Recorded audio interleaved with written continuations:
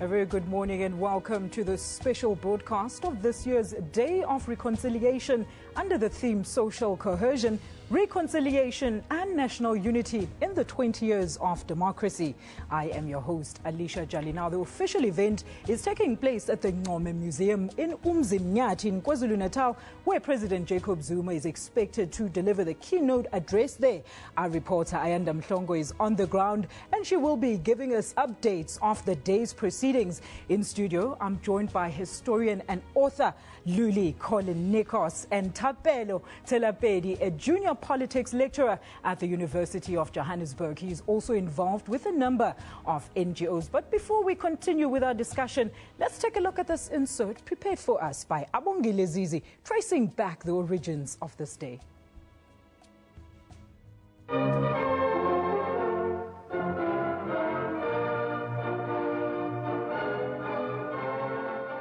The evolution of the 16th of December in South Africa is a story intertwined with how far we have come as a people before democracy came to be.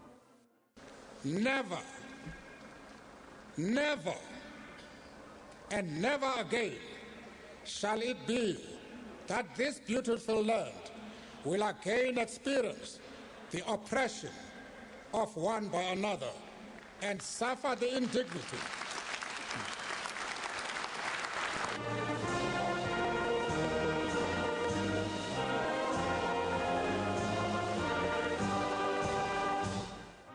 National Unity, our 20-year-old song.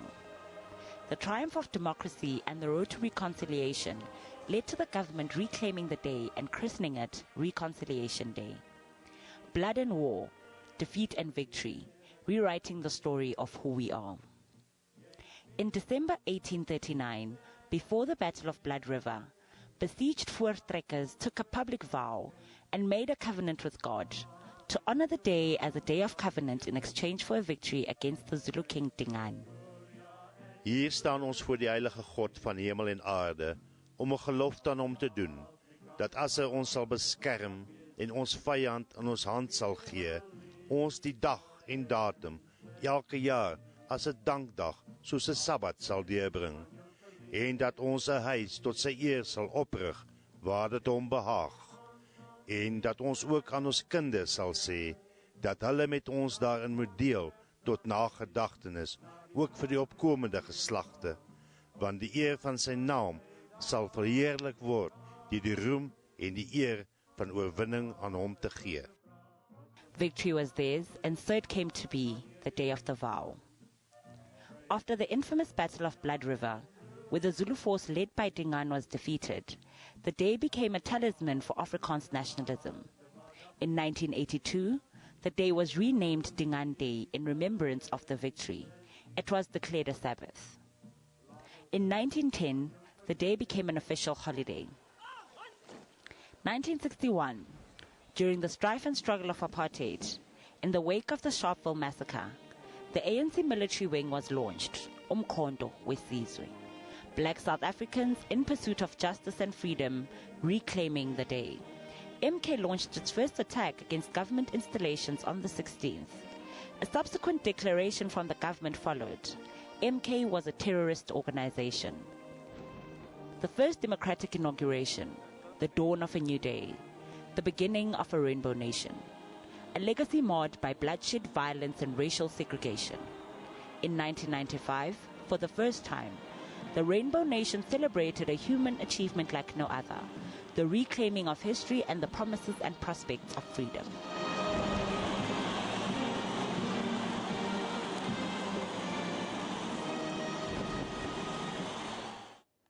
Well, there you have it, South Africa's rich history. Well, let's now cross live to our reporter Ayanda Mhlongo at the Ncome Museum in Umzinyathi. There the visuals are in KwaZulu-Natal, where the official event of the day is taking place. Ayanda, a very good morning to you. Ncome Museum must be quite a bustling hive of activity. What can we expect from there today? Absolutely, Alicia. I tell you, people around are very, very excited to be part of the event. This is where the National Day of celebrations are taking place. National Day of Reconciliation, rather, celebrations are taking place here at Ncome. We're probably one of the most remarkable events in the history of the province of KwaZulu-Natal, in the history of South Africa, took place at this very location. Just a few meters, in fact, behind me, Alicia, is where the Battle of Blood River took place, where the more than 17,000 Zulu warriors, Impi Yaga Zulu, where they clashed with around 400 fur trekkers, then emerging victorious from that battle. The river, where on the river banks where they encountered each other or clashed, later known as the Blood River. Here in KZN, people say Indawo le la shabalala khona mabuto aga Zulu, and they refer to it as Impi yaseNcome. Just behind me, in fact, you also did speak about President Jacob Zuma, who will be delivering the keynote address. He hasn't arrived yet, but just before the main official proceedings, President Jacob Zuma is going to unveil the Reconciliation Bridge. Now, that is linking the museum to the Voortrekker Monument just across from that river. You know, as I said, you know, such a significant event that took place here that has had profound influence on history and for the people of KwaZulu-Natal. You heard from that insert, Alicia, how the origins of this day can be traced back to this very area. But I'm no historian, and I'm now joined by a gentleman who can tell us more, and who's going to take us through what is happening and the significance of this day, and take us back in history, and just to explain to us what led to that bloody battle, and moving forward to today, what have we learned from the Battle of Blood River. And I have the pleasure of being joined by General Gert Opperman, who is the retired CEO of the Heritage Foundation. Thank you very much for joining us, General. You know, I've tried to read up so much, and it's become so complex what happened here back on the 16th of December in 1838, and you know, the events leading up to the battle here. What triggered the Battle of Ncome? Well, may I say that I'm also not an historian, as you said about yourself, but on that specific day, the 16th of December 1838, approximately 10 to 12,000 members of the different Zulu impis, some say even more, fought against the 464 Voortrekkers in the Wagenlager, situated at that stage more or less where this bronze Wagenlager is here behind me on the other side of the river. Now, about the basic facts of the battle, there are not many differences. I think they have been established through proper research over the years, but about the interpretation of the facts sometimes obviously lead to serious differences of opinion, especially about the circumstances that led up to the battle and also what followed onto that. But one cannot deny that the 16th of December has since then been a very significant date in the history of South Africa for various population groups, cultural groups, and even today is being celebrated in a number of ways. Officially known now as the Day of Reconciliation, but previously also Dingaan's Day and various other names. But the big thing is, I think it was a history-changing event. From the Voortrekker side, they made a vow to God that if he gave them victory, they would always remember that day as a Sunday. They would erect a church in his memory, and they would also teach their children about the history of the day. And that has been celebrated in that way over many years. But it has been interpreted differently over the years.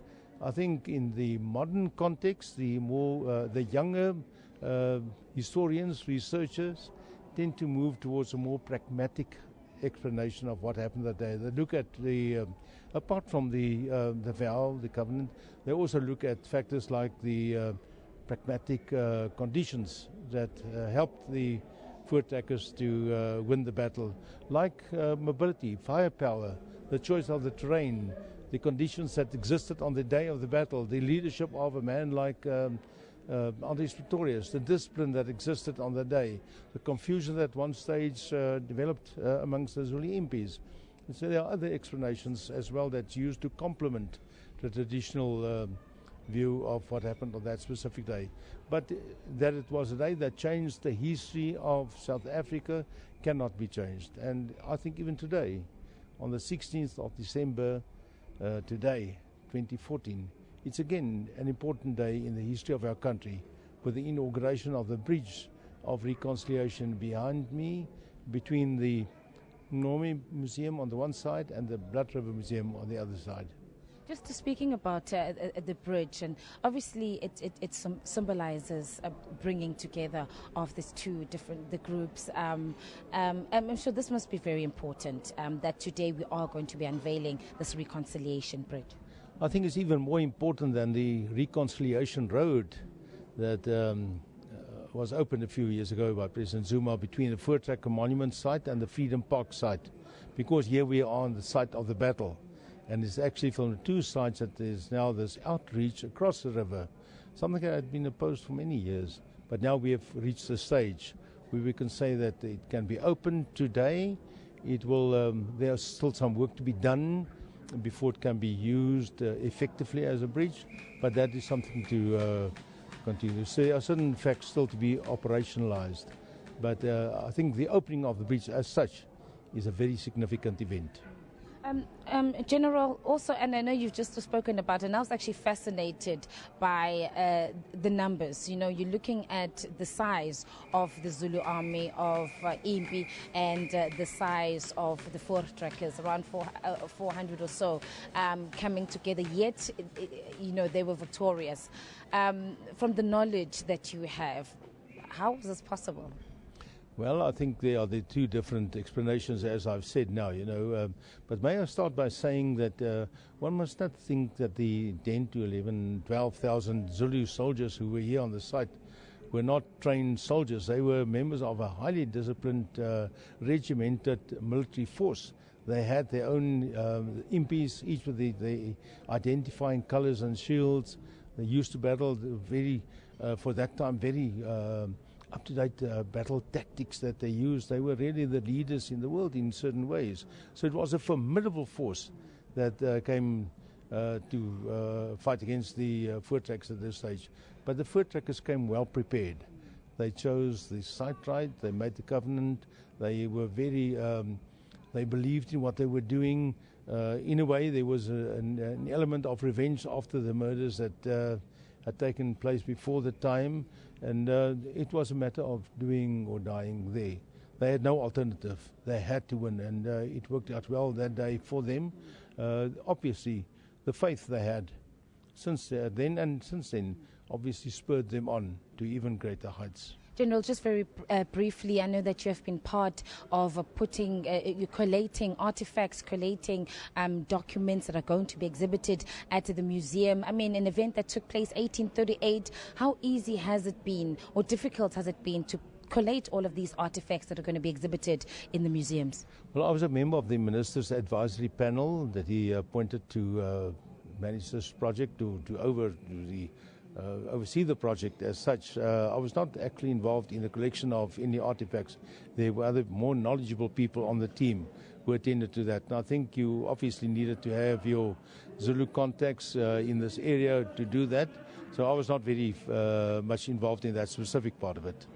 General, thank you very much for your time this morning. General Gert Opperman is a retired CEO of the Heritage Foundation, just giving us insight, Alicia, on the background of what took place here on the 16th of December 1838. Alicia, I'm going to hand things back to you now, but of course the proceedings here are going to start very shortly, and we are waiting for that first phase, will be the unveiling of the Reconciliation Bridge. It's back to you, Alicia. Thank you so much. That's our reporter Ayanda Mhlongo, currently at the scene out at the Ncome Museum in Umzinyathi. Well, here in studio, I'm joined once again by historian and author Luli Kalinikos, and of course Thapelo Tselapedi, a junior politics lecturer at the University of Johannesburg. A panel, a very good morning to you. Thank you so much for joining us.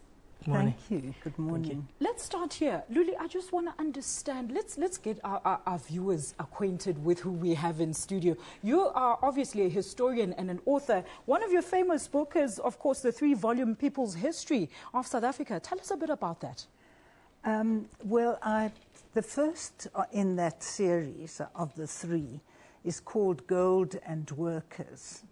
And I started writing it because I was involved in the re-emergence of the democratic trade union, the labour movement, the trade union movement in Durban. And in fact, I was involved in that formation of the first Metal and Allied Workers Union.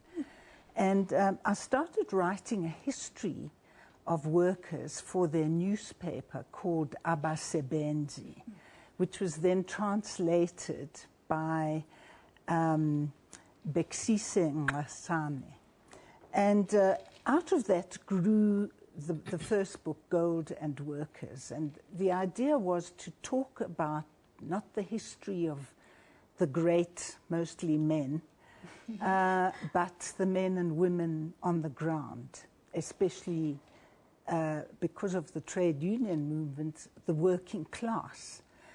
Because I think the trade union movement was saying to people, you're racially oppressed, you don't have the vote, but you do have the power of your labor. So that's how I started. The second one was looking at the culture and how people amazingly managed to find ways of surviving in a very hostile world of the city. Very interesting indeed. Let's find out from Thapelo. Thapelo, you're a junior lecturer, of course, at the University of Johannesburg, and you wrote a thesis titled The Emancipatory Spaces in the Post-Colony. How does this relate to South Africa now? Well, the thesis was around 2 social movements in the country, one in Durban, the other one in Grahamstown. You're talking about Abahlali basemjondolo in Durban, unemployed people's movement in Grahamstown. And I was looking at the strategies and of how they were influencing their respective local governments in terms of making that there's housing, in terms of assuring that there is basic services like water, electricity, and so on. So I was looking at what type of strategies, and obviously I was based in Grahamstown, studying at Rhodes University at the time. And if you look in Grahamstown, some of the stuff that were taking theses and bring it to the municipality and throwing it at the door. So, I mean, those are interesting strategies. And, of course, you're looking at Abahlali basemjondolo in Durban and the protests that they were holding there and the type of influence they seemed to have been having, especially with instances where they used the courts and they were able to say no that a certain bill which related to housing could not pass through provincial legislature.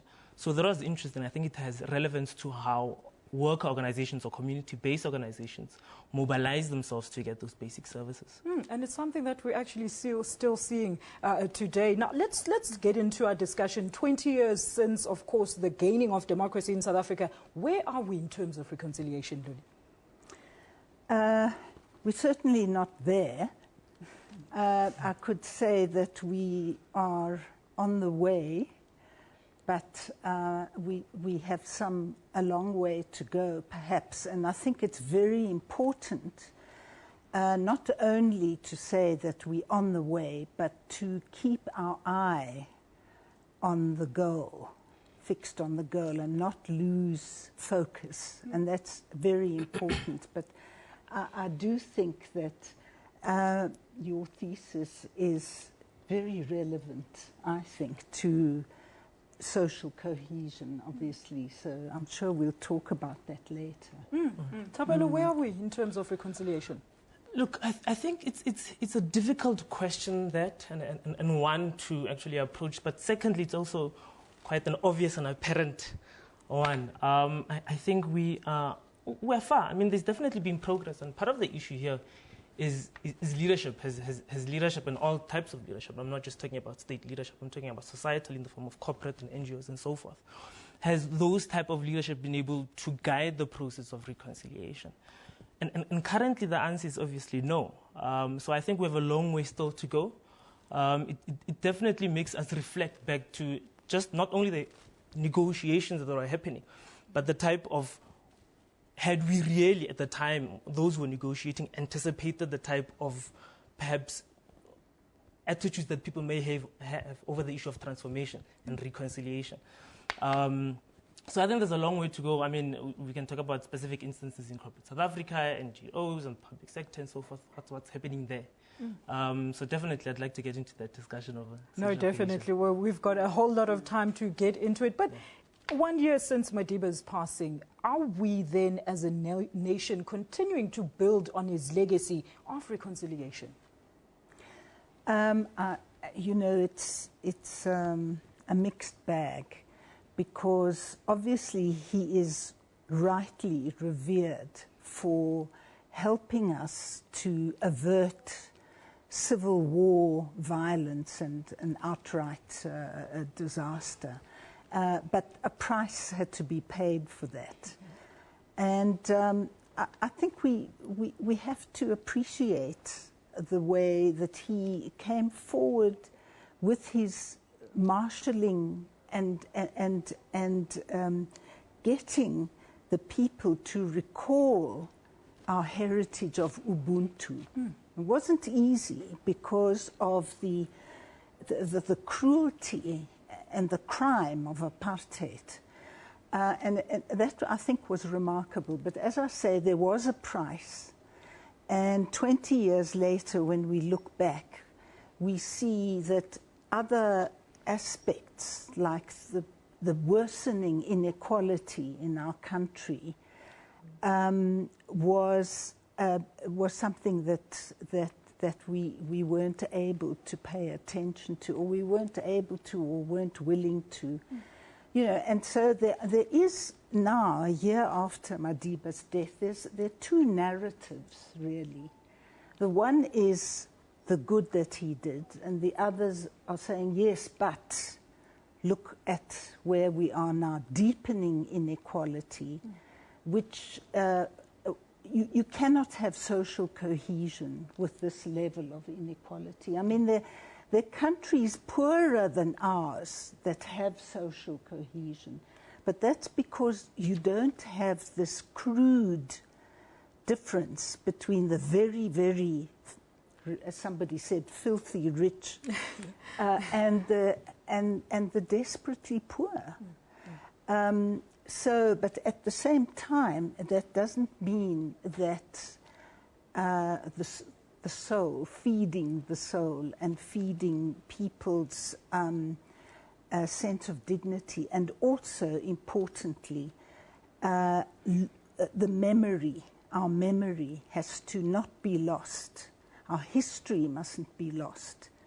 And we can talk about how in 1994, what the idea was, how to use memory and heritage to heal the nation. Thapelo, this inequality issue seems to be an everyday debate. What are your views about it? Look, I think inequality is certainly an issue across classes, but I still think that the biggest difference, and gender, I do still think that the biggest difference is the racial divide.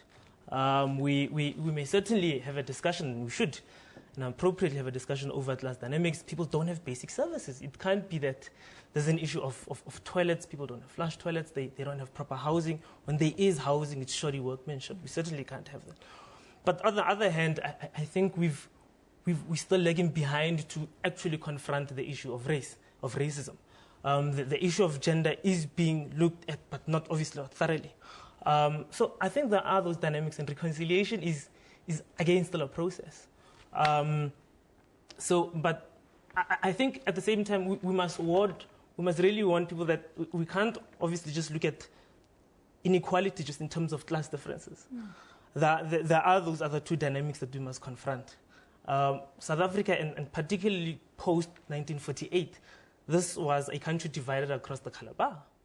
And we can't now, post-1994, also just mask that as though that's not the case. So I think that should still be a conversation to be had. On that note, what do you make of the recent survey in finding that most white South Africans don't think that apartheid was a crime against humanity? Luli? Well, this is the problem of an ahistorical, i.e. non-historical view of things. I mean, for instance, the concept of the rainbow nation is lovely. It's a lovely idea. But unless we know the background, you know, the history of the diversity of the colors of the rainbow and how they are related to power, we won't really understand where we are, or even how far we've come, and especially not far enough. Thapelo. Could you just repeat that, please? The findings that, of course, the recent survey that most white South Africans don't think that apartheid was a crime against humanity. It's honestly very sad. You can't have again where, and this is a big number, this is not a small number, that certain percentage saying that this was not a crime against humanity. One, and this touches on what I had wanted to say earlier on, that I think the negotiators at the time, prior to 1994, had really undermined the societal behaviors and attitudes that will still arise and that are still persistent post-1994. And obviously, there's a certain limit to which you can obviously legislate those type of relations apart from labor legislation and so forth. But it's very indicative that we still need to have a conversation around what really apartheid meant to a lot of people or to different groups of people, and how then we can deal with that legacy. And that legacy obviously should not just be an issue of spatial geography of apartheid. It should be other factors. All right, let's leave it there for now, Thapelo. We're going to take a very quick ad break. We'll be back with more on this special broadcast of the Day of Reconciliation. Do stay with us right here on SABC News.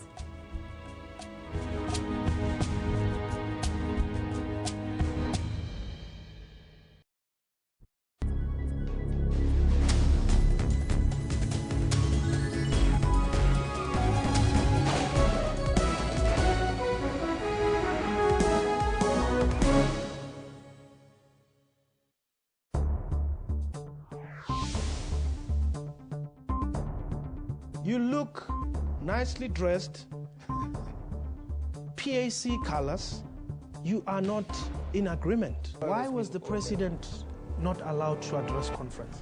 Even when he was given an opportunity, he did not stand up and say, look, I don't recognize this conference. Why didn't you do that, Mr. Mpete? I was never given any opportunity to speak there. Mr. Mpete cannot come to the studio and complain about what transpired in the conference. Did you say, Banna, I will pay for the PAC?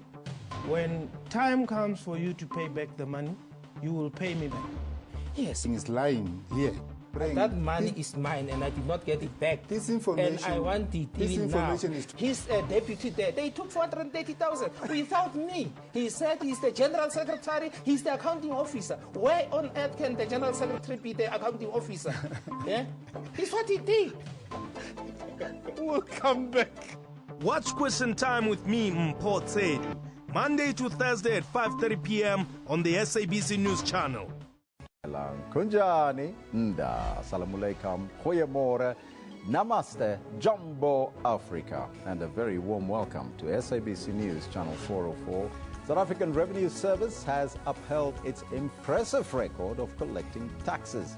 SARS collected about 86 billion rand more in the fiscal year compared to the previous year. The message we want to communicate is that government must also live modestly, and that when we're looking at these sorts of issues, modesty is an important message to communicate to the public. That's AM News, daily at 10 a.m. on SABC News.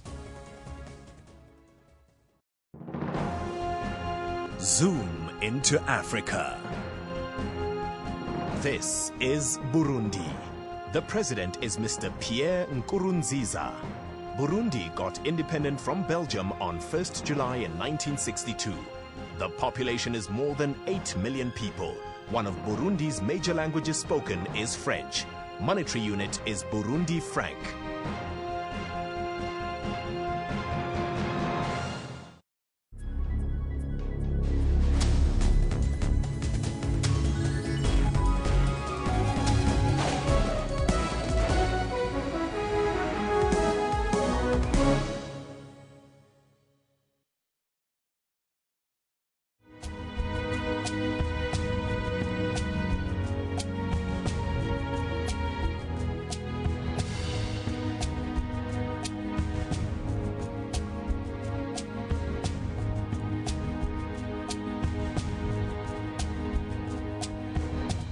Welcome back, and let's now welcome our SABC2 viewers, of course, to the Reconciliation Day special broadcast, and of course our SABC News viewers. Now, a recent study on race relations has found that South Africans appear to be forgetting the oppressive and criminal nature of apartheid. The study was conducted by the Institute for Justice and Reconciliation. Our reporter Kamal Logenberg compiled this report. Reflections after 20 years of democracy, issues of trust and the criminality of apartheid featured. Less people now believe that apartheid was not a crime against humanity. If we forget where we come from, we not only run the danger of making the same mistakes again, but we cede the middle ground to hotheads from both sides. Levels of trust in government have also dropped. There's almost a 30% drop in the trust that black South Africans have for the leadership of this country and for the democratic institutions. That is an early warning sign about the stability of our democracy. Cape Townians have also weighed in. I'm a waitress, and from being a waitress, I would say there is still a lot of racism happening. Like we have a lot of customers who walk in and they're Afrikaner.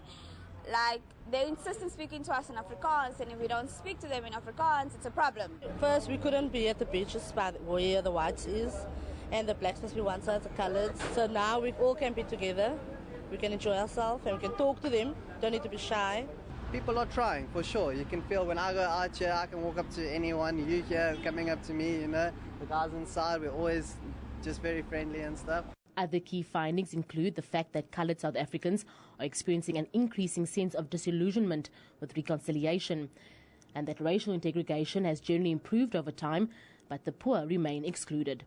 Kamal Logenberg, SABC News, Cape Town. Well, our reporter Ayanda Mhlongo is currently on the ground at the Ncome Museum in Umzinyathi. There it is. And she will be giving us, of course, an update as to what will be happening. Of course, the official event is taking place there. President Jacob Zuma is expected to deliver the keynote address. As you can see, the crowd is already filling up on this special day of reconciliation. All right, panel, let's now talk about this. I mean, Thapelo, politics play a major role in our country. Democracy. What do you say to this? Democracy is really an administrative tool that you take and use and say, this is how I'm going to advance my rights.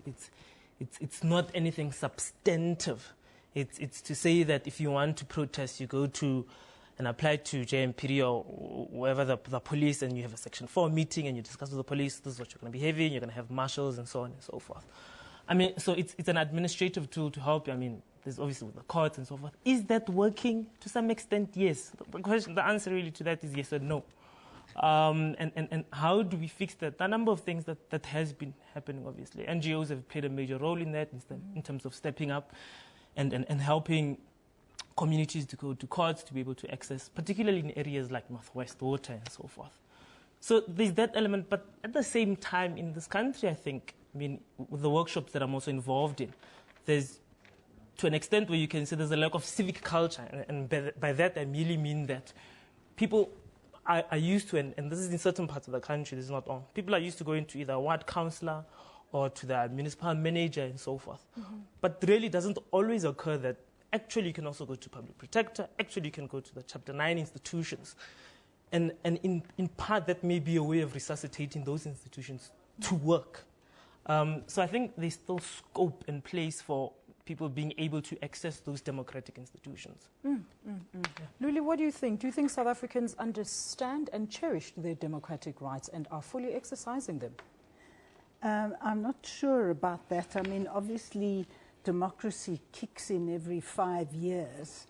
And in between, I think people feel neglected. So it's a once every 5 years democracy, although Thapelo has given examples of what people can do. But I'm remembering historically, in the 80s, how civil society, which was, it was a total dictatorship. There was no democracy. There was manipulation, like the trying to get to divide black people.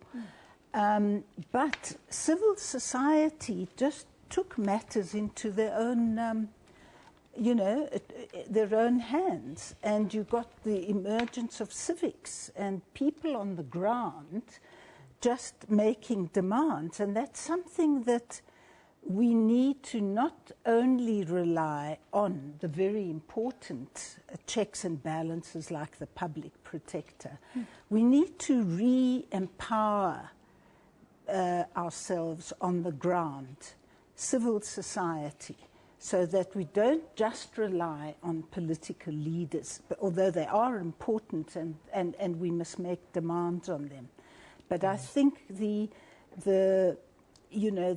labour movement should, in fact, be talking much more closely to communities. Those on the ground organisations, and there are many more, Sanko and so on, need to be regenerated. I think they've become sort of disabled rather than and lost that sense of power and collective power that people had. Thapelo, let's talk about this. It appears that South Africans have grown disillusioned with the idea of a united South African identity. What do you make of this statement? It's true. But again, I've had the pleasure of having to interview people as they were voting in this year's elections. I did some work in Sanspret and we collected this information. And you got a sense that people were voting really to want to be represented in a nationhood, in a nation state. And even though they have different interests and they realize that everybody may have different interests, but they're voting for a party that could in a way be able to represent their aspirations, not just materially, but in terms of people to look up to, like, okay, this person looks like a person I can trust, this person looks like me, this person is a person that can represent me, and so on and so forth. And for an organization that represents their languages, their culture, and their geographical, spatial, and their history. That's what I found. So it's not just a delusionment that's just decreasing all the way. People are still holding that idea up. Okay. And so there is still scope to recapture that, where people can say, I'm a patriotic citizen and I want to take part in this country in this manner or in this manner. So I think there's still hope for that. We can only hope. Luli, look, what role should the white South Africans be playing to further promote reconciliation amongst South Africans? Well, I mean, just what comes to mind is how often when there are events such as Reconciliation Day, Women's Day, June the 16th, in fact, most of the public holidays are heritage days. And yet, whites don't participate in the mass events. And they should, actually, because what we've inherited is very much based on the skewed power racially, under apartheid.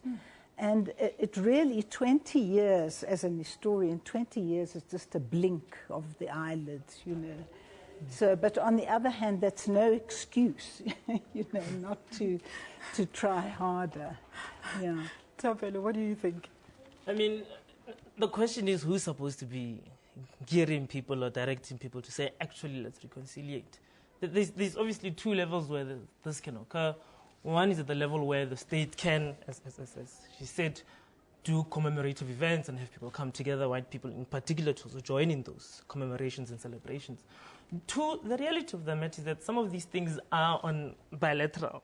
It's personal dynamics, it's personal relationships. And it's just a matter of being able to see the humanity in the other person and say, how do they reason, how do they come out to face their own challenges, and what are their challenges? I think part of the problem is the spatial difference. I mean, you just have to look at Sandton and other places and how that's divided geographically. That, in a way, also separates you to get to and be exposed to different people who experience life differently from you. So there is that element. But at the same time, there must be living scope for people to establish personal relationships. Absolutely. But again, changing attitude is not just an issue of government responsibility and so forth. I think there must be a concerted effort at the personal level to do that. We need to start raising those debates. Well, we're going to cross now live back to the Ncome Museum, where Ayanda Mhlongo, our reporter, is standing by with Professor Lekhwati. Ayanda, it's over to you.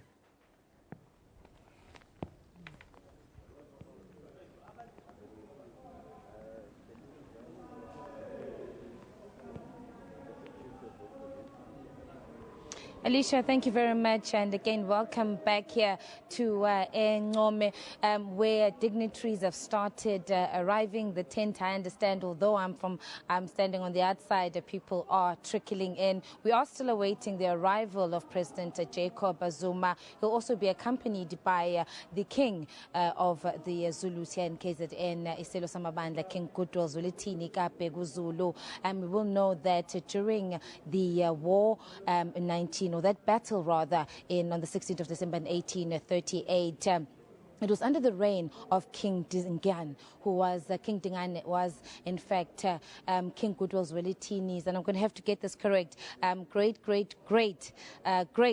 grandfather. So as a custodian of Zulu customs, as custodian of Zulu traditions, it'll be lovely to have the king. He'll also be making an address here, addressing Amabut and addressing the guests that have come out here to Ncome to celebrate the 16th, this day of reconciliation. But just to talk a lot more, and now I am joined by a historian, just to give us more insight and background on what happened in that day. But just before I speak to Professor Lekhwati, I can also tell you that we are going to have a short reenactment at the bridge. We have been speaking about the president will be unveiling the Bridge of Reconciliation. There's going to be a short reenactment where a group representing the Fruitrekkers and a group also of Amabuto are going to then come together and meet in the middle of that bridge and exchange a few words. Thereafter, the president will then officially unveil the Bridge of Reconciliation. But now I am joined by Professor Sekiba Lekhwati from the Wits University, the History Department. Professor, thank you very much for joining us. Now, they say there's always two sides of every story, Professor. And earlier on, we spoke to General Gert Opperman, giving us insight on the side, basically, of the Voortrekkers. You know, I just want to look at the whole, we were discussing before coming on air with you, Professor, the whole issue of the numbers. You know, a lot of people speaking about the numbers, the Amabutu and the small crowd of Voortrekkers and how they were able to defeat the Zulu warriors. But for the Zulus, regardless of the defeat, this day still remained very significant to them. Absolutely. The day is significant because on this day, obviously, so many years ago, there was a fight, and indeed, eventually the Zulu were defeated, but they actually fought a brave war. So when they commemorate this day, it's basically a symbolism. It's in remembrance of the bravery, the sacrifices that the Zulu warriors actually made on the day. And it's not just the Zulu that commemorated this day. In fact, starting in the 1920s, the organizations associated with the anti-colonial movement, such as the Communist Party of South Africa, was actually involved in engaging in counter-commemorations on this day. In fact, in 1930, Johannes Nkosi, who was a member of the Communist Party and who was organizing, who was engaged in the counter-commemoration on this day, was actually shot dead. He wasn't shot dead, but he was actually stabbed to death by the police on this day in 1930. So this is a day that actually had a great significance, not just to the Zulu, but to Africans more generally in the country, because it symbolized the bravery of the Zulu king and his Amabuto in standing up to the well-armed Zulu, or rather African Voortrekkers, and actually fought a brave war. Professor, the unveiling of the bridge today, a very, very important step towards reconciliation, the theme of today's holiday, the theme of today, social cohesion, bringing together the bridge. And I know there has been some concern from people in the province where in the past there's been two events. On this day you'd have on the other side those representing the four trackers would have their event, and on this side you'd have the Zulus. By now establishing this bridge, do you see this now, both sides coming together?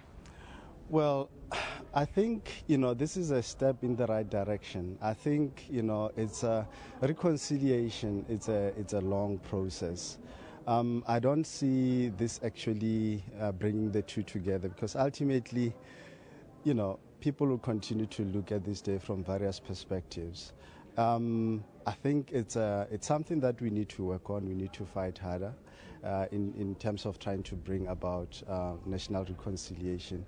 But at the same time, we should not want to basically dump, the developments of the day. We really have to be able to speak to key things about what actually happened on the day. And there will continue to be different interpretations, because we look at this from various perspectives. Certainly, there are perspectives that have been marginalized in the past.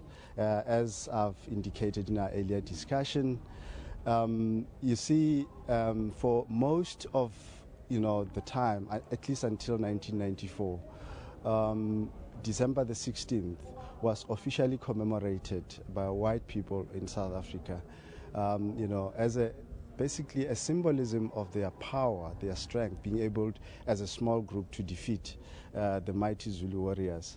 But at the same time, you also had, the Zulu people, as well as other Africans, who looked at this day in a different way.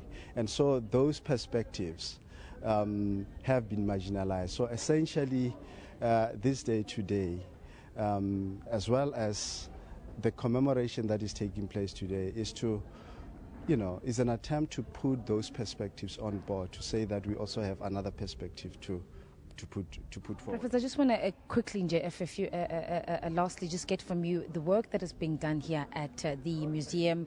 Earlier on, we discussed that you're saying that there's a lot of work that has been done, collating information, but it's still a long way.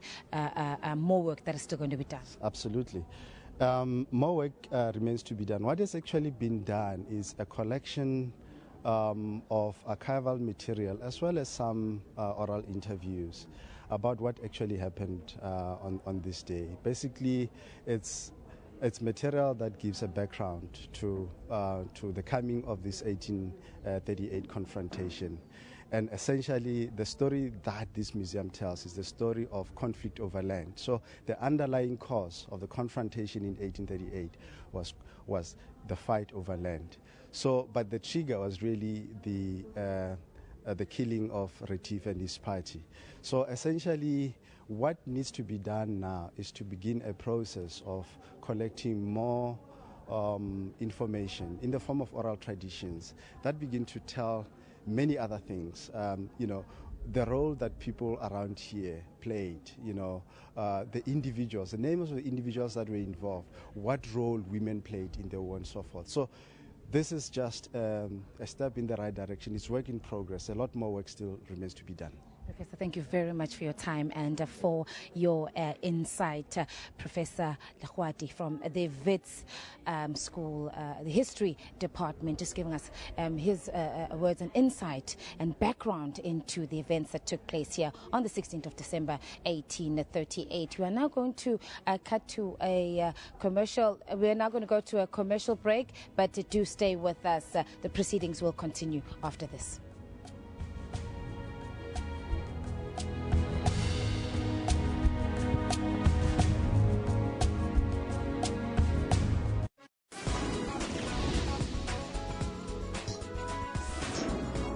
Cameroon's economic capital, a unique art collection is on display. Titled Yesterday's Memory, Tomorrow's Memory. We are trying to preserve this heritage despite many things that have changed in the designing, embroidery and the model. If I'm telling you, you don't like it, I call it defeat. Join Musa Mkhalipi on Afro Showbiz every Saturday at 19:30 CAT.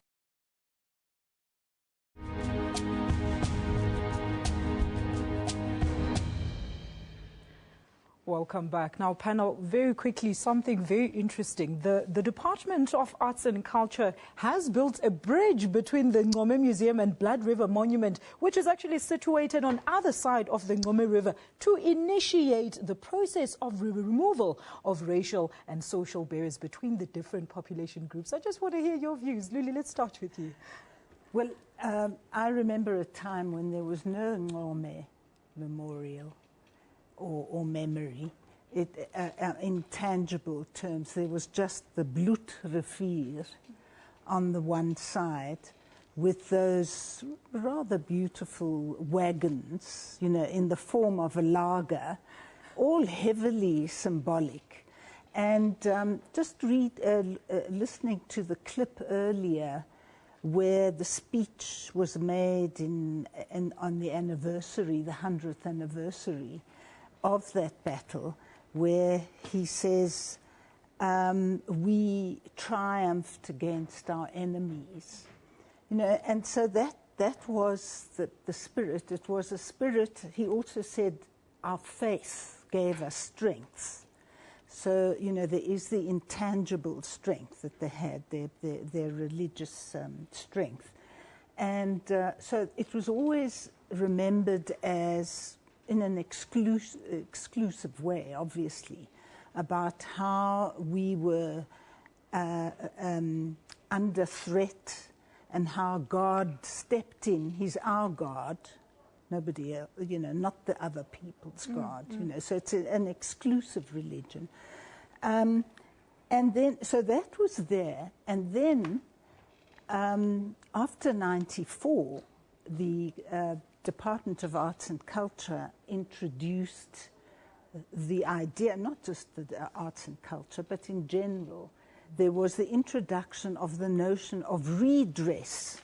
But in terms of the heritage of the country, the monuments in the country, 84% of the monuments in the whole of South Africa celebrated white history. So obviously this was a big challenge now to redress that imbalance. So one of the legacy projects was to redress this bloedrivier, and also remembering, I certainly remember it in my lifetime, every 16th of December, black people would get beaten up. You know, there was just so much naked hostility. And I remember it very clearly. I mean, I remember seeing people being beaten up on Dingaan's Day. So obviously when MK chose the 16th of December, it was a very direct reply to the aggression as it was expressed on the 16th of December. You know, when they declared MK, we either submit or fight. We have chosen to fight. And it was a very empowering thing. So, but when when Ncome, the Ncome Memorial was built, I remember there was a PhD student, I think from the University of Zululand at the time, which pointed out that it might be redress, but on the one side of the river, as you say, there's this, you know, blood-soaked history, literally, and on the other side you've got the reply, but there's this river in between. So, you know, it's quite interesting that it's such a long time later that there's a bridge to connect it. Whether the bridge is enough, I don't know, but it's certainly a start. It's again, it's the beginning of a process. Aren't we privileged to have a historian to give us in-depth knowledge of everything that took place there? Thapelo, what are your views? Do you think this bridge will actually address those social cohesion issues? Look, I agree, and I think the bridge is important, at least in terms of understanding it as a symbolic gesture, where you extend your hand and say, let us work together, and so forth. But I think there's also the danger of also just constructing these bridges on a shaky foundation, and part of this foundation, and I mean, the material differences and inequality threatens this bridge. And again, part of the bridge is part of the post-1994 narrative that we're bridging between one and two people, but still on the foundation of it, there isn't that, beyond the symbolism of it, there isn't that bridge really being done, not just in terms of access to opportunities, whether it's in the workplace, whether it's outside of it in different sectors of society. So I think the country should not get stuck in a permanent state of constructing these bridges without really resolving the internal contradictions or foundations that may threaten this bridge. Let's talk about that. What are those that you'd like to see being debated upon, Thapelo? One, we talked about how do we solve the issue of racism, okay? And you could talk about it obviously in the workplace and so forth. And the difficulty, obviously, as I'd mentioned before, is how do we change attitudes? And some of these things may have to be on a personal level, or they have to be at the state level. And the difficulty, again, I just want to point out that I'm just describing pressure points in society. It's not always easy to come to solutions here. But the pressure point is that people who are also practicing these things are not self-reflective in the sense that, do they see that actually this is not the most reconciliatory action from me coming? In as much as we'd like to debate it, but I think there has to be action over and beyond the words we use and so forth. And that's one. Two, it's the issue of basic services. I mean, as I had earlier on mentioned, that you can't still have where an RGP system replicates the spatial geography of apartheid, where you have different communities in very far-flung areas. And they may have problems of using public transport systems, taxis are not allowed to go there, and so on and so forth. I mean, this is happening in the northwest and certain parts of the country. So there needs to be that resolve. But again, some of these issues need a leadership drive, where you say there's a national agenda, we're trying to work on 1, 2, and 3. And to some extent, there's been a loss of that, where, there's in a sense, the nation has gone adrift. There's no quite clear fixed point of this is where we're going. So I think there needs to be, one, the issue of leadership must be looked at quite clearly, and two, the issue of spatial geography and how now the part of the RGP, not all of it, how it's really replicating what happened during apartheid. And thirdly, the issue of racism, the gender differences. Obviously, I've touched on class. So I think those three issues need to be looked at not just from our own conversations, but also from a policy point of view. Very big debates indeed need to take place. And not just debates, as Thapelo has stated, we need to start doing something about those. Well, we're going to take live visuals now. We're going to take a look at what's happening out in Ncome, at the Ncome Museum out in Umzimnyati, of course, where the official event is taking place. As you can see, there's activities there. There's people dancing and singing. Let's go back to Ncome.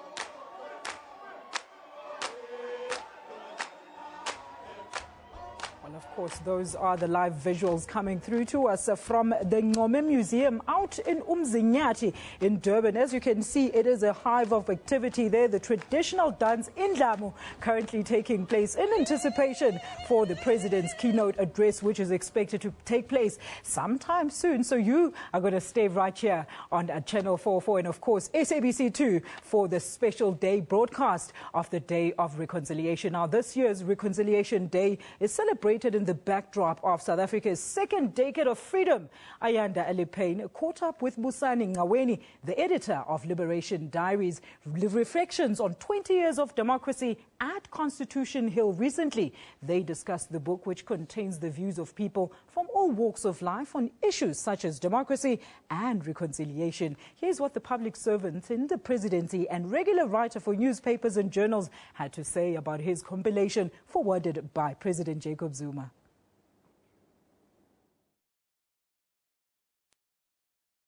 Good morning to you. Thank you so much for joining us here on Morning Live. Tell us why you decided to put together this book. This book, I was challenged by a group of friends who were talking about what it will mean to celebrate 20 years of democracy. And people were saying, well, there are some who are going to be saying this is a very good moment, and some will be full of criticism. So I then took a position as I'm going to put together a book and invite people who will give different perspective of what it means to live in a free South Africa, as balanced as it can be, as also as critical as it can be. And that's how the idea started.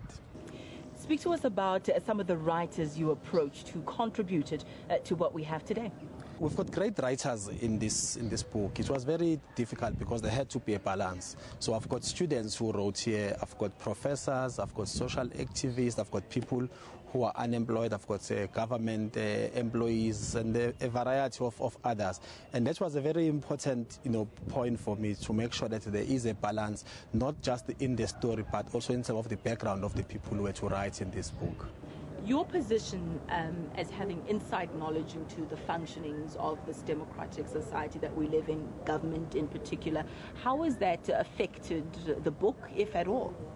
No, it didn't affect the book, and that's why I made a point earlier that I had to make sure that we get a diverse group of writers as possible, that the book had to be critical, because I didn't want to write a book. The government was already doing a 20-year review project, so this is not a 20-year review project. Or if you call it that, it's a 20-year review project from the point of view of ordinary South Africans who experience the change that has taken place, and some who believe that there hasn't been any changes. I've got an author, for example, here, Wayne Duvenage of Outer, who's opposed to Italy. He also wrote here, and he gives his own view of what it means to live in a free society. Obviously, he's very sharply critical. He talks about Italy, and for him, he believes that projects like the Italy are posing a threat, a danger to our democracy. What are some of the surprising things that you discovered after having read some of the contribution of the writers? There's a number of surprising things. For example, there's a very interesting chapter here that talks about the politics of the miniskirts. And this person writes that South Africa, we've got a constitutional democracy and a lot of other progressive laws. Yet a woman who walks down the street in the city of Johannesburg would be harassed for wearing a miniskirt. And so she writes about the political economy of miniskirts and uses the miniskirt as a metaphor of the contradictions that we have in society, that whilst we've got the constitution and all the laws that protects the rights of women, yet we've got social conservative people who believe that women shouldn't be wearing a miniskirt. And that was quite a revelation. There's also the debate surrounding the so-called born frees. Talk to us a little bit about that. That too is an interesting debate in the book, and I had to make sure that I get young people to write about the idea of the born frees. And the young people who wrote in this book are actually middle-class youth. Interestingly, they are arguing that there is no such thing as called the born free because we are born into a legacy.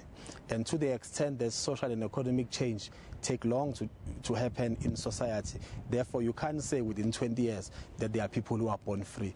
Yes, it is true that they are free of laws that will restrict them because of the color of their skin, because of gender or religion, but to the extent that social change takes long to happen, they are not immediately free. 20 years of democracy, do we have much to celebrate? there's a lot to celebrate. I mean, look at the space we are in right now having this kind of a conversation. 20 years ago, it would have been extremely difficult. Firstly, people in the 80s needed permission to come to areas like this one. Just behind where we are is a prison where women were struggling for us to be free, were kept. Today, those shackles are gone. There's a lot of stories to tell, in this democracy, in education, in the economy, in health. However, challenges do exist, and the book does say we've got challenges. In order for us to move beyond the political freedom that we have, there are concrete things that need to happen in society to free people also economically. South Africans must embrace democracy, they must build democracy and create a society they want to live in.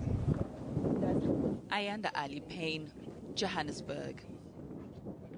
That's Ayanda Alipane, of course. With Mr. Busani Ngaweni, the book is available in stores countrywide. All right, we will be crossing back live to Ncome in a short moment to see what's happening with the activities there. We do know that, of course, President Jacob Zuma is expected to deliver a keynote address later on this afternoon. So let's take a look at some of the tweets that some of you are sending us today in regards to today's celebrations. We need a broader and larger conversation about social justice. That's MSS. Thank you so much for that.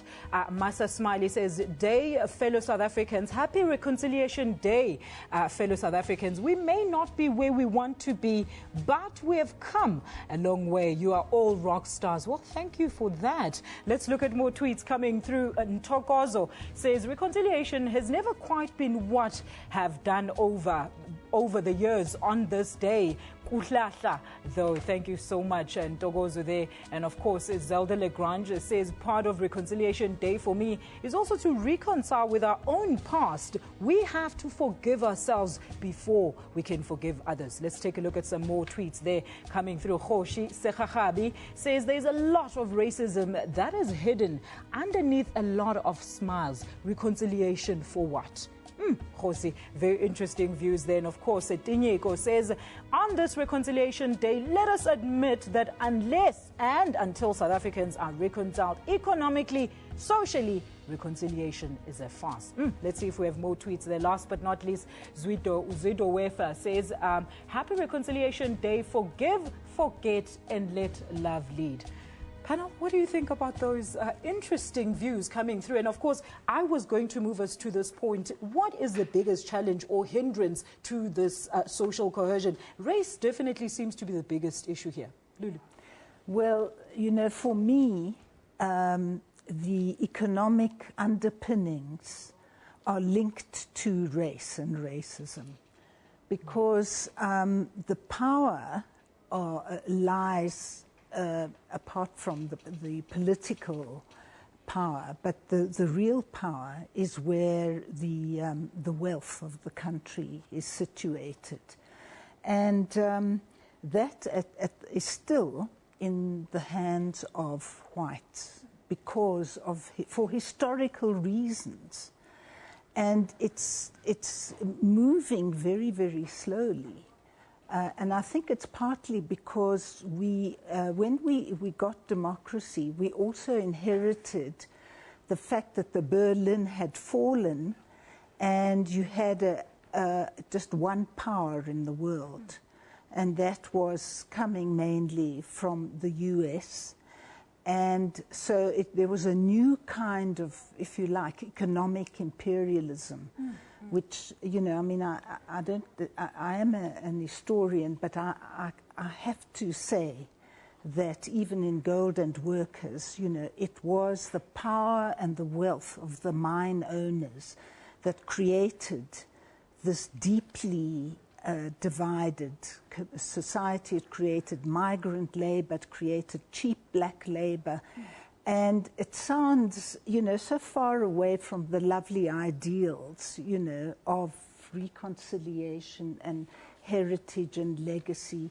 But we still have this racial divide because there is the skewed economy in our country. So I have to link race to the economy. Tapelo, what do you think? I mean, I agree, and that linkage is there. It can't be ignored. It can't be ignored. But there's a dynamic here that I think we should also be aware of. This dynamic is such that even though you may have been able to, as is the case now in the country, been able to get a number of black middle-class people in the country, they still struggle with the issue of racism. All right. So in a sense, we now see that evidence is quite clear that we now see that class does not quite resolve the issue of racism as well. Okay. And so it must also be tackled on its own. All right. So those two issues of class and racism, and not to leave out the issue of gender, I think it's important, obviously, in the debate. And it must find expression in this equation.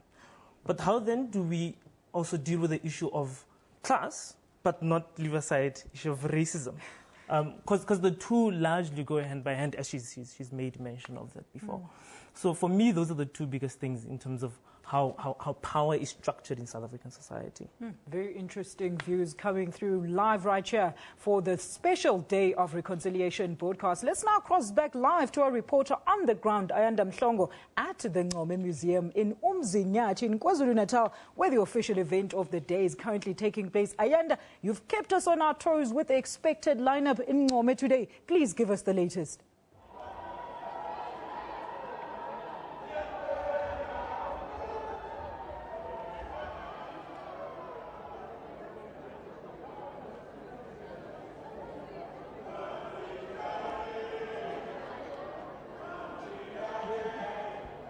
Alicia, thank you very much, and welcome back to Ncome. As you can see inside, I tell you, where I was early on is rather boring. This is where the festivities are. This is where the people are coming together. There's been a cultural program. It's been absolutely beautiful, I tell you. The music, there's been a traditional music. As you can see, the marquee here is filling up pretty well. People are trickling in. They're coming from all over the province of KwaZulu-Natal. In as much as this day has got so much historical significance, but what it is important is it is about the people. And now I'm joined by a traditional leader in this area, Nkosi Ohlajwayo, just to get from him. He is representing the people of Ngutu, which encompasses Ncome, just to get what the people are saying. They must be very happy that an event of this magnitude, a historical event of this nature took place in the area in which they were born.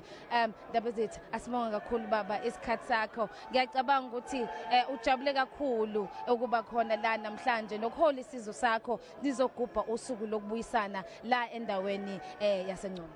Sijabule kakhulu ukuthi size lapha le indawo yomlando omkhulu kakhulu. Lapho khona kwakubhekene khona uZulu namabhulu. Kodwa namhlanje siyabonga umongameli wethu mayezosenza ukuthi sihlangane sibe munye. Ngijabule kakhulu nesizwe sonke sakwaZulu. Dabazithe ngiyangizwa ukuthi phambilini bekade makunemicimbi uthola ukuthi nangaphesheya laba babemela amabhunu banowabo umcimbi nangalana futhi nathi njengamaZulu sinowethu umcimbi. Kodwa ke namhlanje sithemba ukuthi nongokwakhiwa kwaleli ibhlorho elikhona manje izobe sehlanganisa lamaqembu amabili.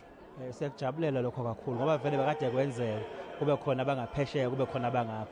Namhlanje siyajabula masizoba ndawonye. Sibonge kakhulu uhulumeni ukuthi sibe munye.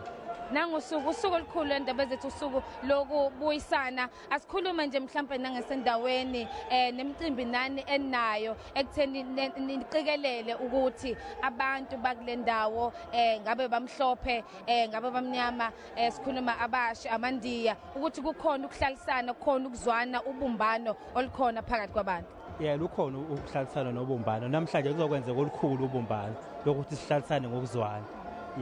Esikhathini esiphambilini besihlala ngokuhlukana kodwa namhlanje sijabulile ukuthi siba ndawonye nabamhlophe besikade singakhona uba nabo esikhathini esiphambilini. Dabazithe ngaphambi kokuthi ngikudedele nje uhambe masikhumbule nje sibuyela le ezikhathini zakaZulu. Ngiyabona ukuthi impela indlela ogqoke ngayo uphethe nanohawu akungixoxele nje ongithathe ungibeke ukuthi usichazele kakhulu sithina abantu abasha okuningi sazi kahle ngalezi zinto siyazi ukuthi mabuthi okuqala izona into ababeyiphatha amahawu lena ongichazele nje ngalokho ogqokile. Ihawu lele ngeliphethe ilona leli ababezovikela ngalizwe ababeliphethe ngelanga bezobhekana nabelungu. Ilona elalivika ngalo ababethembe ngalo ukuthi bazovika ngalo lali lona sethembo lona lesivikelo sakwaZulu indoda yakwaZulu mayiphuma ihamba iya empini iphatha ihawu yeah. That was it. Angibonga kakhulu baba, ngibonga kakhulu isikhathi sakho. That was Inkosi Uhlatshwayo, one of the traditional leaders from this area, just giving us some of the insight in terms of this is a very important day for the people of Ngutu. It's extremely important, and as a community they are really happy about being part of the celebration. I did say that there are a cultural program has started. I see there is a group of, I think it's Tatamia, that is happening in the background, entertaining the crowds that have come out here. It has been, I tell you, what a cultural feast, what a musical feast it has been. And this is how the people of Ncome celebrate this day. All right.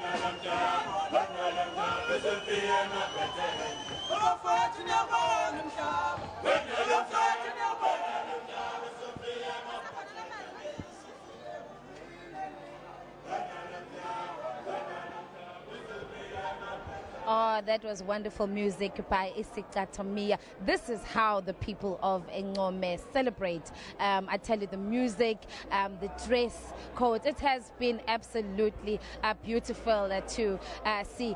The musical cultural program has started getting people warmed up. It has been absolutely fantastic. You actually feel that today we are in Ncome, in the heart of the KZN Midlands. Now, I managed, as we continue to get some of the guests that have been coming through today, to get two young, beautiful ladies who are here joining us, and they have come here and they are looking absolutely beautiful. Sanibona madam. Ninjani sis? Siyaphila sisinjani? Okay. Naze nabahle nisixoxele nje ukuthi nobani nangendlela nje enigqoke ngayo. Okay. Thina si group from Enkande yakwaMlife sizorepresenta uking wethu uMlife, ubaba uMlife. Lento sigqokile isuthu, lena isishweshwe, iskate, isishweshwe lena sibiza ngokuthi kelephenya, and then eyona ke khagatsana. This one yenzwe nge bathini kamanaka akukupani ngungubani. Yeah, siyenze ngayo. So namhlanje nje sizotshengisa abantu sibakhombisa ukuthi nesisuthu kwaZulu-Natal sikhona, bangasithatheli phansi. Yeah. So isiko nokukhuluma isuthu nisaqhubeka nawo nokugcina usiko lamasuthu khona noma nazalelwa la endaweni lokaZulu. Yebo, sisaqhubeka nje sisuthu sethu futhi ibile ka remotlotlo ka sisuthu sa rona. Ke ka mokgo ke ratang ka hona e hlile sesotho se ntshetswe pele KZN ba seke ba re nkela tlase, and then yabona ukuthi la kwaZulu-Natal vele isuthu ngathi abasinakile. Yeah. Sisawuthi ngibuyise nawe ke ungene ma usamusha yini oyaziyo ngalolu suku esoligubha la ikakhulukazi njengoba uyazi ukuthi indawo yenu njengoba niqhamuka ngaphansi kwenkosi uMlifu indawo ebaluleke kakhulu okwenzeka khona impi yaseNcome niyafunda ngakho esikoleni yini eniyaziyo ngayo mina ngegama ngomahawuta ka230 so yeah lento eyenzeka namhlanje saqala ukuyibungaza sisakhulu basitshela ukuthi kwaba khona impi la eNcome la kwachitheka khona igazi okuyona into esicelebrate namhlanje ukuthi amaqhawe akithi kaZulu nalaba Suthu balwa basilwela inkululeko lesesinayo namhlanje njengoba sigqoke kanje sithi sobungaza ukuthi sijayele vele ukuthi nanokuthi iSuthu kinto ya rona re tla ilwanela ka motlotlo re nang lona re tla etsa hohle o matleng a rona hore ntate Mlife a hlahelle mepong a kopane le dikgosi tse ding abe motlotlo ka Basotho ba hae niyabasuthu nihlalela KwaZulu-Natal kukhona ukuzwana phakathi kwenu nani niyabafundisa abaZulu ngosiko lenu intsha obangani benu abangangane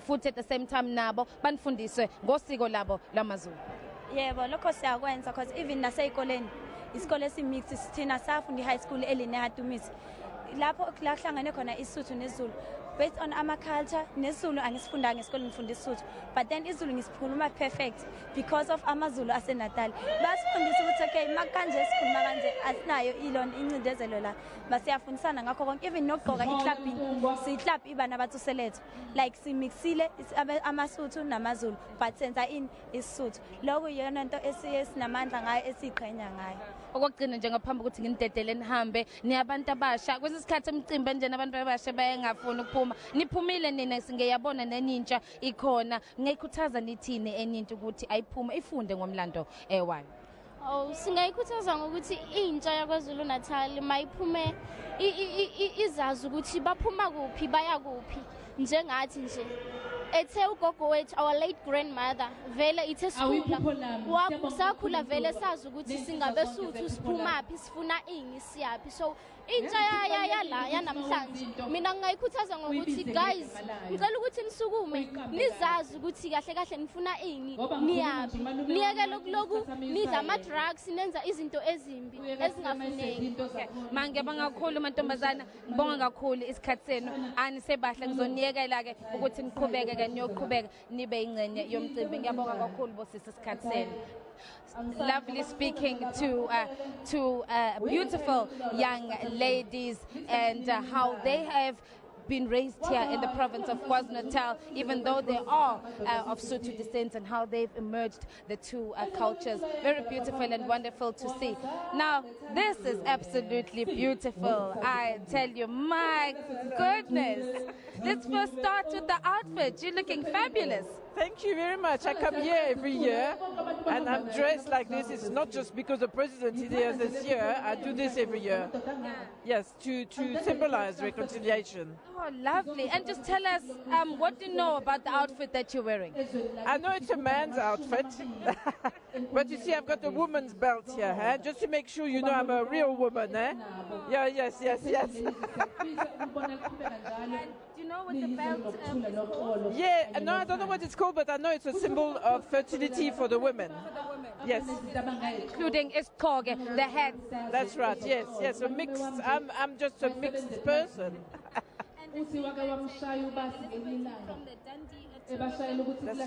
This area has really brought about a lot of tourism, and it's very important in creating tourism for this area.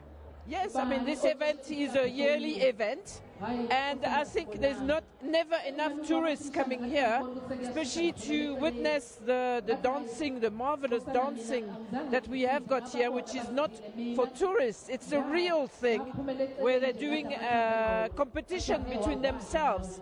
So it's actually much better than any cultural village. This is a real thing that you can come here to see. And do you know any Zulu?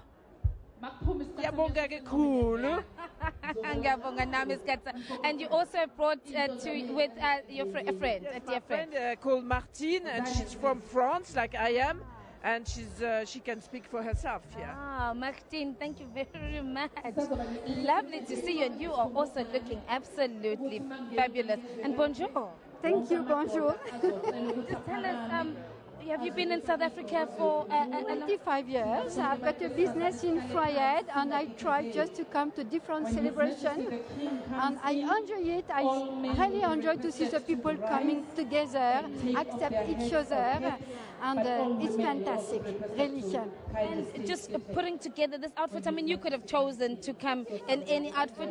I'm living in Zululand. I must greet the Zulu who welcome me. And that is a way just to say it's so beautiful. I love it. It is absolutely beautiful, isn't it? And even the white people can wear it. You know, the French one, in the French way. Yeah. Beautiful. Those who put the outfit together for you, did they explain to you? I buy it from one of my customers, from one of my guests years ago. She was selling it. And I said, maybe one day I will have the opportunity to wear something really different from my culture.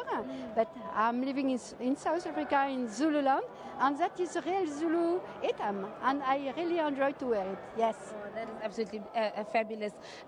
Just being part of this event, such an important event for the people of this particular area, and coming together and celebrating it with them, it's very special. Yes, really, because we see the people accept each other, and that is really the best. And we can see the bridge between Blood River and Ncome.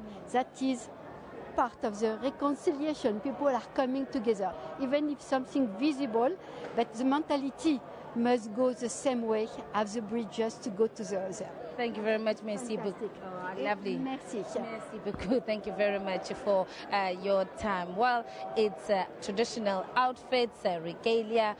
It's looking absolutely fabulous. The people are really have come out dressed for this occasion. Now, I've got more guests. Sabona baba. Ninjani? Sikhona baba. Onkoxela nje nawe Nkosi yami ukuba kwakho lana kulolu suku emkhulu ubaleka kakhulu lolu suku ekhe kubaleke kakhulu ukuthi ngiphile ngikhule ngikhulile manje sengikhulile sengibonga into kungikhule ngazo namhlanje lolu suku engikulo usuku olukhulu esilijabulelayo thina bakwamlife esilithokozelayo olukhulu olenzeka liyajabulisa liyathokozisa sibonga ngisho amakhosi akhona sibonga ngisho ikhule khona ngithi isilo sethu esikhona siyasibonga phakathi kwale ndawo ukuthi sibakhulu endaweni kaMlifi ngiduliswa kakhulu ngoba lento lena siyifica iwumkhosi omkhulu owenza ukuthi sonke sibe yisizwe esiphelele esithobekile esibonakala esihloniphayo sicela inhlonipho phakathi kwalesi sizwe namhlanje ngalolu suku kube khona ukuthula kube khona ukuthi nabantwana abafundayo babone ukuthi yini ezikayo kuleli izwe kwenzeka buphi ubuhlo bokuleli izwe ngalamazwi sibonga kakhulu ngisho amakhosi indawo zonke ezifikile phakathi kwethu siyayithokozela siyajabula ngalokho okwenzakele namhlanje ngoba kumgubho omkhulu okhokho nomkhulu bahambela khona siyathokoza-ke ngalokho ukuthi noma bahambela lapha akube khona ukuthula kungabikho umsindo ngalamazwi-ke ngithokoza kakhulu impela akukho la ngisola khona ukuthi konakeleni ngakho-ke abaphila kuleli izwe saphila baphumelela abagadla benza zonke izinto zasesandlane bagijima sibonga kakhulu ngoba kuyaphilwa namhlanje angibonge kakhulu isikhathi sakho baba ngikuyekele nje uqhubeke uhambe uyojabula sigubhe lolu suku olubaluleke kangaka esizweni sakini ngiyabonga kakhulu baba isikhathi sakho siyabonga baba siyabonga thank you well this event, we've spoken to a host of people, and I tell you, this is not just about those representing the African cultures. Speaking about those coming from Besotho or Amazulu or Amaxhosa. This is a celebration, a day that has brought about various people in our society. And here, wow, I have some beautiful, beautiful young ladies dressed in the Indian garb. Absolutely beautiful. Okay, and just tell us about being here at this event. You're very happy to be here. Yes. It's really nice to be here to represent. We are here to represent Ranjani's dance group, and we're here to dance for our president, which is a great thing. And yeah, we represent our Indian culture by wearing these beautiful Indian clothes also. Wow, that's absolutely beautiful, representing the Indian culture. You know, ma'am, a day like this, you'd think obviously it's in the heart of Zulus. We're here to talk about a battle that took place between the Voortrekkers, which were the whites, versus the blacks. But it's an event now that has brought together people of different races. The Day of Reconciliation. It's not just about black or white anymore. It is about reconciliation. That's why we're celebrating Reconciliation Day. Thank you. And just being a part of it for you, what does it mean? It means unity for everybody in South Africa. Look at the culture that we have around us today. Unity in South Africa.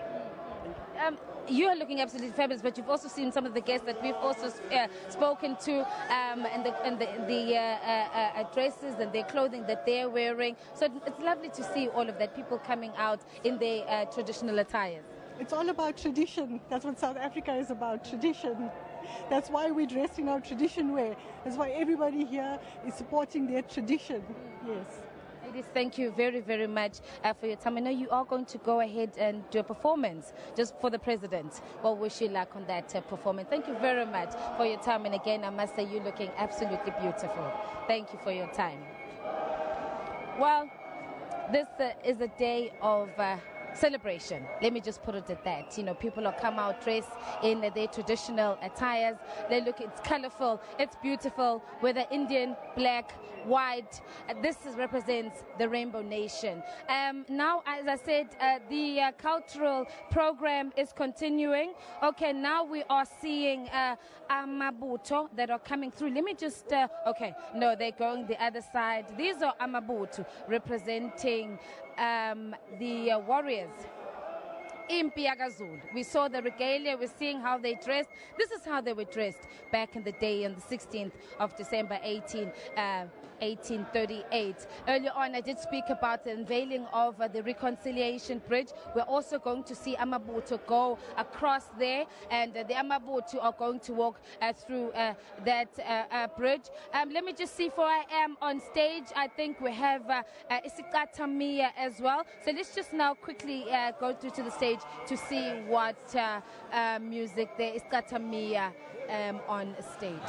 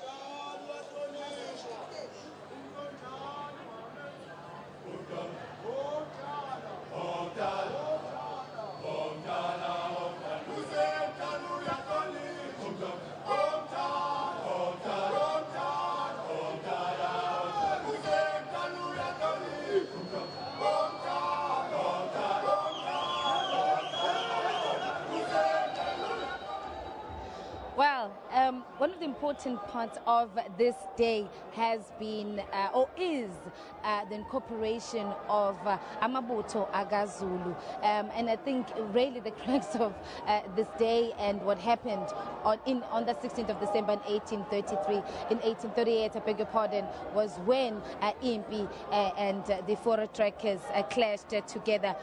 You know, outside here, outside, those visuals, yes, you can see the ox wagons. Those are the mode of transport that were used by the four trackers, and now they stand as a monument just across from the Ncome River, and just a few meters below is actual fact where the Battle of Blood River took place. So beautiful scenes there with those wagons.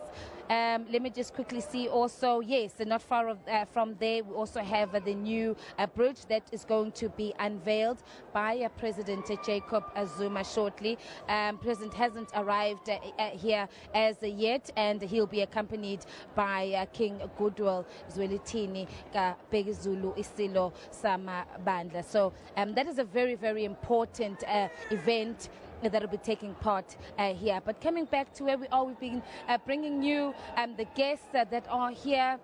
And now I'm joined by two traditional leaders. They've come all the way from Ncome, and they are here today leading Mabutho. Baba, angibonga kakhulu nje isikhathi sakho. Uqhamuka le kwaNcome. Wathi nawe awuze la eNcome ukuzoba ingxenye yalomgubho owenzeka khona la. Yebo. Ngisuka kwaNcome nami ngizela eNcome. Ngokuthi isilo samabandla onke sila eNcome, nami njengenduna yaso ngifanele ukuba khona la esikhona.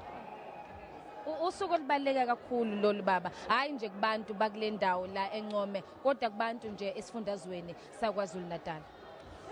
Usuku olubaleke kakhulu ngoba lolu suku esingalo lapha namhlanje nale ndawo inomlando kaZulu nolunye uhlanga. Ngibone ngesikhathi ngene baba ubuyihola, ubaba holo baba uyihola insizwa. Ongixoxele nje ngakho lokho, siphinde futhi baba siboka ukuthi njengamabutho nifike la, abantu abaningi bathanda kabi indlela enisuke nigqoke ngayo baba, enimele isizwe sakaZulu. Siyocela abantu besilisa abaphakame ngaleso sikhathi abathwele emakhanda bakhuba. Yebo, impela abesifazane bazohlala phansi. Ngene nalo ibutho ngilihola njengami, njengoba bengilihola nje ke ngumdidiyeli wawo amabutho. Yimo wahola ngisho kuphi. Yimi lolu suku namhlanje libaleke ngaphe kwento zonke namuhla ngoba silapha. Baba angilethe nawe baba la kule nkulumo yethu, mhlambe ke sikhulume iningi lethu kakhulukazi thina baba esibasha masibuka lempi noma sizwa ngayo. Ngibuka nje baba nehawu oliphethe nemkhonto, ngabe yizo izinto ezayiphethwe impi ngesikhathi belwisana namabhunu. Impela emlandweni sizwe kwakusho lesikhala esikhulu lesi somkhonto nehawu, ngoba ngesikhathi nje kulwa abelungu namangisi babe seNcome nje bephethe amahawu nehlangu nemkhonto, kodwa baze bawufika amangisi ephezulu entabeni bashaya phansi abantu ngenxa bawusebenzisa lo mkhonto. Ingakho-ke okujala ukuthi thina kwaZulu uma ungena umkhonto ezini sukaphethelweni, ngoba iwona isikhali sethu esikhulu. Ingakho size lapha nje simenywe isilo ukube sizoba la kulo mkhosi wazo okwakungamakhosi kuqala ayekho ayihamba. Silapha nje ngenxa yalo mkhosi. Baba ake ngibuke nje ihawu lakho la, mawungangichazela ukuthi lenziwe kanjani, uthatha uzenzele wena nokuthi uthatha isikhathi esingakanani. Hayi kulaba abakwenzayo kuthatha isikhathi, basika nje isikhumba esibowakhipha amahawu ngendlela zabo. Mhlambe ngosuku ayenza noma ishumi la, ngoba kulaba abantu baqinisa isikhumba sebesika ke semali. Acisha fane baba noma mhlawumbe ahlukene ngokwegaba, sithi mhlawumbe insizwa elawo lizohluka nolo suke mhlawumbe holinduni ahlukile mhlawumbe baba, ngifundisa nje lapha. Hayi awehlukile umehluko wawo ukuthi awalingani nembala yawo ayifani. ngoba sinye enye inkomo enye inkomo nokulingana ke kwawo khona imidlelo khona izihlangu khona impumbuluzo kanjalo ngokulinga kushiyana kwawo. Baba angibonga kakhulu kunina bobabili ngibonga isikhathi senu baba. Thank you very much to the Amabutho, the gentlemen are leading the Zulu warriors now. I see there is some activities there. You can hear the ululation on the stage. Abo mama labayana bayagiya lapha stage. Ake siye khona ke siyozwa ukuthi ke bona benzani laphana nomculo nje wabo. Ake shone khona.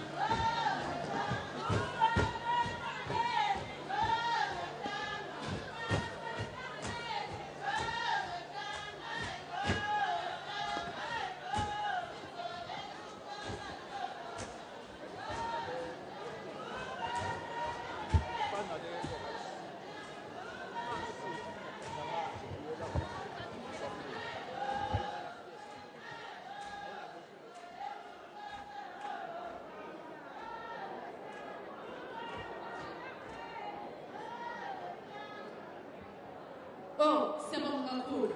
Ubuhle bemvelo. Ngiphinde ngibheke ukuthi siphelele yini naze kufika abantu abakhulu la. Kanti asikafiki sonke. Bakhona abasohaleni. Khona abantu basohaleni. Baphi? Okay. Bakhona abasehalatu. Hayi kwaphakamiswa into yedwa. Well, the celebrations here continuing. We've just seen a musical demonstration there by Oh Mama. I'm just trying to find out where they came from, but we will hoping to speak to them. So very, very beautifully dressed in a traditional attire. So I'm just going to move around now and see if I can speak to some of the guests that are here. And before he's moving away, hi, how are you? I see you turning around from the just being part of this day. You know, why are you here? We are here today to represent our South African culture, the diversity where all cultures come together and make this day correct day. And so far, I saw you looking to add to the cultural music in the program. It's quite beautiful to see the different cultures and music that has been on stage. Exactly, especially when you see all of us coming together, and the lights and the jewelry and the outfits. It's ravishing. When we speak of reconciliation and the efforts that have been put to place as a country, knowing the history and where we come from, do you see that we are where we should be? Yeah, I think this country would become a better place, especially if we work together, and if we all pick up our places and work together, it should become a better place. Thank you very much for your time. Just speaking to some of the guests here who are enjoying the festivities and enjoying the celebration. Let me say now I've got another guest here, Baba Sawubona. Sawubona kunjani? Siyaphila ninjani? Siyaphila. Lazula luhlu suku. Abantu baqhamuka kuso sonke isifundazwe saKwaZulu-Natal, abantu baqhamuka hayi naKwaZulu-Natal kuphela eSouth Africa yonke nje balana ukuzohlangana ukuzogubha lolu suku. Okay, today is a beautiful day. It's a great day because the whole of South Africa is reconciling. We are forgiving each other. And then me by birth, I'm from Soweto, but I'm working in Pietermaritzburg. I'm working at the Department of Arts and Culture. I'm working with the museums. So this is a beautiful gesture, it's a beautiful event, and then it's bringing people together. Just speaking about the museums, and I think interestingly enough, this is what will actually draw people to this area of Ncome, and the museum is what will help us preserve this rich history. It's very, the idea of having museums and bringing people to come through and learn about our history. Yeah, museums are centers of learning.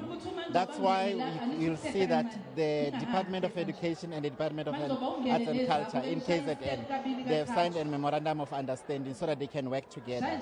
Because what we are also doing in the museums, we are making sure that the heritage is curriculum related, so that the learners can learn about indigenous knowledge, so that they can learn more about tolerance. They can also learn about culture and learn about tolerating each other as well as understanding each other as we are going forward. Yeah. And working with that, and I know earlier on we were speaking about this particular event is one, we're commemorating rather an event that took place 176 years ago. And it must be difficult to, in terms of putting together artifacts, collating information so that it can be exhibited in the museums. Yeah, it is difficult, but we do have researchers, we do have anthropologists who are actually working on research and finding more information. And then Ncome Museum, as a museum that is actually related into this particular event, it is actually a museum that is basically leading in terms of this particular event. Yeah. So it's the best place where this event could be held, actually. And just aside from bringing learners, are you finding young people, holiday makers, interested in coming through to our museums and learning about the history of our nation? Yeah, it's an ideal time because it's holidays and people around, the learners, some parents and some people who are working far away, they are on holidays. So it is actually an ideal time to have this kind of event. Yeah, and KZN is the best place for hosting this kind of an event. It is a beautiful province with a very rich... That's why I moved in here. Yeah. Thank you very much for your time. Thank you very much for joining us and just giving us some of the work that you do, which is very, very valuable. I mean, we are here today, and a museum such as the Ncome Museum is very, very critical in preserving our history. We've heard that from our government leaders. We've also heard that by our king, in fact. He's very, very keen and insisting that we have museums which will be able to tell the stories of our province. So thank you very much. Thank you very much. Thank you. Thank you. Another one of our guests, very interestingly, he works for the Department of Arts and Culture and works with museums. And of course, we are here at the Ncome Museum, and a great deal of work has actually gone into collating information for this museum to be exhibited. When we're speaking to one of the professors earlier on, he did indicate that there's still a lot more work that has to be done, that they're still going to go out and try to get oral information from people. It will now be the descendants, obviously, of those that were part of the war, of that battle, to profile the different individuals and the role players, not only those that were leading the battle, but also the people in this community, from the women that were here, that were supporting the men who came out to the war. We're looking at the side of the Zulus, but also, of course, looking at the side of trekkers. I do know that more and more of our dignitaries have started arriving, and our director was saying that that the president has arrived. Okay, there we see Amabutho. Earlier on, we spoke to Obaba, who are leading Amabutho. They come from Nongoma, in fact, and they accompany King Goodwill Zwelithini Isilo Samabandla, the king of the Zulus. In fact, he is the longest reigning king in Zulu history. He is here, and as a custodian of Zulu culture, as a custodian of Zulu tradition, this event is very important to him. And obviously, the other factor is that for King Zwelithini, this event is also special for him, as this event, or this battle of Ncome, took place during the reign of his great-great-great-grandfather, Inkosi uDingane. There, Amabutho, the king does not enter venue without Amabutho, and there we see a plaque with the face of King Zwelithini. Amabutho just leading him here. And now that King Zwelithini is also here, he has arrived, we are then going to shortly see the unveiling of the Reconciliation Bridge by Isilo Samabandla and President Jacob Zuma. I also earlier on saw the Premier of the province of KwaZulu-Natal, Ncome Museum, and other dignitaries, not only from the province of KwaZulu-Natal, but across South Africa. They are here to be part of today's celebration, as South Africans celebrate the Day of Reconciliation and the achievements that has been made in us coming together and uniting as South Africans. As you can see there, some of the guests here, very, very pleased and happy to see and enjoying rather the music that is currently on stage. There was a cultural program that is going on, and this was for the guests here while we were waiting. Now let's now quickly go back to the stage where there is another musical item.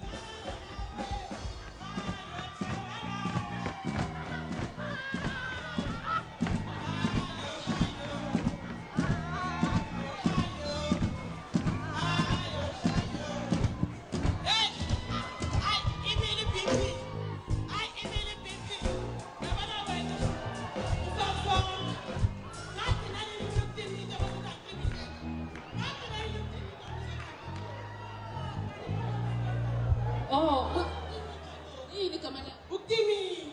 Njengoba unesishopha uzotimita kanjani bakithi? Thanda indaba kodwa ngibone kahle umzulu phaka. Sebuye lotimita uzuna bo. Ay, ngeke kumenze lutho umakhelwane. Sindazi siyalunga yini? Clouds of joy. Glory of joy.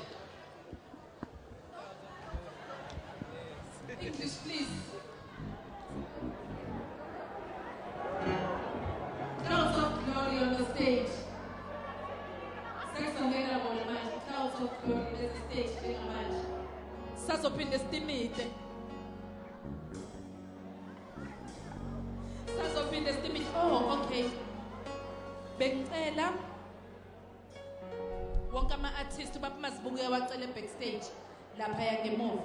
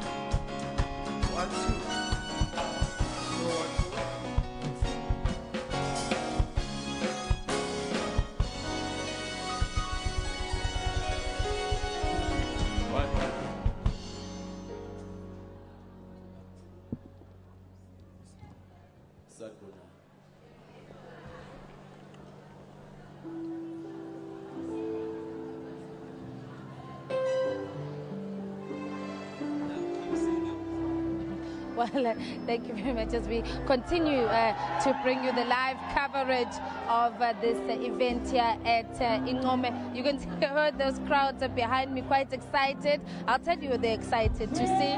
There's been a cultural program. A lot of artists are here, and I've just managed to get hold of uZulu Boy. Lovely to see you. Ngiyababona nabantu bajabule ukukubona. Nkosazana kujabule mina ngisekhaya yazi. Ngelanga elibhlungu kanjena ngelanga le Blood River yaseNcome. Hayi.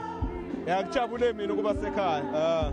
Ngiyazi ukuthi umculo oyiqhenya kakhulu ngokuba umZulu. Uyayiqhenya ngobuZulu nangomusic wakho uyakwazi ukuthi uxoxe indaba zakaZulu. Kubaleke kakhulu lokho kuwena. Yebo kubaleke kakhulu ukuthi history says that nothing has happened unless it's recorded. So kumele siqophe umlando wethu ngokuqopha ingoma ngokubhala music and writing artistic pieces and doing everything that's artistic in order for us to preserve our heritage and our culture. Yeah. And we most definitely, Zulu Boy, we do have great stories to tell, which I mean for musicians that must be, you've got so much to write about because we've got brilliant stories. Muningi umlando wethu yabo mengithi Ncome impi yaseNcome baphela abantu. It's a song about Blood River and how they stuck spears in a river after 1879 where the Zulus defeated the English. After they defeated the English in 1879, the English came back. They plucked traps and spears in the river, and then the Zulus went into that river, and the river was called Blood River after that. It's just that alone. You can compose 3 verses of that and have a chorus saying, Ncome, Ncome, impi yaseNcome. You know what I mean? And our kids can grow up And if you put a funky beat to it or a jazzy beat to it, our kids can grow up listening to it and dancing in clubs for it. And when they sit down, they can actually learn something, yeah. Well, that's a very important point, you know, because a lot of youngsters, when you speak of history, you just learn it at school and that's it. You learn to pass, and that is it. Museums also, you come to a museum only because it's a school trip. You know, it's relating to what you're going to be learning at school. And you've mentioned a very important point, how we can use history in the different genres of music to get to the youth and ensure that that message is filtered through to them. What it is, I think, whatever that you want to do and you want the youth to be attracted to it, make it cool. Don't get an old person to dictate what is cool to the youth. Make it cool. Get young, innovative, young people and qualified people to actually do the job. Yeah. Zulupo, thank you very much for your time. Let me just quickly see now, I think the president, we can see a scurry there. That is President Jacob Gedeihleki Zuma. He has arrived here at Ncome Museum, accompanied by King Goodwill Zwelithini and all the rest of the dignitaries. They are here, and in a few minutes, the President and King Goodwill Zwelithini Zulu, they'll be unveiling the Reconciliation Bridge before coming here to the main proceedings of the day, where Isilo will also address the guests that are here, members of the public, and then the keynote address will be delivered by the President of the Republic, President Jacob Zuma.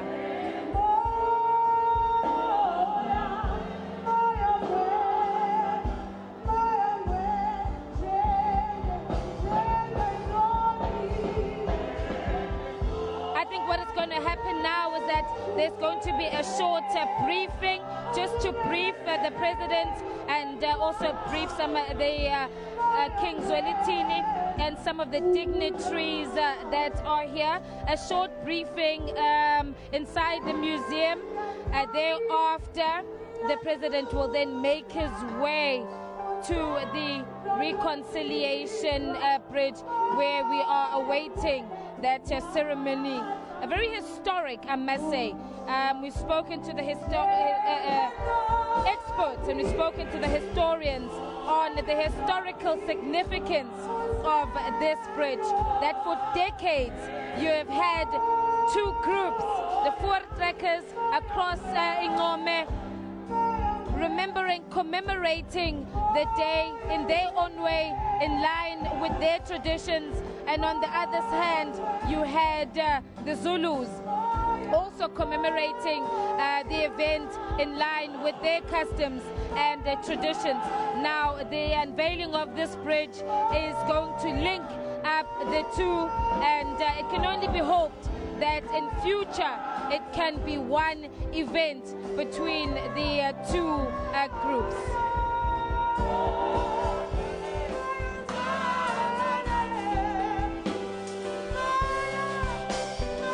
Okay, we're gonna now go back in stage. The music continues, and let's just now quickly go to the stage and see what musical outing.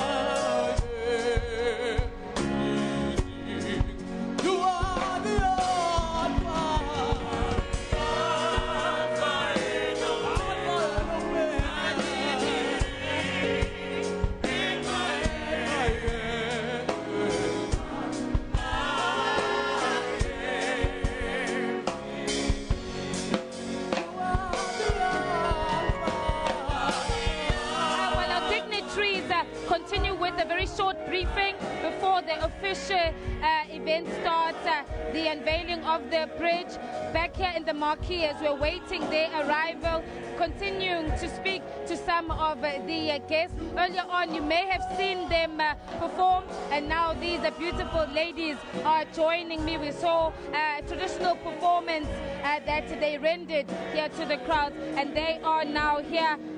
This has to be beautiful. I mean, just look at how they are dressed. Sanibona Yebo. Njani ma? Siyaphila.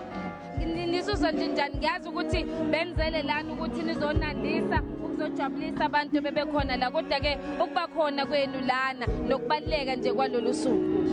Ngakuzwa ukuthini? Lolu suku libaleka kangakanani kini? Ngiyazi ukuthi beningazile nje la ukuzonandisa kuphela. Lubaleka kangakanani lolu suku kunina? Lubaleke kakhulu kakhulu. Ngoba ngicela phela. Lubaleke kakhulu ngoba kukhunjulwa.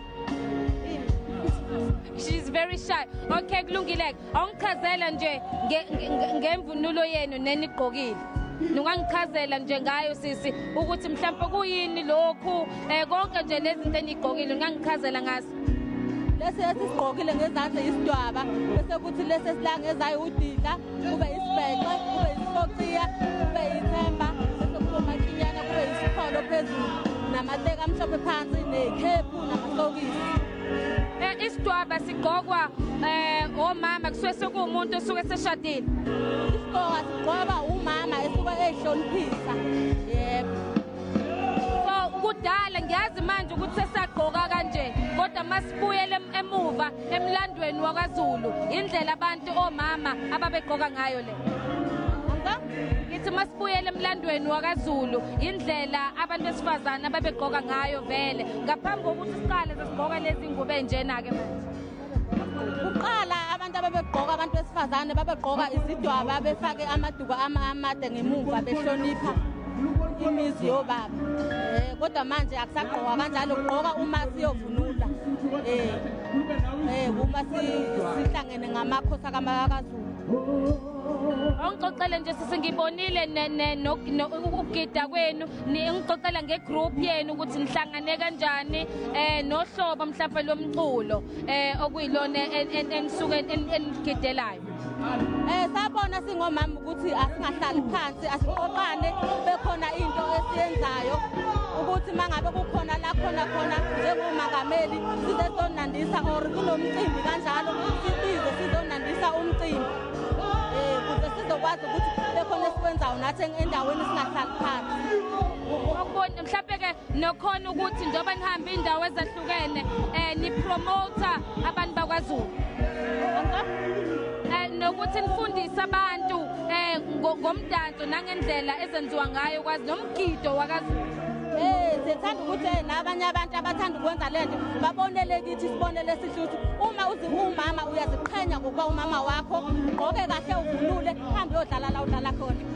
Aningidlalele kancane nje. Ningenzele lokho kade nikwenza stage.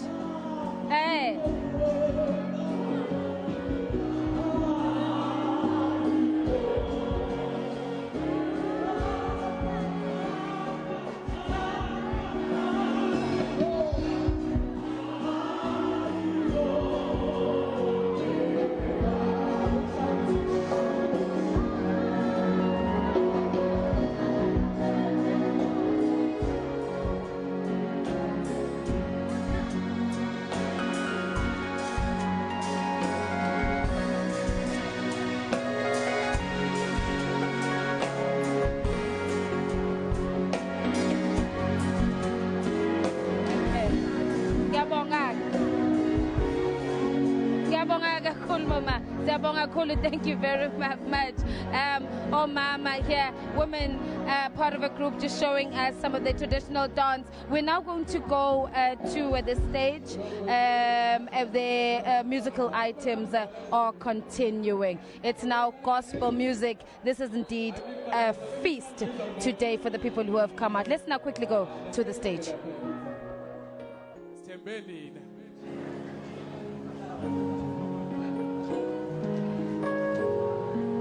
ingoma ezoyiqola isiwasala wathula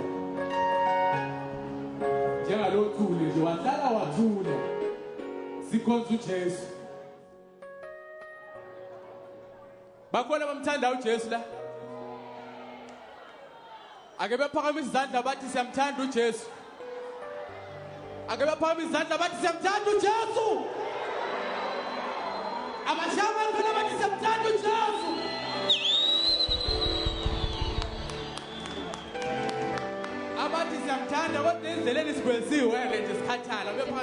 some musical items that have been put together here. But we continue. As I said, this day is about the people. We've learned about the history now. Let's now get to the people who are here. The people, this is their day. After all, young and old, we are bringing them to you. And now I'm joined by a young lady representing the youth, the young people. Sisi, ukuba khona la kwakho njengomuntu omusha, lolu suku libalekile kuthina bantu abasha. Ya, lolu suku lolu libalekile kuthina abantu basha ukuthi sikolelane, sazi ukuthi umuntu umuntu. Sazi ukuthi emhlabeni sonke siyafana. Ngiyakujabulela namhlanje ukuthi sesiyanikeza le opportunity ukuthi sihlangane, sitshengisane uthando. Ngiyajabula ukuthi thina akusafani nakudala la abazali bethu babehlukumezeka khona kunokucwasa. Ya, ngiyajabula.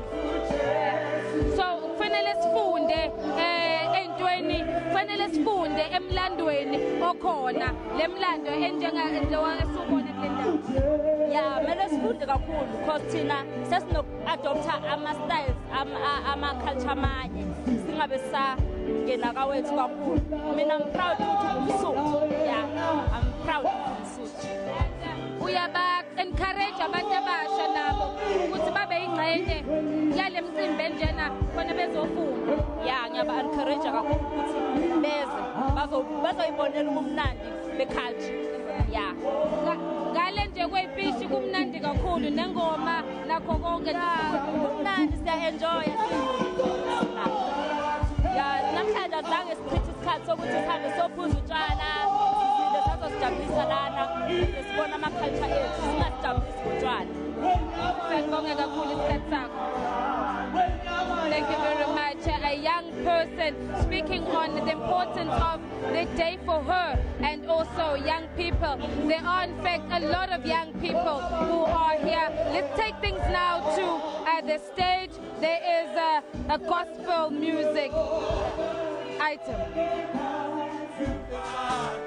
Hallelujah, hallelujah, amen.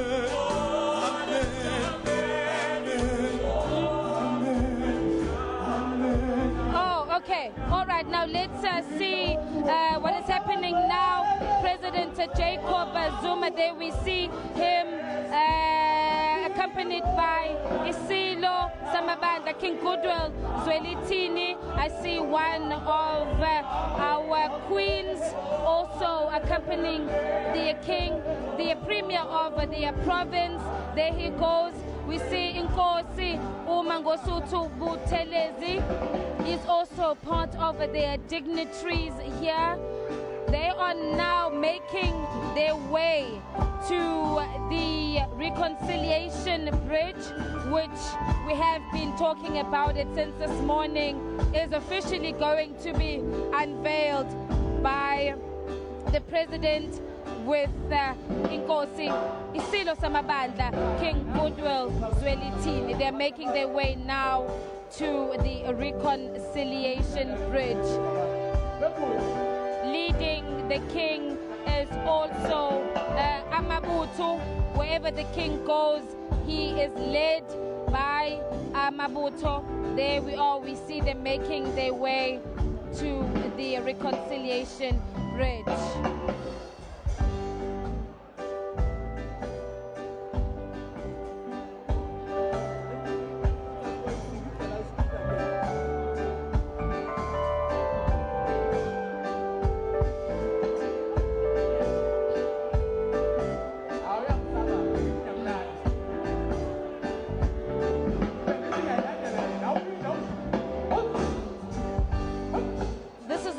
Important ceremony, in fact, that is taking place here, and in fact probably the most crucial of the day, linking up the Voortrekker Monument and the Ncome Museum. Across from the bridge was where the Voortrekkers have their monument, and on this side is where the Ncome Museum stands. Now this bridge will be linking the two, and it has been something that has been in the pipeline for decades now, and finally we are seeing that taking place. Finally now bridging two groups, uniting of two groups. There are also going to be representatives from the side of the Voortrekkers. They are also part of this event, and they will be meeting together in the middle of the bridge.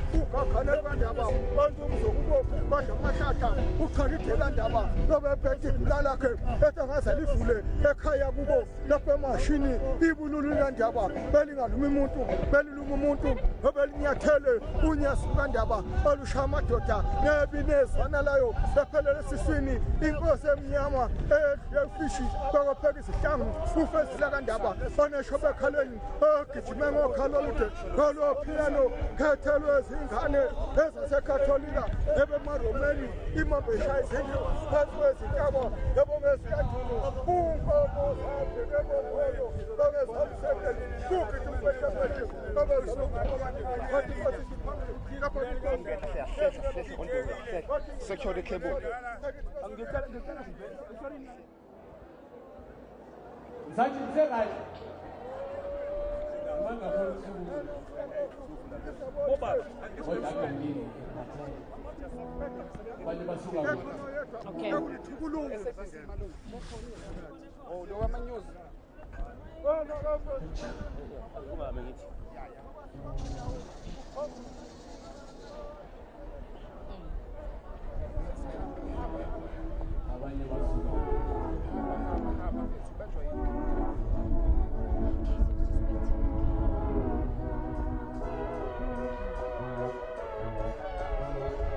See the dignitaries there making their way to the bridge. The Minister of Arts and Culture, Nathi Mthethwa, they are now on the bridge, and how we understood it from the officials was that a group representing Amabuto and on the other side those representing the Voortrekkers were going to meet in the middle, exchange a few words, handshakes, and then President Jacob Zuma would then unveil the plaque and officially unveil the reconciliation bridge. The point where they are standing at now is the center of the bridge. President Jacob Zuma, and you can see there in the shots Isilo Samabandla, King Goodwill Zwelithini. He is accompanied by one of our queens. In the background there I see the Premier of the province,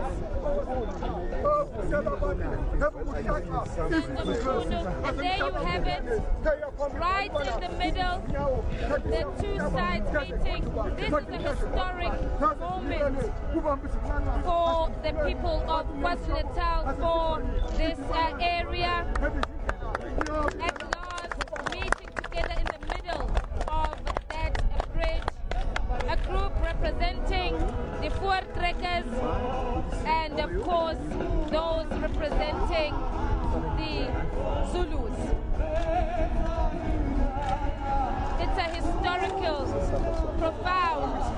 ceremony. It's a profound event.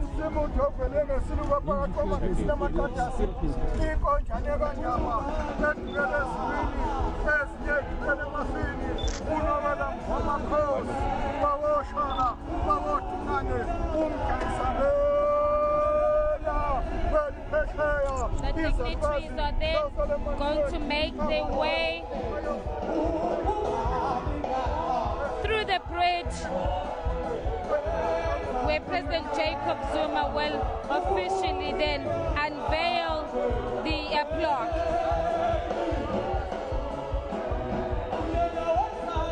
For decades, the two sides have literally been divided. On the other end, you had the fur trekkers. In the background there, you see those wagons. And on the other side, you had a monument that had been put in place for AmaZulu representing the Zulus. And today, the two sides meet. This is indeed a huge step, a giant leap in uniting the two in reconciliation.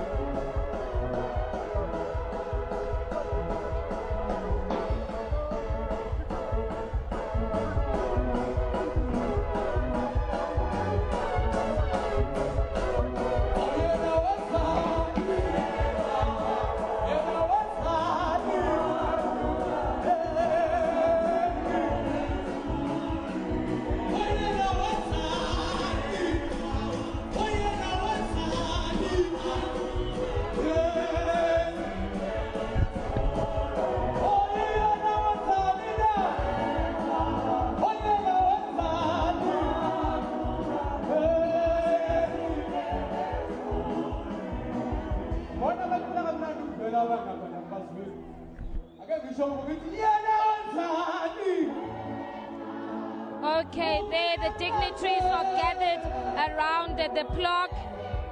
Moments ago, that historical event when the two groups met in the middle of the bridge. And there you have it, President Jacob Zuma officially unveiling the plaque, the reconciliation bridge. It has indeed been decades, a moment that for many, many years, the people of the area of Ncome, the people of KwaZulu-Natal have been waiting for. Social justice and fundamental I human think rights, now they just reading as outlined in the Constitution. One way to achieve this objective symbolically was to acknowledge the significance of 16th December in both Afrikaner and liberation struggle traditions, and to rename the day as the Day of Reconciliation on the 16th of December 1995. The Day of Reconciliation was celebrated for the first time as a public holiday in South Africa. In February 2013, the Reconciliation Bridge was constructed to symbolize the removal of racial and social barriers by connecting two institutions built on one battlefield, narrating the same story of the Battle of Ncome or Blood River from two different perspectives. This bridge moves beyond linking these two institutions to connect and unite citizens through shared history, heritage and values towards unity in diversity and nation building. The bridge is a symbol of reconciliation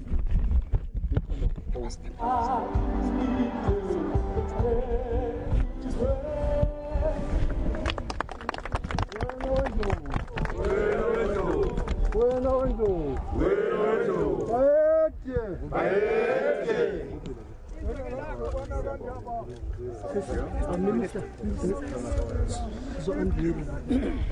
Oh, it's unveiling.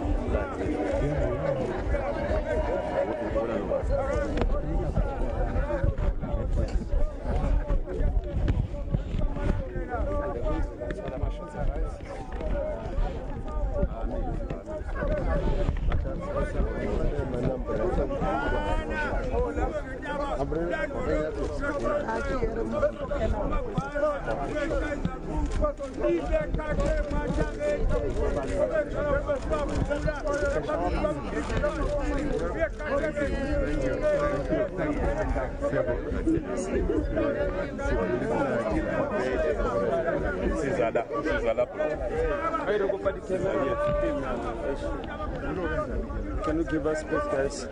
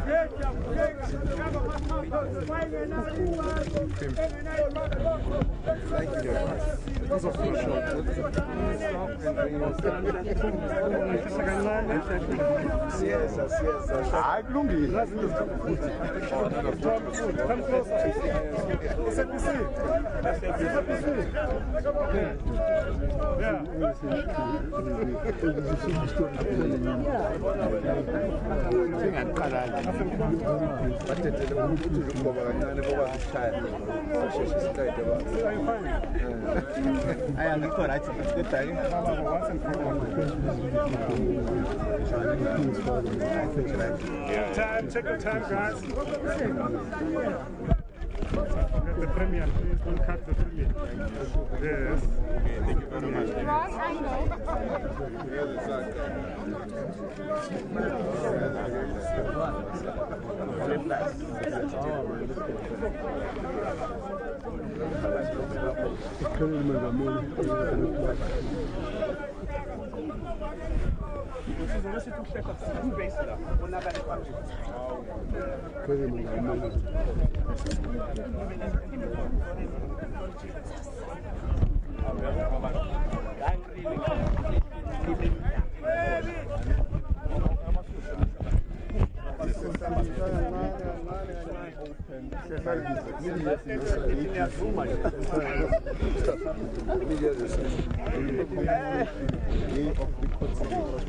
On the 16th of December 2014.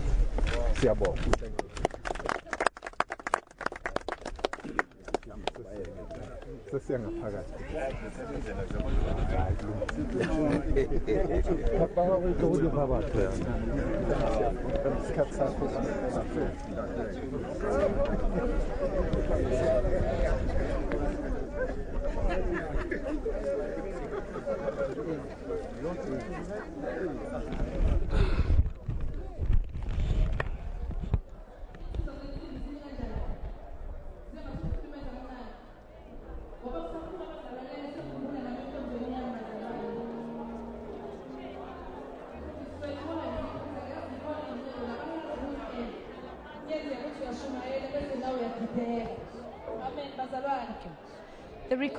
The message that is written there after President Jacob Zuma has officially unveiled the bridge reading. The Reconciliation Bridge was officially opened by His Excellency Mr. J.G. Zuma, President of the Republic of South Africa, during the commemoration of the Day of Reconciliation on the 16th of December 2014. That now signals the opening of the bridge. It's a moment that we have indeed been waiting for, eagerly awaiting for this morning.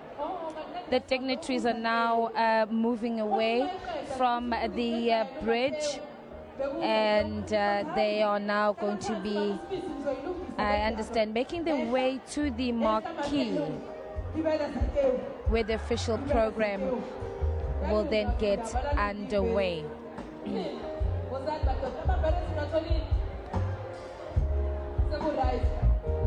this new bridge will obviously form part of the heritage site, which is probably one of the most unique in South Africa.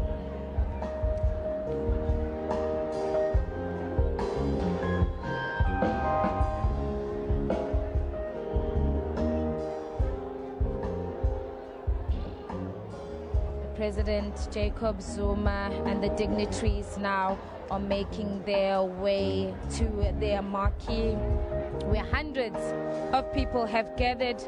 They've come from all parts of the province, across the country, to be a part of today's celebrations. The guests have been eagerly awaiting the arrival of the president, as well as King Goodwill Zwelithini Kapekuzulu. Now the museum, the Ncome Museum, the bridge, are part of a unique site, really, with the two museums. Just across the bridge there is the Voortrekker Monument. They also have a museum, and then just across we have the Ncome. In future, this is going to allow visitors to be exposed to the different interpretations and points of view. I just want to... Okay, inside the marquee, the program director is already indicating that the dignitaries are now making their way here.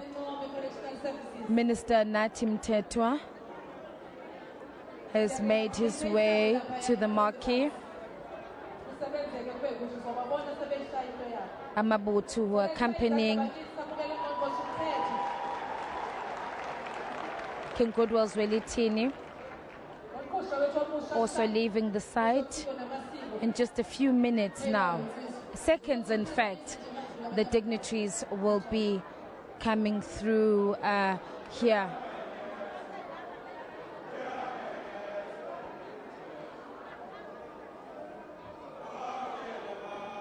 The dignitaries, of course, being welcomed. There's a musical rendition, musical item to welcome the dignitaries as they enter the marquee, where the thousands who have come here are eagerly awaiting. Well, there we have it. The dignitaries are now making their way here. They are Amabutho saluting in the formal way Isilo Samabandla, King Goodwill Zwelithini, as he makes his way into the marquee, accompanied next to him President Jacob Zuma.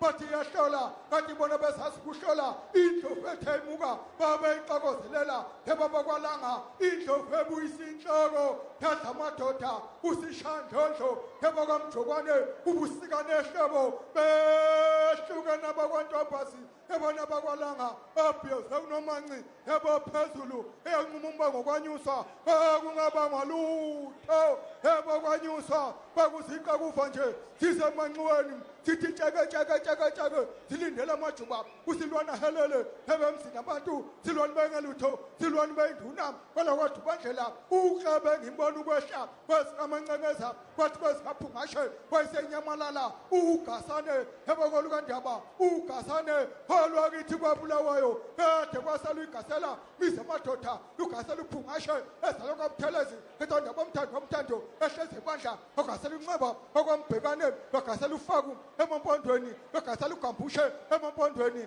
lwagasela umacingwana engasengonyameni ilanga eliphandle elinye ebongemsebe ababeliphandla elisemthandeni inyathi kandaba ejame ngomkhonto lapha phezu komzivubu namampondo esabile nokuyehlela nani bogambushe nani bofaku nize ningamthinti nomntakandaba ethi uba nimthintile abenithinti uphunga thanathi umageba undaba ocabanga ngomkhonto amanye amakhosi ecabanga amasembe inyoni kandaba ethi sehlezinye thebehlezinye ethi sehlezinye thebehlezinye thisahlezinye thebehlezinye ethi sehlezinye thebehlezinye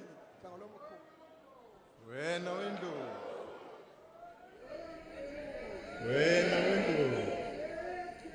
bayede siyabonga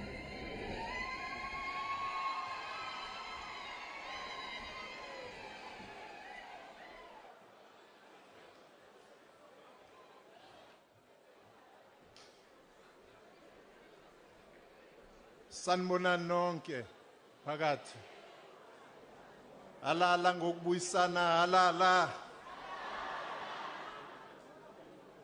siyaqala ngohlelo lwethu manje with our program on this important day usuku ke olubalekile lolu sicela ukuthi silalelane sihloniphane sinikene indlebe ngoba usuku lolu la sikhuluma khona ngokuthi izwe lakithi esikhathini esibi esibuya kuso esiphuma kuso kufanele sibuyisane. We are here on this very important day, the day of reconciliation. We are officially starting with our program and will be led by Amajuba Sounds of Joy in singing the national anthem. We'll ask all of us to stand and sing the national anthem. Abesilisa ke bakhumule isigqoko.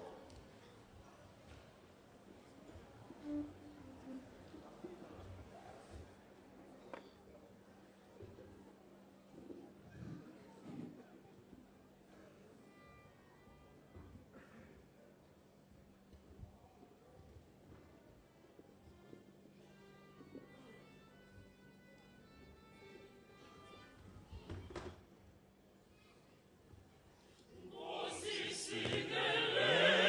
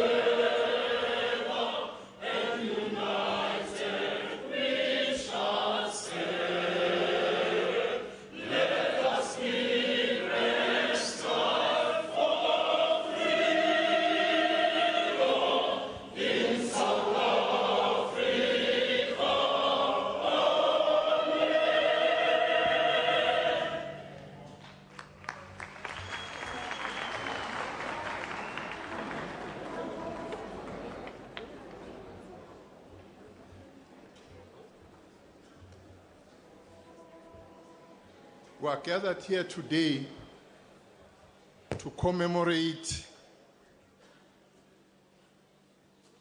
the Day of Reconciliation. Usuku lokubuyisana.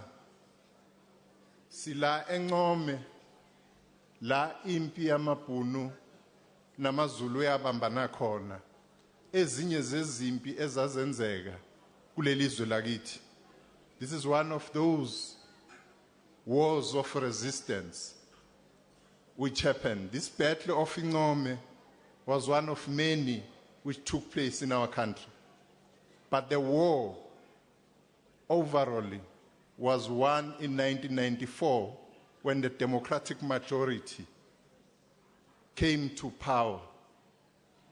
So today we are saying that as we declared this day as a reconciliation day, that those who were commemorating this day from a different point of view have to come together. We're opening the bridge today. The President and His Majesty opened the bridge as a symbol of reconciliation.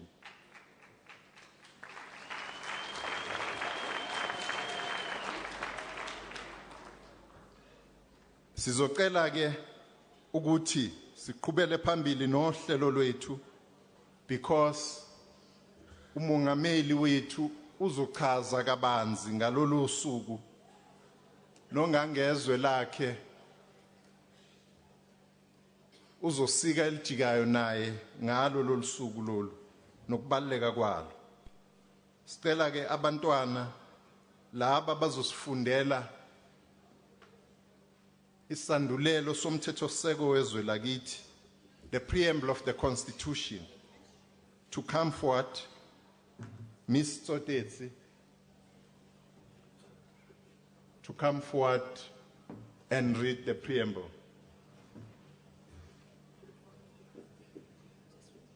If I can, perhaps before they start, all of them, Ms. Tsotetsi will lead us in Sesotho. In English, it will be Ms. Naidu, ngeSizulu, kuzoba unkosazana Thusi, nge-Afrikaans kuzoba uDa Silva, ngeSxhosa kube uKwebulana. Bazo sinabetetelana kanjalo. They are going to lead us in the preamble of the Constitution of the Republic. Thank you. Rona setjhaba sa Afrika Borwa re elellwa mogopolo a maobane le a maobeng a rona. Re tlotla ba hlokofaditsweng ka lebaka la toka le tokelo ya naheng ya rona. Re tlotla ba ileng ba sebeletsa ho aha le ho ntshetsa pele naha ya rona. Mme re dumela hore Afrika Borwa ke naha ya bohle ba phelang ho yona. Ka re kopane le ha re fapane. Ka lebaka lena ka tataiso ya maemedi ba rona ba kgethilweng ka toka tokoloho. Re ananela molao ona wa motheo le molawana ona wa sehlooho wa Republic ya hohle. Re fedisa diphapang tsa maoba le maobeng, mme re thehe setjhaba se itshetlehileng modimo maemo a democracy. Toka setjhabeng le ditokelo tsa motheo tsa batho. O thehe metheo ya setjhaba sa democracy le se lokolohileng, moo mmuso o itshetlehileng ka ditabatabelo tsa setjhaba, mme moahi e mong le e mong o sireleditswe ke molao. O ntlafatse maemo a bophelo a baahi bohle, mme ho be ho kgothaletswe bokgoni ba motho e mong le e mong. Le ho Afrika Borwa e kopaneng le a democracy e phethahetseng le puso e neng e boikamelo hara matjhaba. Modimo ka o sireletse batho ba bo rona. Nka o sikelele Afrika. Morena boloka setjhaba sa heso. God sien South Africa. God bless Africa. Mudzimu futu jeta Afrika. Hosi sikisa Afrika.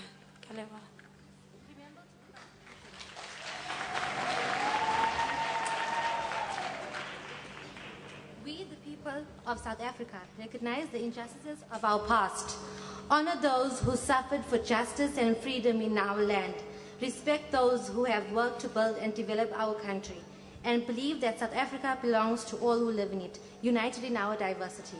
We therefore, through our freely elected representatives, adopt this constitution as the supreme law of the Republic so as to heal the divisions of the past and establish a society based on democratic values, social justice, and fundamental human rights. Lay the foundations for a democratic and open society in which government is based on the will of people and every citizen is equally protected by the law. Improve the quality of life of all citizens and free the potential of each person, and build a united and democratic South Africa able to take its rightful place as a sovereign state in the family of nations. May God protect our family, our people. Nkosi sikelela i-Africa Muruna, buluge sichaba sa Yesu. God in South Africa. God bless South Africa. Mudizumu, Pachise Africa. Hosi Katkise Africa.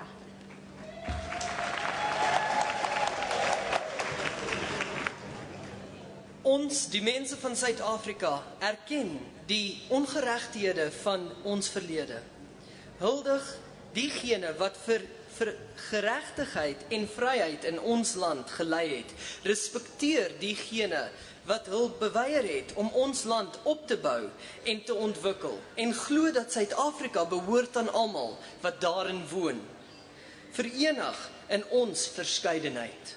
Daarom neem ons deur ons vryverkose verteenwoordigers hierdie reg van die Republiek tot einde, die verdeeldheid van die verlede te heel en 'n samelewing gegrond op demokratiese waardes, maatskaplike geregtigheid en basiese menseregte te skep.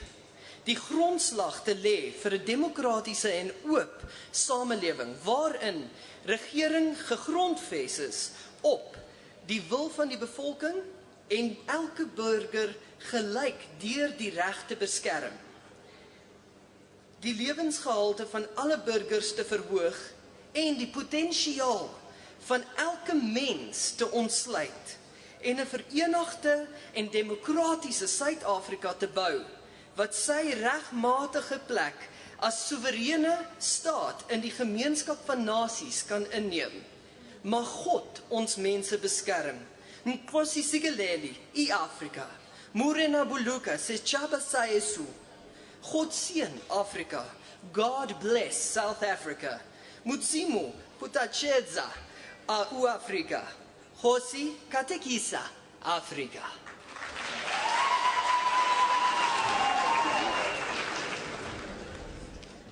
Thina bantu baseningizimu Afrika siyakhumbula ukucekelwa phansi kwamalungelo okwenzeka eminyakeni eyadlula. Sibungaza labo abahluphekela ubulungiswa nenkululeko kulomhlaba wethu. Sihlonipha labo abasebenzele ukwakha nokuthuthukisa izwe lethu futhi. Sikholelwa ekutheni iningizimu Afrika ingeyabo bonke abahlala kuyo. Sibumbene nakuba singefani. Ngakho ke ngabameleli bethu esibakhethe ngokukhululeka samukela nomthethosisekelo njengomthetho nqangi we-Republic ukuze silungise ukwehlukana kwesikhathi esedlule bese sakha umphakathi owesekelwe yinkolelo yenqubo yentando yeningi, ubulungiswa emphakathini kanye namalungelo obuntu. Sibeke isisekelo sokwakha umphakathi oqhuba ngendlela yentando yeningi futhi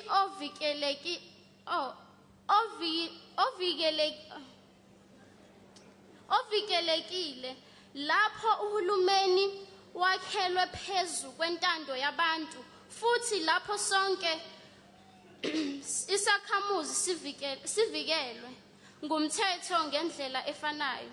Sithuthukisa izinga lokuphila lazo izakhamuzi futhi sikhulule amakhono omuntu ngamunye. Isifuthi sakhe iningizimu Afrika ebumbene futhi eqhuba ngenqubo yentando yeningi ekwazi ukuthatha indawo yayo efanele njengezwe elizimele phakathi komndeni wamazwe ngamazwe. Sengathi uNkulunkulu angabavikela abantu bakithi. Nkosi sikelela iAfrika. Morena boloka setjhaba sa heso. God sien South Africa. God bless South Africa. Mudzimu fathujetsa Africa. O sikatekisa Africa.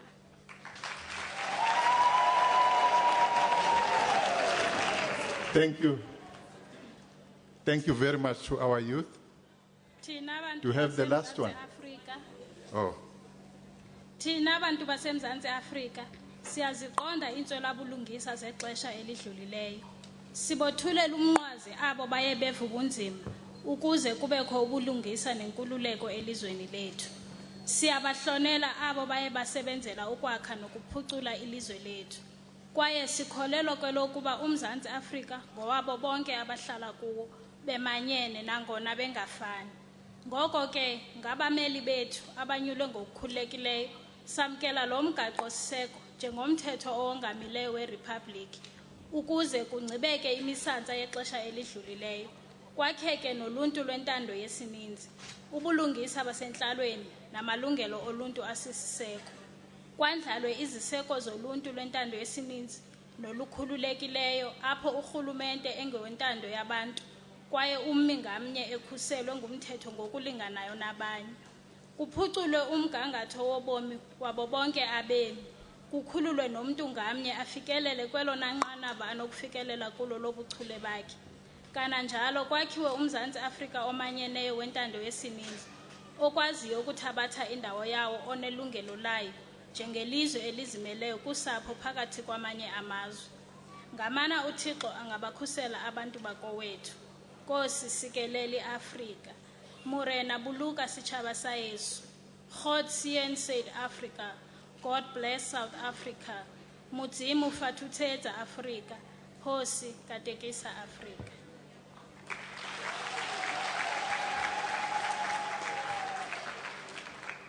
Thank you. Thank you, our youth. Can we give them another round of applause? It is important to say that this is not just reciting of the Constitution. It is an important exercise for all of us to know who we are, where we come from, and not forget where we come from, but where are we heading to as a nation. So, into yomthetho seko iyona nto esiphethe la umthetho osiphethe kulelizwe lakithi ekumele siwazi ngoba uyasichazela la sisuka khona sisonke intsha nabadala iyona ndlela esokwazi ngayo ukuthi sibuyisane njengesizwe. Asochitha isikhathi ke will ask the premier of our province KwaZulu-Natal Macingwane to come and welcome us.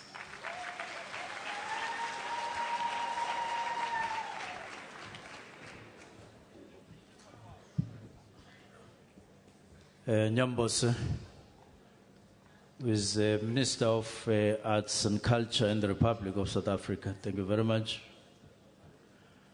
Your Excellency, the President of the Republic, His Excellency J.H. Zuma, Samansas, Your Majesty, Silo Samabandla, esikhona phakathi kwethu, Deputy Minister of State Security, Ms. Ellen Molekane, Zamansas, MSc Vusumuzi Xaba, MSc for Agriculture and Rural Development in KwaZulu-Natal, former Premier of KwaZulu-Natal, Baba Uzweli Mkhize, who is amongst us, who is now Treasurer General of the African National Congress,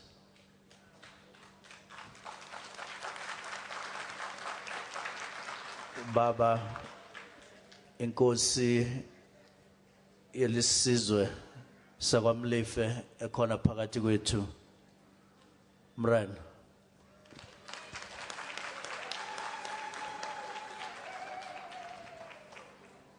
Umntwana wakwaphinda ngene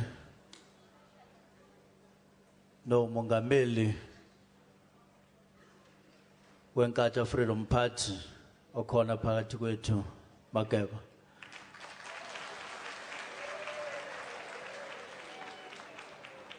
Nyambose is executive mayor of Mzinyathi okhona phakathi kwethu Nyambose.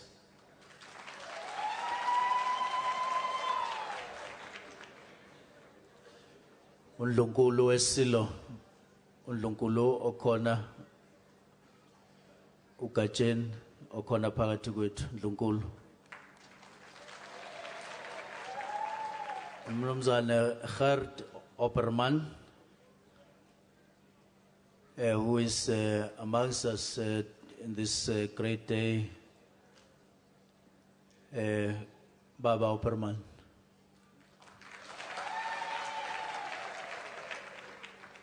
And all our distinguished guests, and ladies and gentlemen, lonke bakwethu. Ngiyacela nje uqala ngiphawule ngehlombe uma siqeda ukucula i-national anthem. It is my view that as time goes on, we may as well encourage this because abantu balithanda leli hlombe. People like this, whether it is wrong or right, for any wrong or correct reason, people like clapping hands after we've sung the national anthem.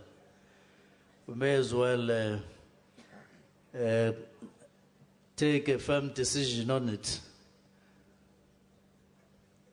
Other nations do react to their national anthems. The Argentinians, for instance, as they end their national anthem, the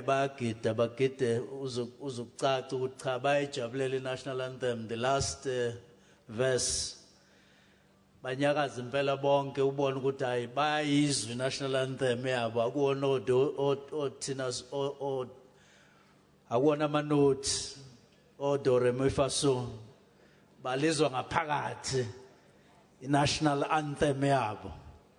Kusho ukuthi nathi khona into okuzofanele ukuthi siyenze ngokuhamba kwesikhathi siyicule bese sikhombisa ukuthi siyayizwa ngaphakathi ngoba yethu national anthem of the Republic of South Africa. Ladies and gentlemen, the journey of reconciliation that all of us embrace in our country, our beloved Republic of South Africa, is a great journey. And it is a journey that we know we still have to follow and we still have to travel in many ways. We want to say every step and every act towards this journey is indeed welcome. Uhambo lolu okufanele ukuthi silihambe singadeli kungabikho la esithi khona sesikhathele. We can never say we are tired of it.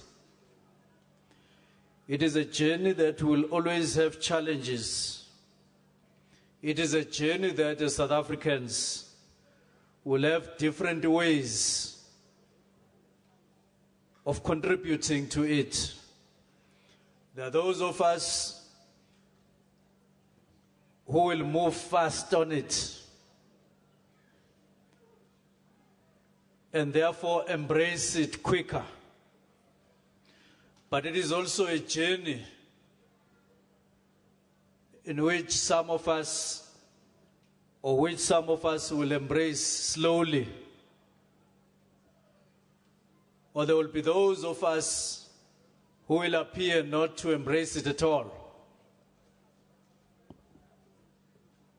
But what we say as KwaZulu-Natal today is to express our appreciation that today we are taking yet another step. We are taking yet another action to indeed embrace this great day, the Reconciliation Day. It requires black people of this country, it requires white people of this country, it requires the Indians of this country, it requires the colored people of this country. All of us encouraged by the need to embrace one another as human beings. And we are saying on behalf of the people of KwaZulu-Natal that indeed the vision for unity in diversity must always be supreme, and it must be embraced as sacrosanct by all of us. Usuku lolu nombono wokwamukela umzabalazo wokwamukelana siyabantu abehlukehlukene ngokwebala, kufanele ukuthi sikumukele sonke njengesintu, sikumukele ngezandla zombili ngoba kuyikusasa lethu.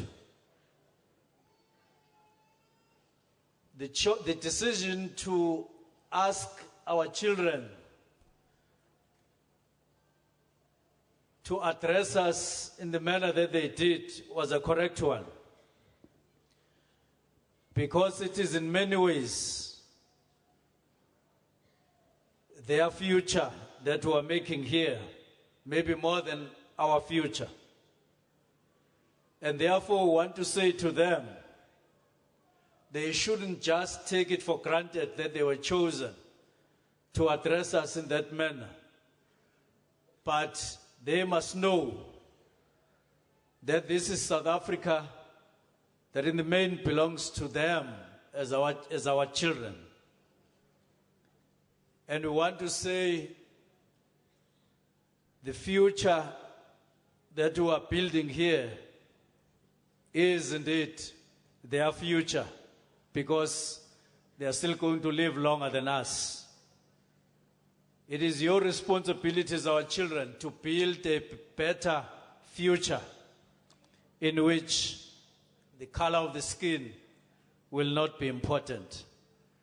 Galamagama, on behalf of the people of KwaZulu-Natal, we welcome all of you and welcome and embrace this great day as an effort of reconciling. And for that, we thank the President of the Republic and His Majesty for the words that they are still going to give us and the addresses that they are still going to give us. And we thank all of you for putting time aside to be here to embrace this great day. Thank you very much. Yambos. Thank you so much, our Premier Mkhulu. We are now going to ask for the message of support from Inkosi Yesizwe Sagwamlief, Nkosi Umlief. Siyabonga.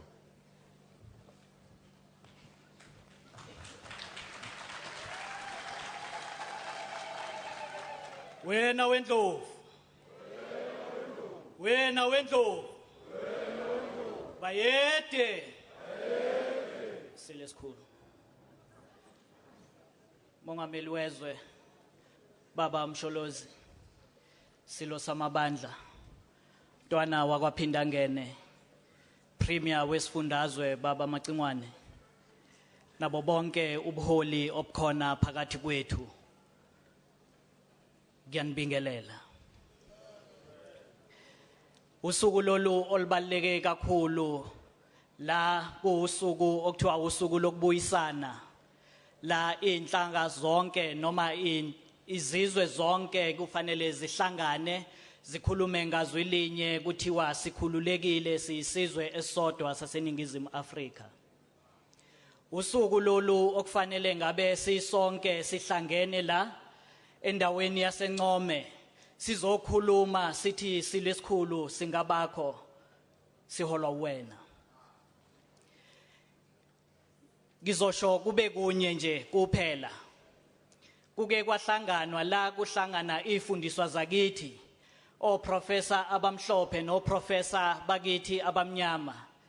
Kuleyo ngqungquthela eyayikhona mongameli kwahlaluka ukuthi sasikhuluma umlando waseNcome ngendlela engafani.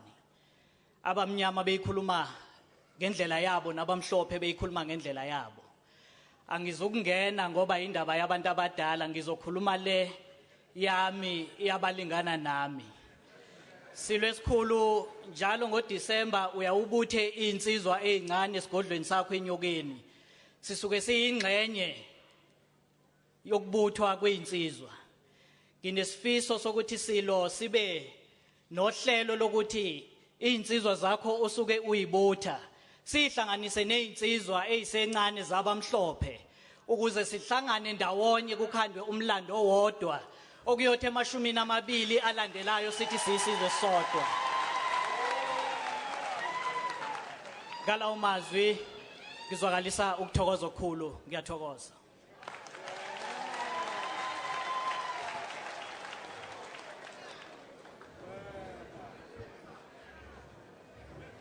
Uhlelo lwangempela lokubuyisana lolo. That's true reconciliation in action. Amongst us, we have Mr. Opperman. Mr. Opperman has been part and parcel of the road to reconciliation in this country. He has been part of the Blood River four-tracker monument. He has just resigned or retired, he tells me, but I see him as a very young man who still has to work for this very important project. He's also going to give us a message of support from that side, and he's not alone here. He's accompanied by his colleagues here with us. We're together when we were opening the bridge which do away with the divides of the past. Mr. Opperman.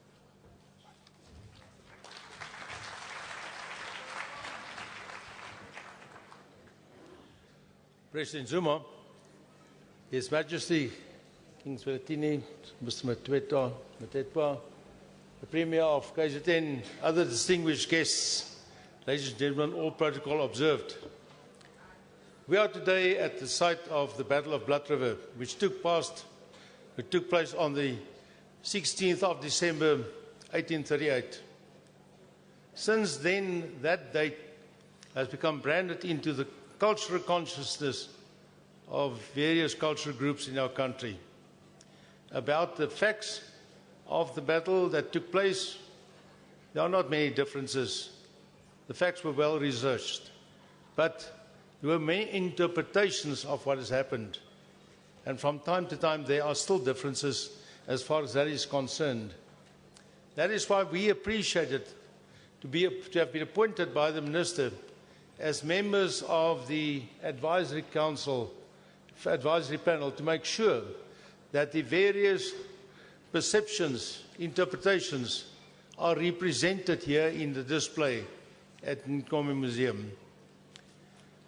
History will judge whether we have done a good job.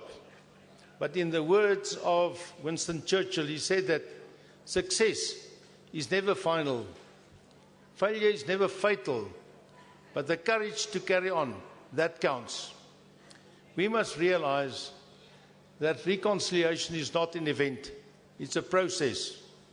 Things will happen that will disappoint us, and then we'll have to start again. But the courage to continue, that's going to make the difference in the end. I see the bridge here in that spirit. It spans the bridge. It joins the two sides of the battlefield, as is customary in other parts of the world. And I trust that it will lead to greater reconciliation and understanding in our country. There are very many challenges facing us, but unless we have the courage and the will to pursue them, to persevere, we will not overcome those challenges. I bring you the greetings, the best wishes of the descendants of that side of the Battle of Blood River, Ncome. We are grateful that this initiative has been taken. I trust that we will get ownership from all sides of the bridge and that it will be treasured as a major step, an important step on our way forward into the future of South Africa. I thank you.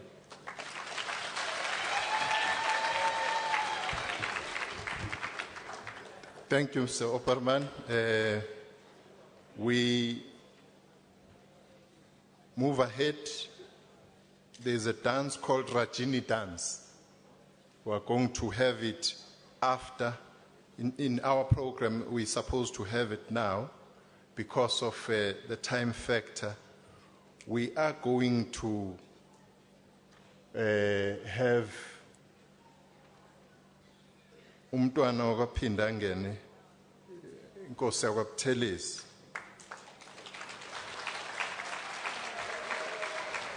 Ezosethulela uhlanga lomhlabathi.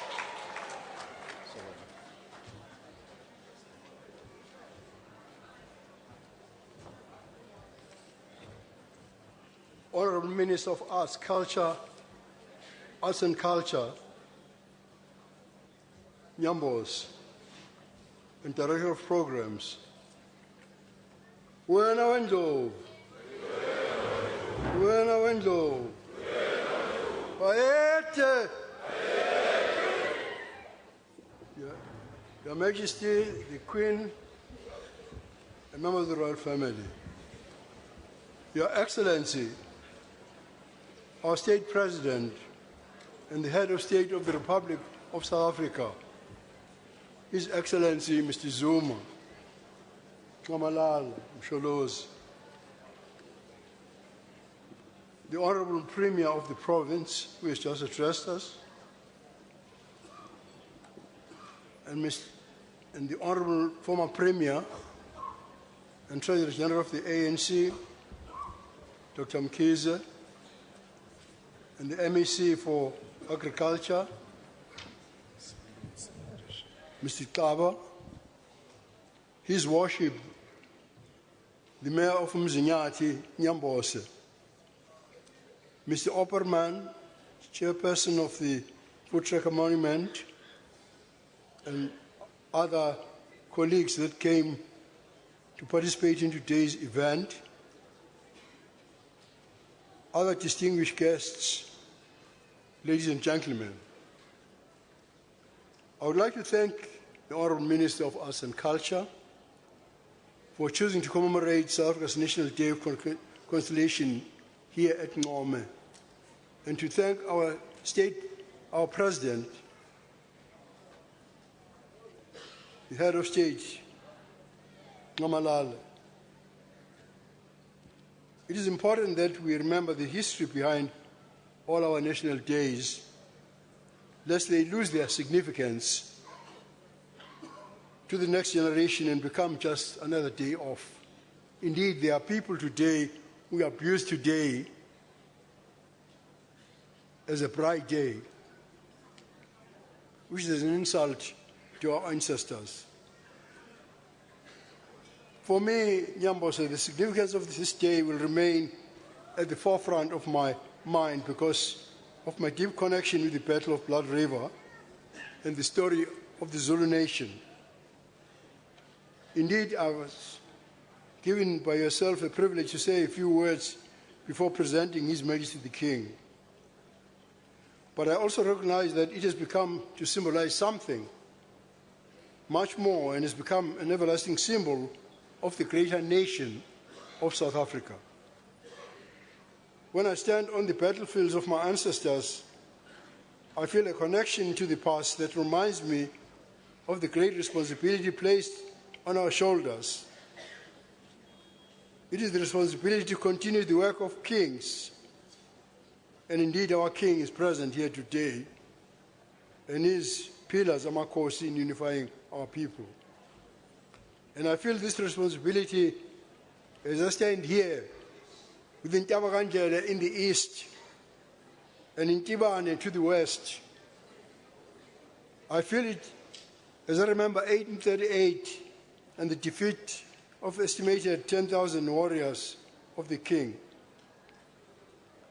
The bloodline of His Majesty, our king, whom I'm presenting to you this afternoon, as well as some of us who are here, members of the royal family who are descendants of King Pande, connects us to the founder of our nation, King Shaka Senzangakhona, as well as his brother, King Dingane, whose warriors faced the firepower of the foot trackers in the Black Battle of Blood River. And I would like to applaud Your Majesty, Your Excellency, the part that has been played by Mr. Opperman today. I think that his name and the Afrikaner countrymen and countrywomen who are with us today will go down in history as having played a very important part, because there is yet no social cohesion in our country. But I believe myself that a very important beginning took place today, insofar as I believe that Afrikaners are the longest people to have arrived. That's why they are called Afrikaners. They call themselves Afrikaners, and we call them Afrikaners, because they become indigents in the same sense that Americans, white Americans in America and black Americans have become indigents of the United States. And they are the largest single ethnic white group in the country. And I believe that this small beginning between the largest ethnic group, black ethnic group, the Zulu, and the Afrikaners, is a beginning for all our people. I think a very historic thing has been achieved, and I believe, Msholozi, that your name will go down in history as having done something that will stand for all time.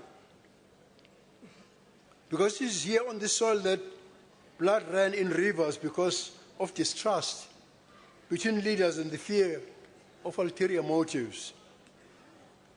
I was saying to the chairperson of the Foot Tracker Monument as we were walking that I'm reminded when I'm accompanying my king here today of a day I accompanied His Majesty King Cyprian Peguzulu Nyangazizwe, my first cousin and the father of the king, when we visited the Foot Tracker Monument. And during those days, it was not easy for us as black people to visit the Foot Tracker Monument, because at that time our people were oppressed.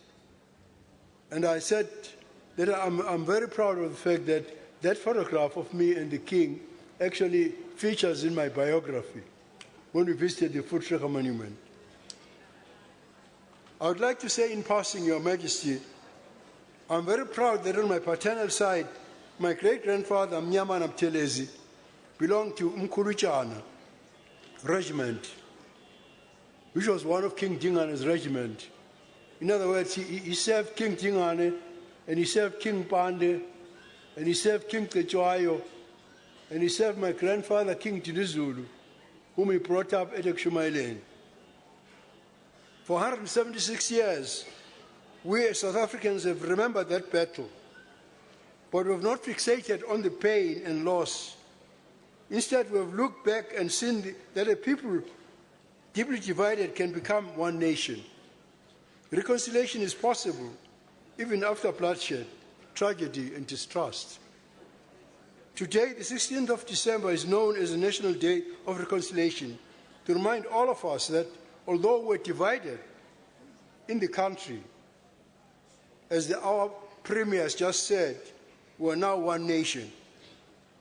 Although we're pitted against one another on battlefields like this, we now share a common identity as fellow South Africans. We may still be different in many ways, and our diverse cultures and heritage should be celebrated. We shouldn't apologize for them. But we're fundamentally one nation. As we commemorate the Day of Reconciliation in 2014, I challenge all of us to remain vigilant for signs of distrust and ulterior motives within our present nation, so that these things do not divide us again. There are signs that we are not yet reconciled completely, but there is also undeniably evidence that we want to be one nation at peace under a just leadership. And I believe that we will attain this for as long as we actively pursue reconciliation, as we have done today, led by our head of state and led by our monarch, our king, and the premier of our province. I would like also to make the challenge on behalf of my party, the IFP. Ngibonge Nyambose kakhulu kuwe njengongqongqoshe ubuciko ithuba onginika lona ukuba ngishanele lapha ngaphambi koba isilo samabandla onke unomthebe wethu abeke igama naye ngosuku olumlando omkhulu kuye ngoba inkosi yasemgungundlovu uhlezi esihlalweni sayo namanje.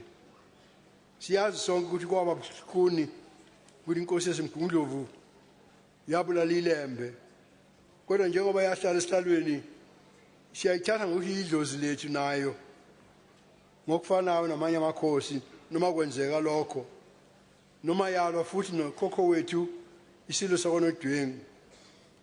Nabesilo ngiyazi ukuthi lolu suku lukhulu kini nabohlanga ngoba ulibo lwesilo samabandi ngonyama yethu kanye nani engabazukulwane bengonyama umpande luyasixhumanisa nomqambo wesizwe sakithi ilembe naye ingonyama yasemgungundlovu udingane kanye owabhekana nezibhamu zamabhunu angabafuduku empini eseNcome. Kulapho kule nhlabathi lapha kwageleza khona igazi langena emfuleni ngenxa yethembani phakathi kwabaholi novalo kanye nezizathu ezifihlakeleyo. Sekwiminyaka eyikhulu namashumi ayisikhombisa nesithupha thina njengabantu balelizwe sikhumbula leyo mpi. Ngithe ngisholozi umlando uyobeka ukuthi lolu suku olumlando kangaka lwenzeka ngesikhathi kunguwe ophethe lesi sizwe nosiphetheyo.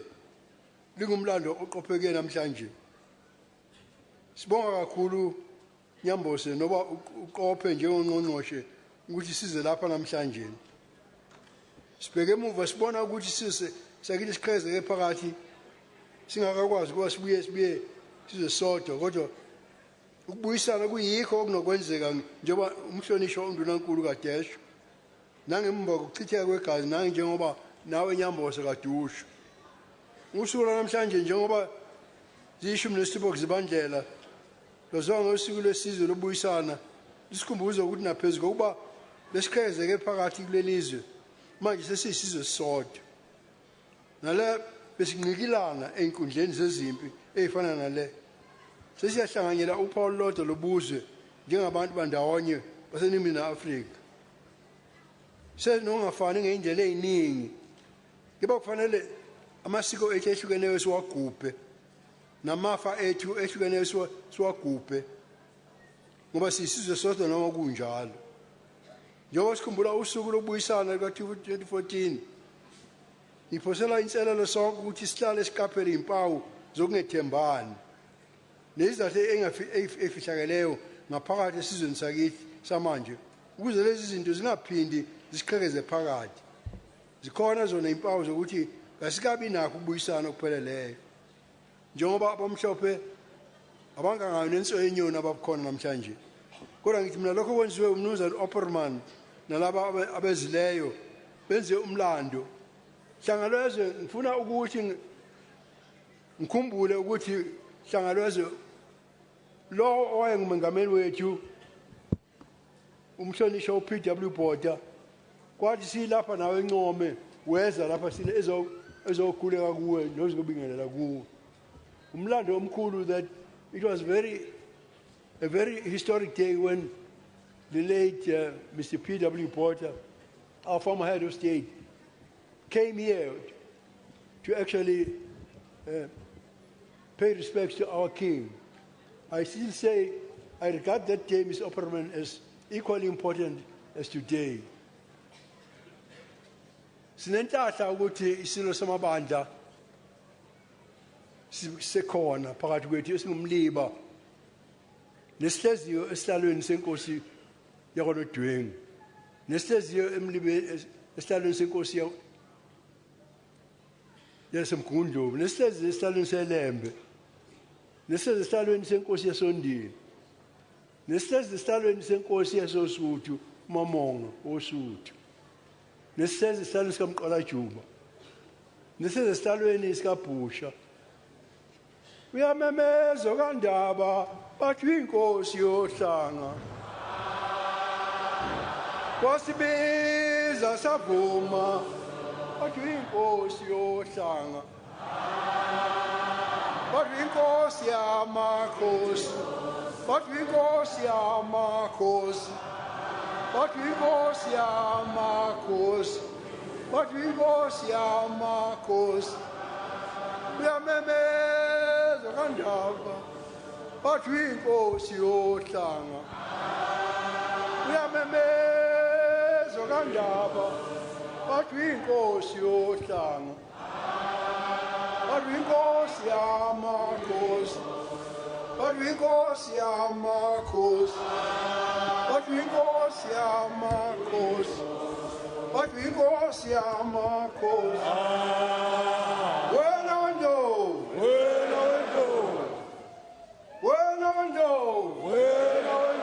bayethe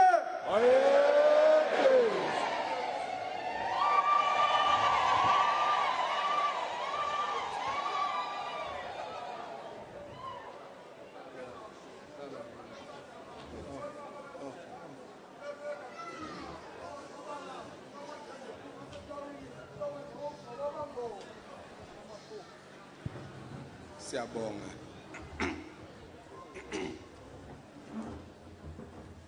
Angithokoze Nyambose njengomphathi wohlelo ube ungqongqoshe walomnyango esingawo lapha kulomkhosi engicabanga ukuthi ungumthandazo. Ngithokoza kakhulu kuba ungimeme ngibe ingxenye yalomkhosi ongumlando kithina njengesizwe samaZulu kanye nakwiningizimu Afrika yonkana. Ngithokoze Ncamalala ubukhona bakho njengomongameli wezwe kulomsebenzi ongumlando kwiningizimu Afrika yonkana futhi lo msebenzi owenziwe kwalolu hlobo uhulumeni wezwe emva kwenguquko ezaba khona ngo-1994. Angithokoze kakhulu ukuthi abantwana baseNdlunkulu neNdlunkulu bangiphelekezele ukuza kulomkhosi. Thokoze kakhulu Macingwane kuba khona kwakho njengondunankulu wesifundazwe. Ngibonge kakhulu ubukhona ukasekela ngqongqoshe wezokuphepha phakathi kwethu. Ngibonge kakhulu ubukhona bemeya yomzinyathi uNyambose njengoba lo mcimbi wenzakalela endaweni akhethwe ukuba ahole ngasohlangothini lwesimo sezokuthuthukiswa kwemphakathi. Ngithokoze kakhulu bukhona ubuholi bomdabu kuyo yonke imikhakha lapho buqhamuka khona. Ngibonga bukhona beinduna zamabutho nalabo abangabazukulwane bengqalabutho zemzabalazo ezweni lakithi ngo-1838 kulezi inkundla nakulezi inkalo.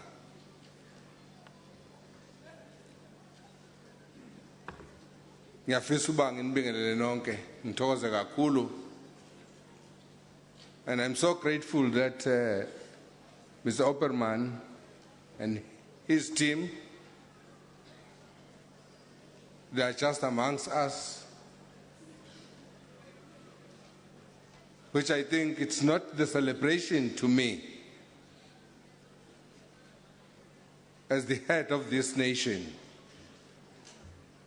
Because what happened during that time, it was not necessary.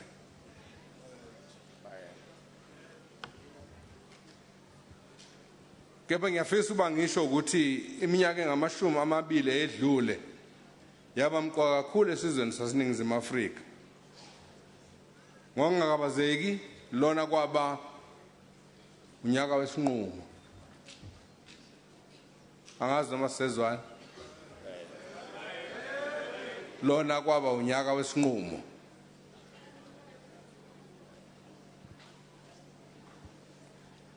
Mhlawumbe abanye abazungizwa kahle. Ngokungakabaseki lo nyaka ngithi kwaba unyaka wesinqumo. Ngonyaka 94 ngenyanga kaMbasa umphakathi waseNingizimu Afrika owawusuneminyaka engaphezulu kwamakhulu amane wabhekana ngeziqu zamehlo wathatha isinqumo esimqoka ngekusasa lawo. Ngonyaka 1994 umphakathi walabo ababengabacindezeli nalabo ababecindezelwe wathatha isinqumo sokwamukelana njengabantu bezwe elilodwa. Yize kwakunzima futhi kungakholakali lemphakathi yombili yenza into eyamangalisa umhlaba wonke lapho iya okhethweni noba isiqalo sempilo entsha kanjalo nomlando omusha wabantu beinhlanga zonke. Ngicabanga ukuthi ukuthathwa kwalolu suku kwakube reconciliation day kwathiwa ngesikhathi Mageba usengqongqoshe wezasekhaya. Ngicabanga ukuthi uma kwenzeka lento eyenzeka namhlanje kuwena usaphila iyakitaza enhlizweni yakho kwenzeka kwayo. Ube nenhlanhla ukuthi lezi zinto zenze kuphila njengomuntu omdala. Mphathi wohlelo Hlonishwa, lesinqumo engikhuluma ngaso kwaba ngesizukulwane esasinombono kwekusasa elingcono nelinokuthula. Lesizukulwane sethu sakhetha ukuthula kunempi, sakhetha ukubuyisana kunokwehlukana. Sonke sakhetha intuthuko kanjalo nekusasa elingcono lesizukulwane sethu.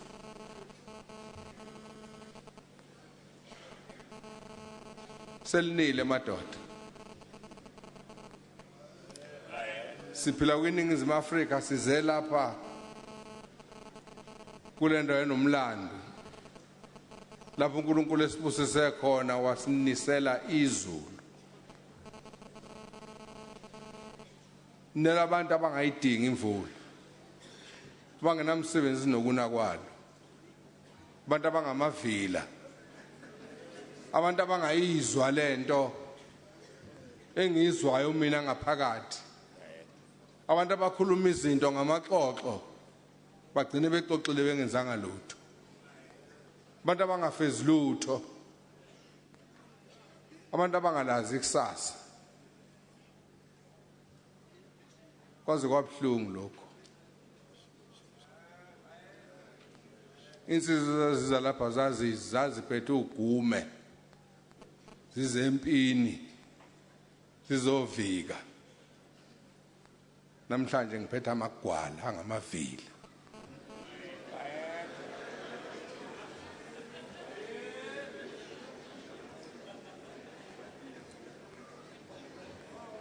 njengoba ngivama ukusho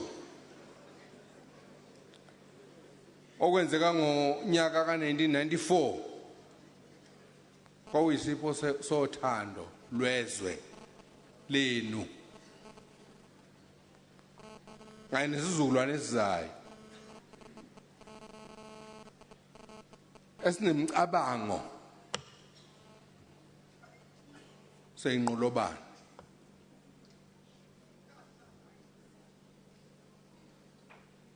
esihlangene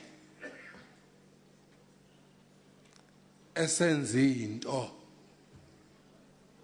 eyosimisa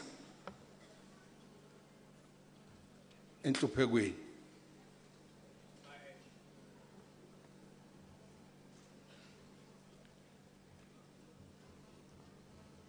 angazi mhlambe ngikhuluma nabantu abangayizwa kahle le ndaba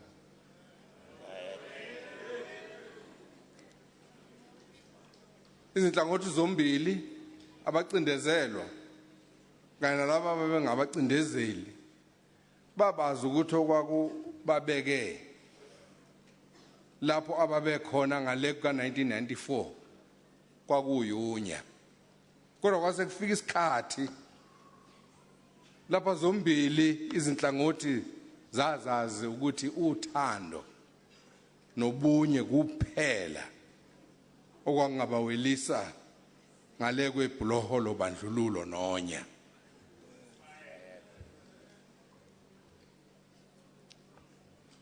ibridge kade siyolivula manje lokuxhumanisa abantu ngokwengqondo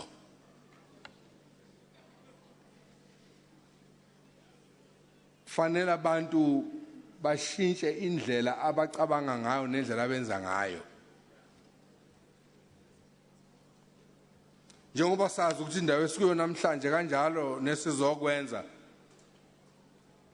kwisivivinyo sokuthi ngabe isinqumo sango1994 sisamile yini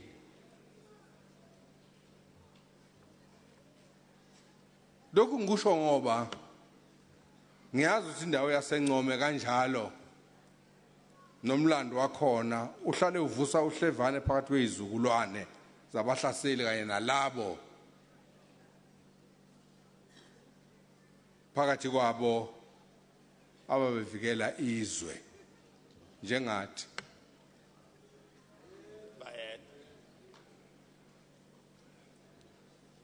akekho osaphilayo owayekhona ngaleso sikhathi kodwa umlando uyaphila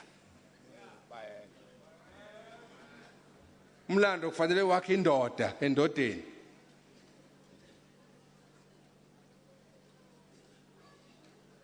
umlando kufanele uze nobuhlakani endodeni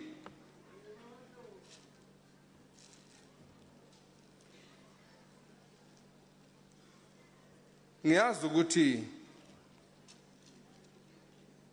abanye bazothi kubaluleke ngani ubiselo sikhulume ngalento ngihlushwa izinto uNkulunkulu angibonisa zona ngani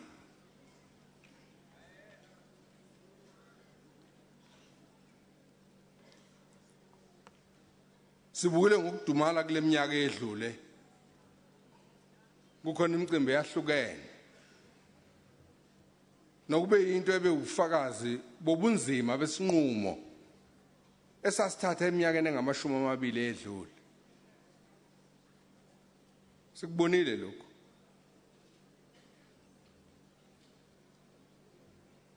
ngonyaka ozayo mhla ka-27 sobe siqala unyaka wokuqala kweminyaka engama-20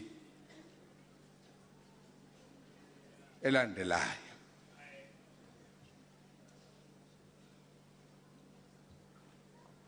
Ayikho into ukukhuluma nabantu ngento eyimpilo yabo bangezwa.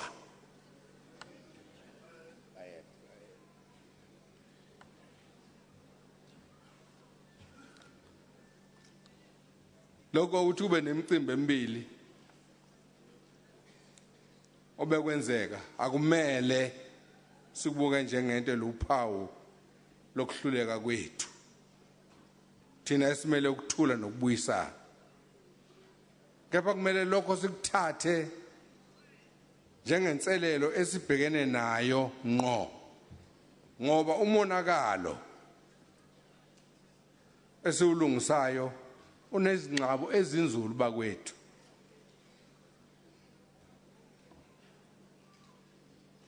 Esikwenzayo ukukhuhla isilonda nokukhuhla insila. Okulukhulu ukuyikhuhla nhlangothi zombili. Ebaleni elimnyama nelimhlophe. Konke ongafanele siyifihle. Iqiniso lithi akusona isizukulwane sabahlaseli kuphela esinenkinga yokungakwazi ukuxolisa nokwamukela iphutha. Kepha nesizukulwane salabo ababevikela izwe labo naso isizukulwane leso sinenkinga yokungakwazi ukwedlulisa.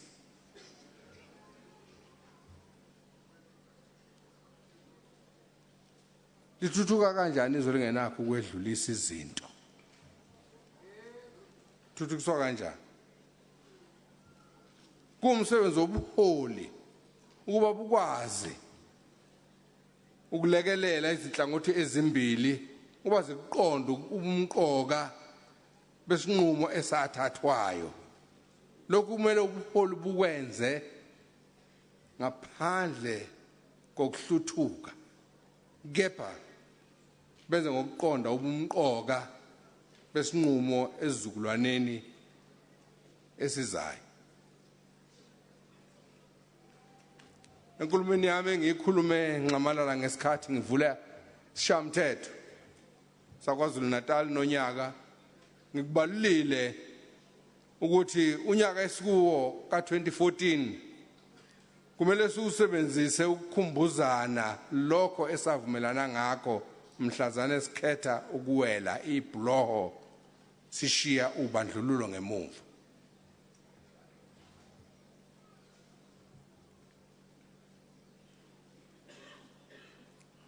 Kumele siqonde ukuthi okwakumqoka ekuweleni kwethu kwaba ukuvumelana ukuthi siwela njengesizwe hayi njengemihlambi yahlukeneyo.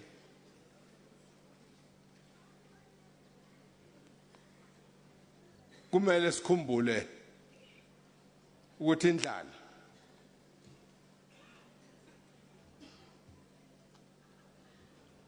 intuthuko kayinanhlangano yepolitiki kepha ngeyabantu bonke.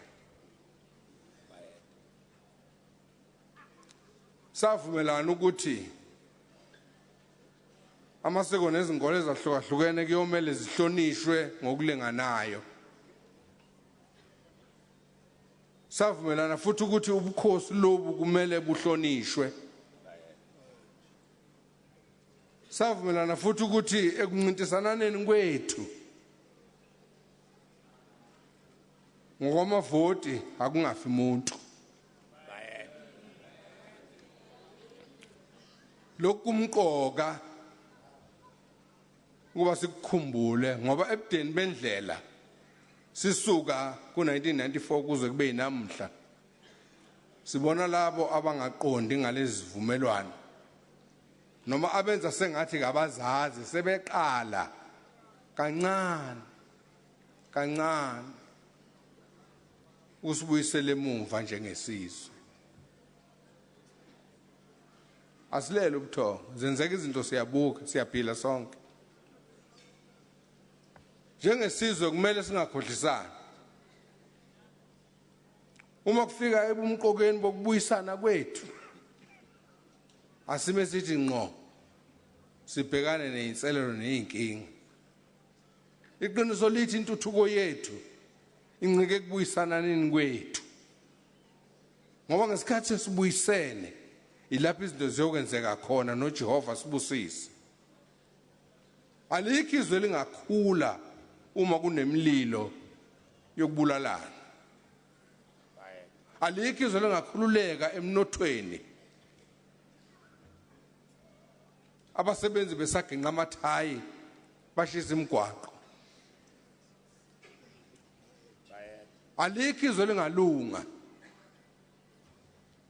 uma isimo sinjalo ngoba alikho izwe lingaletha imali yalo ezweleni nabantu abateleka zonke izinsuku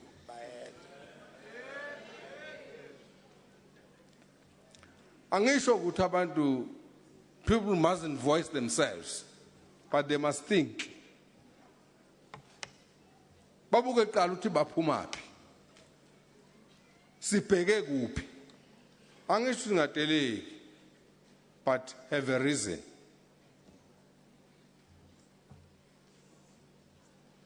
nami ngeke ngithathe imali ngiyifaka kwelinye izwe elinomlilo ngeke ngikwenze lokho nomuzu onendoda enolaka nomfazi onolaka ngikwazi ukuya kuwo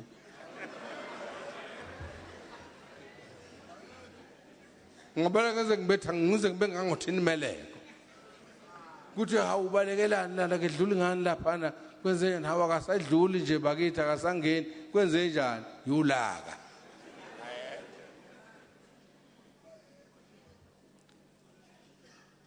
ngakho njengomuntu omdala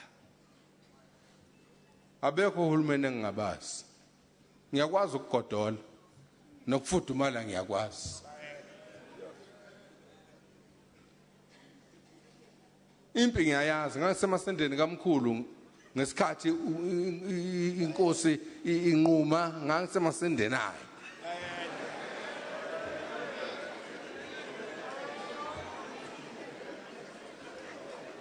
ngakho umuntu uma ekhuluma ngempi kufanele aqonde kahle ukuthi ukhuluma ngani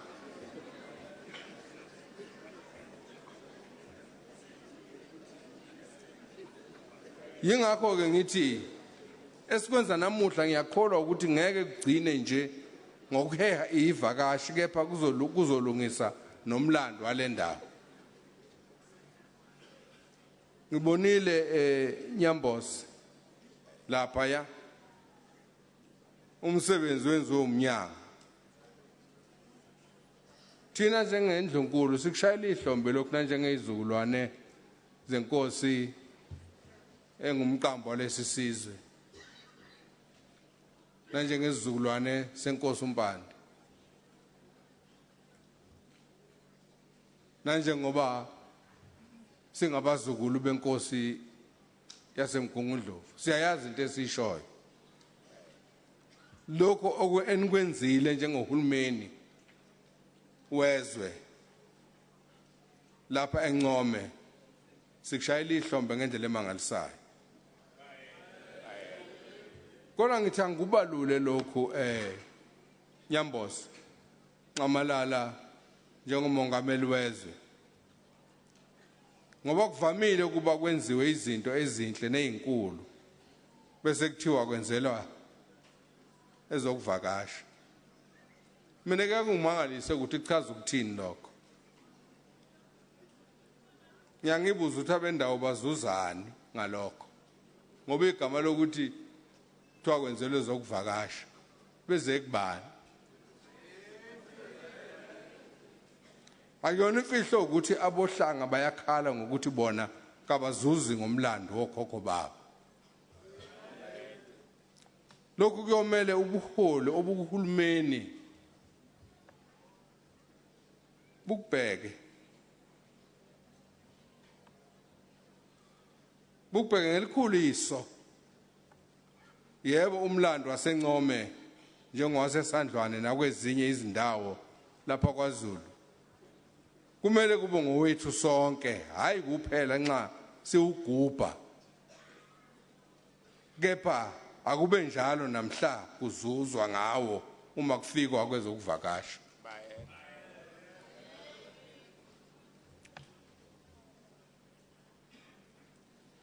Ngomhla zingama-25 uNdlukule ngihamba naye wayengekho kwakufihlwa umama wakhe lapha eMgungundlovu umama Mazondi yonke indlunkulu eningi yayihambile lapha ya khona kodwa ngalelo langa ngangilapha neSandlwane ngamalala kwehla umoya ingcwele kimi wathi angikusho lokho ukuthi ngoba wanqoba ngothi entabeni iSandlwane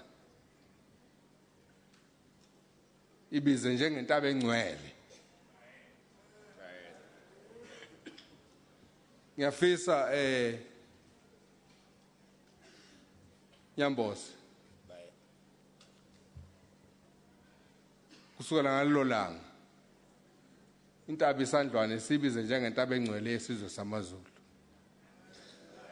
ngoba ilapho khona sanqoba khona ngothi uNkulunkulu wehlele othini beza neibhamu beza nombayimbayi nayo yonke inhlobo yesikhali sizobanjwa. Uyazi umntwana besilapha na ondini mhla zizine kuJuly lapho sasikhumbula khona omkhulu abahlaselwa impi yamangisi siza nayo yonke indlela yokuhlasela lapho namakhosi ayekhona ngalobo busuku ngenza umsebenzi wokucisha umlilo owawushisa izwe lakwaZulu ngoba ukusha kwesigodlo sasondeni mhla zizine ngo-1879 kuJuly wawumlilo owufuzwe uba wacishwa emandulo sawucisha lo mlilo ngesiko lethu ukuze leyo mlilo ingabi lokhu isishisa kuleli kaMthani ngoba kudamane kusuka iqubula nje amaqubula nje ezinye ke zezinto lezo engithi ngamalala kangizisho nawe ukhona ngoba intaba iSandlwane uma singayithathi njengentaba engcwele lapha esanqoba khona isitha sisihlasela soba sikenzi lutho ezweni lakithi. Ingakho ke Nyambose inselelo obhekene nayo inkulu ukuqinisekisa ukuthi akugcini nje kuphela ngokwakhiwa kwezikhungo kepha zona lezi zikhungo ziba nomlando okuyiwo wendawo.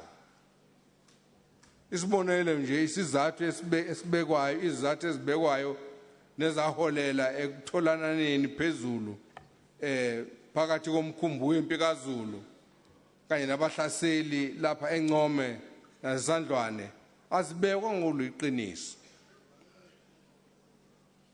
Akulona nje iqiniso ukuthi kuthiwe uZulu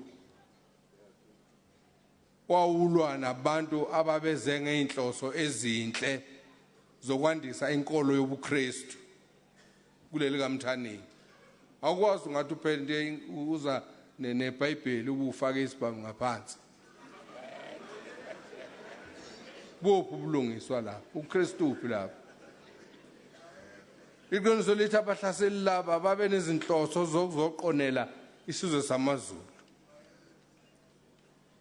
Nemfundiso zeke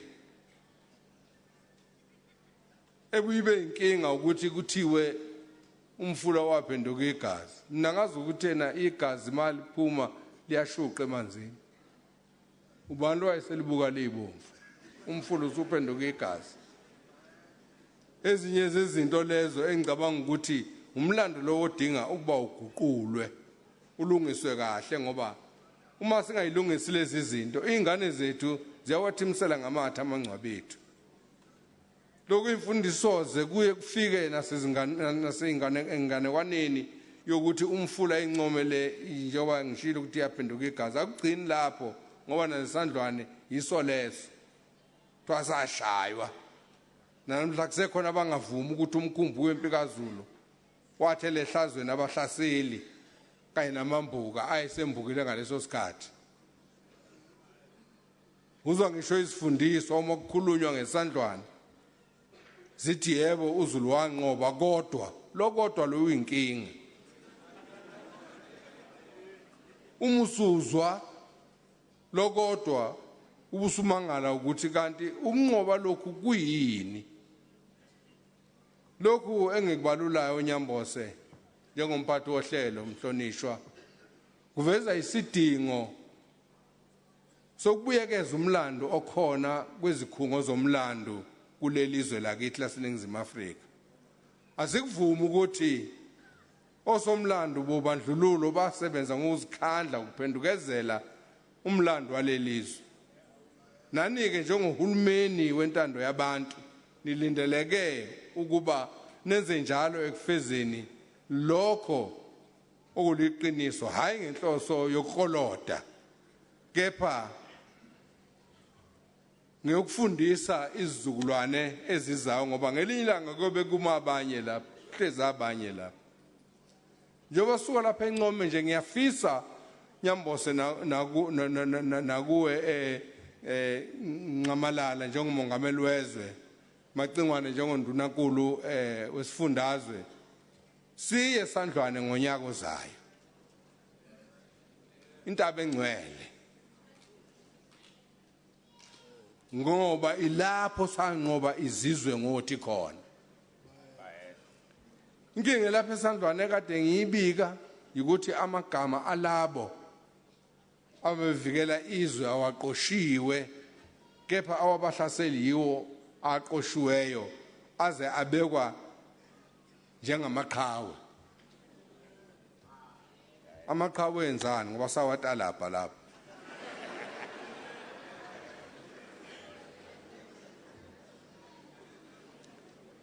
Izwe lonke lungifakazi ukuthi lokhu sengikhulume iminyaka eminingi kungenzeki lutho.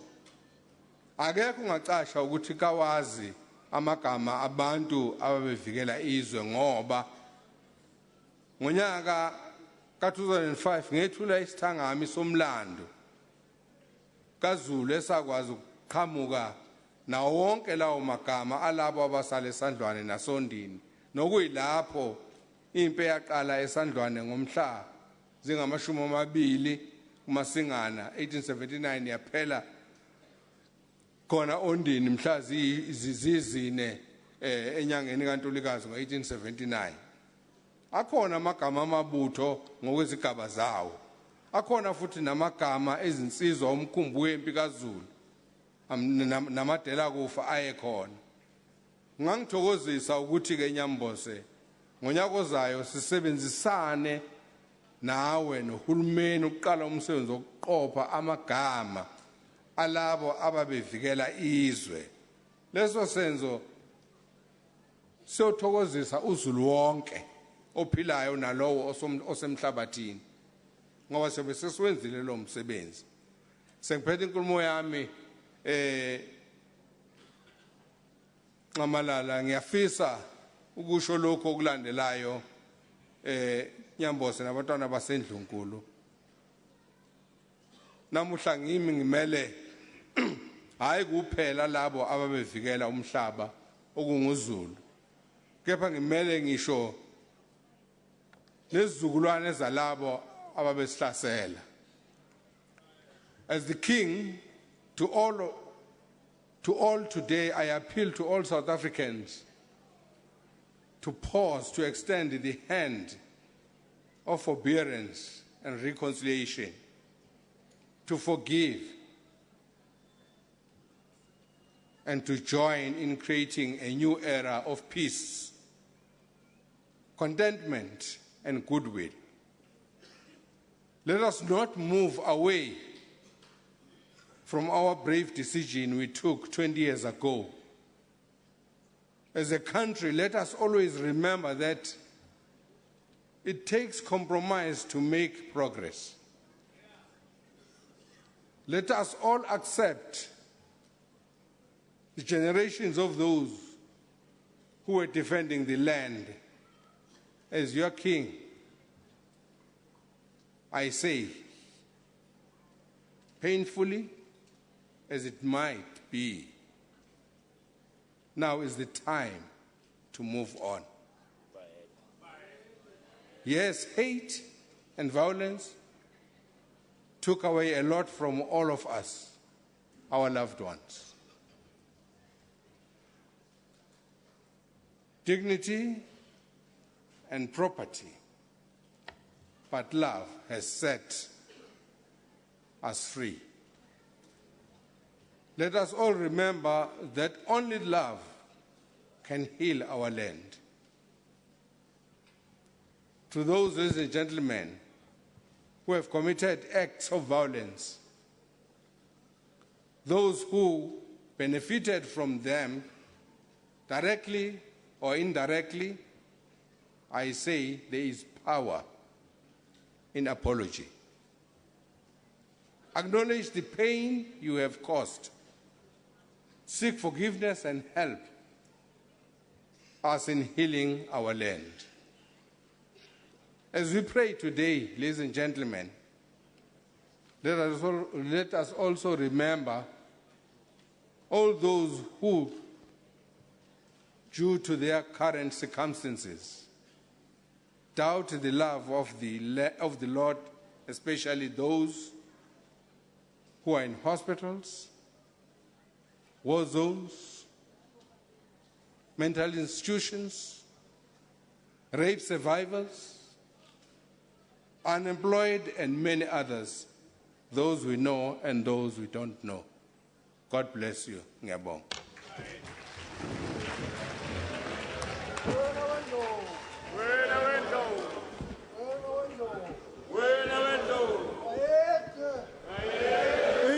No papa kandagamenzi dabake ulalele lomntu memezayo memeze ngathi uyakhala uyalila uthi igula likajama ichithekile chithwa ingqwele endala akithi wamalandela besibindi buthelezi kokhuthazela umntakandaba bemthuka bemcokofula bethi uzolithini kayikubusa bethi kayikubankosi kanti bamgcoba amafutha empepho yakithi wamalandela usodidasi inkonyana encane kandaba edidimbala umphikeleli wensizwa phela namadoda kwaZulu esephelelwa ngamandla umaphokophela longensizwa edinikana ubhejana phuma esiqiwini kade bekuvalele ngalonde kagabela akengazoyise hlanga lomhlaba.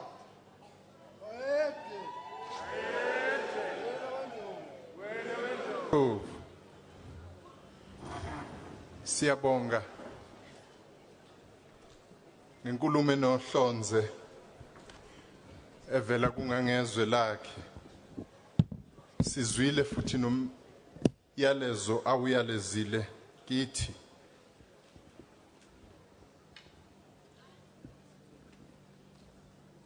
Silalele sivula indlebe sizwile hlangalezo. Sizwile indaba yaseSandlwana uthi leya ntaba eSandlwana umlando wayo uthini, ufanele senzeni ngawo nangayo nomlando wakhona. Cha silo esikhulu abathi uZulu wawina eSandlwana kodwa hayi abangazi nje, angiboni fanele sikhathazeke ngalokho. Kufanele siqondise nje ukuthi kodwa akekho, kodwa sizwile futhi nesikhalo sesilo samabandla onke. Sizoyilandela zonke izinto ezibekiwe ngoba ziwumlando wesizwe sase-South Africa, hayi kuphela abantu bamaZulu.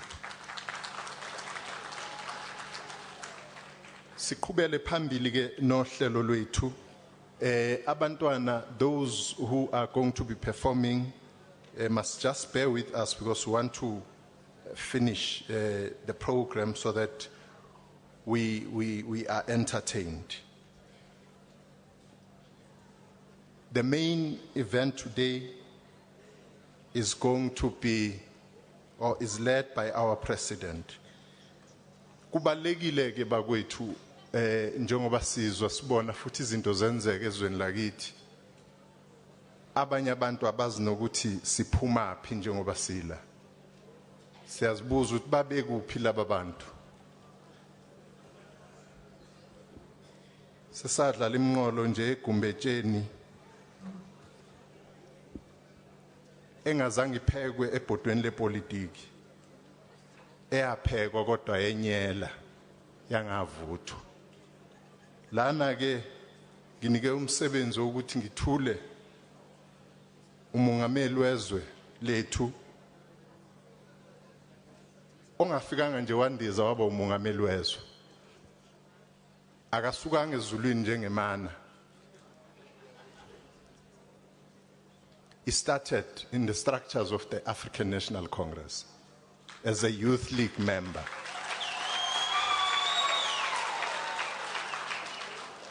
But one thing he did, he joined the ANC whilst he was still underage.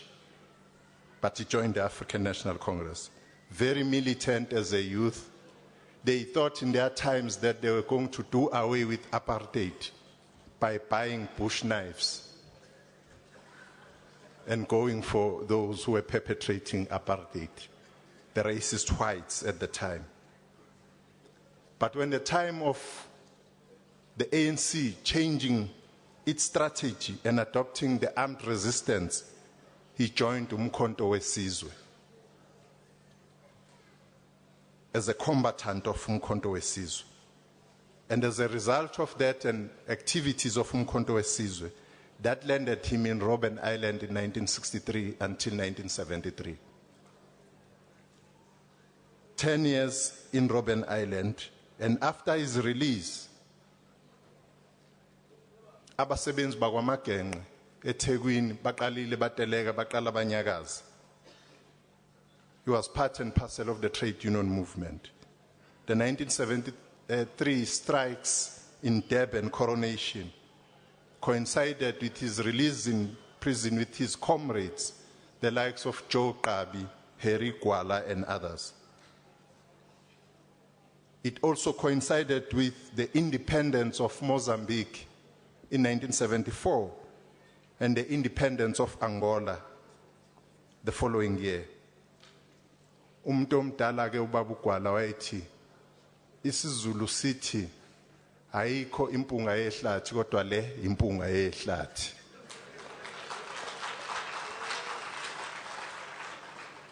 The African National Congress, under the leadership of Oliver Reginald Tambo, the president of the ANC, gave him the responsibility to be the head of intelligence of the African National Congress.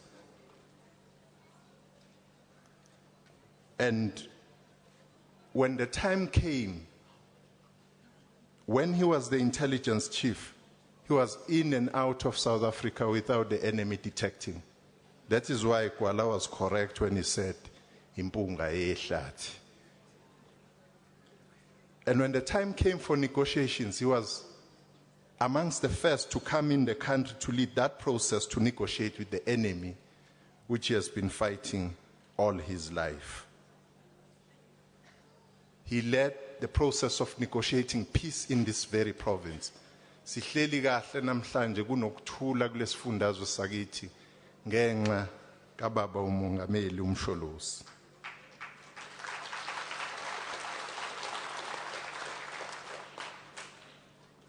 It was not surprising, therefore, when he was elected president of the ANC in 2007 in Polokwane and elected President of the Republic of South Africa in 2009, he was re-elected in 2012 as the President of the African National Congress in the ANC National Conference in Mangaung, and again re-elected as the President of the Republic of South Africa in May 2014.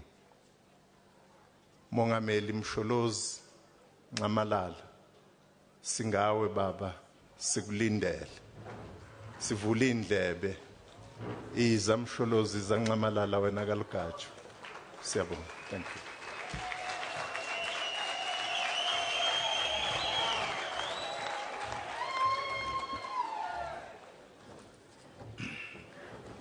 Siyabonga ngqongqoshe. Hlanga lomhlabathi silo samabandla.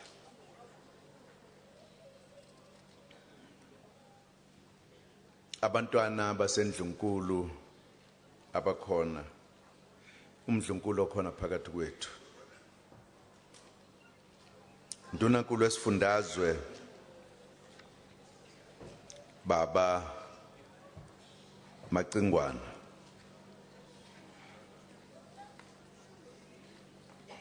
Mphathiswa Nyambose ophethe uhlelo, umphathiswa obhekene nomnyango we-Arts and Culture, nabaphathiswa bakwi-province abakhona phakathi kwethu, nongqongqoshe kanye namaphini ongqongqoshe.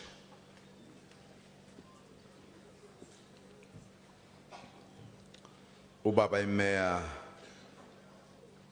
yomkhandlu waseMzinyathi, nemeya umkhandlu waseNquthu, Ndabezitha umntwana okaphinda ngene, nomongameli weNkatha Freedom Party,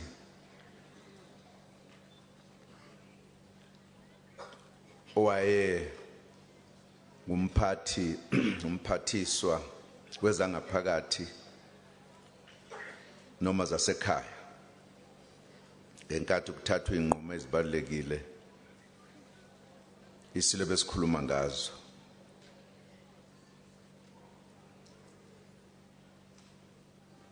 Inkosi yesizwe sakamlifi nenkosi yesizwe sakangobese, amakhosi onke asendlunkulu akhona phakathi kwethu. The representatives of the Afrikaner community who are among us, particularly Mr. Opperman, and the work that we have done. Members of the diplomatic corps, esteemed guests, Mphakathi waseNquthu namaphethelo, fellow South Africans,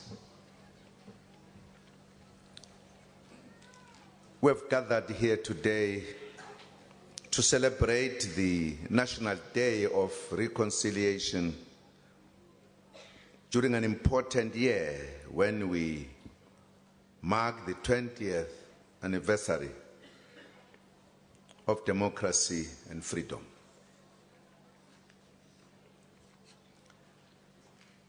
Last year, Reconciliation Day was marked through the unveiling of the statue of our founding President Nelson Rolihlahla Mandela at the Union Buildings in Pretoria. It was a difficult period for the country and the culmination of 10 days of mourning after the passing on of our global icon. It is befitting that today we are gathering at a venue that has been the source of pain and conflict and which caused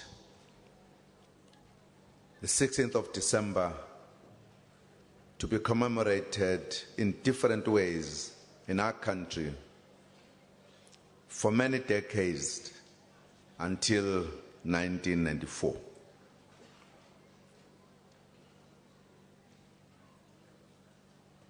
this day in our history witnessed one of the brutal conflicts between the Zulu nation and the Afrikaner people, impi yaseNcome, or the Battle of Isandlwana. To this day, we continue to deal with the legacy of colonialism of a special type that deprived the African people of their land and made them pariahs in their motherland. Owing to the deep divisions of the past, December 16 before 1994 had a different meaning to different people, depending on their racial or ethnic backgrounds, or even their ideological orientation. For some, it was a symbol of triumph. For others, the symbol of resistance and pain, or alternatively, a bitter, potent experience of wars, of dispossession. For the Afrikaner people, December 16th became the day of vow and the day of the covenant, remembering the success over the Zulu nation.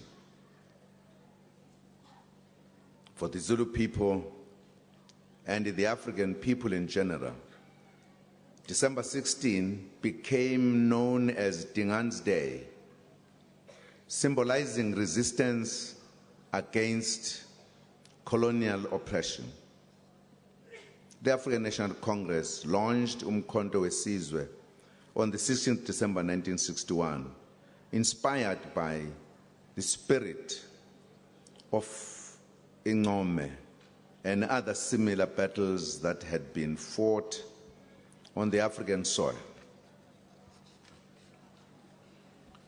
For many decades, December 16 became the day on which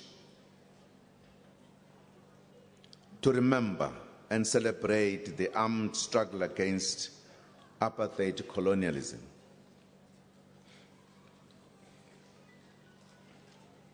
Njengoba sihlangene lapha namhlanje sikhumbula ukuthi lolu suku lomhla we-16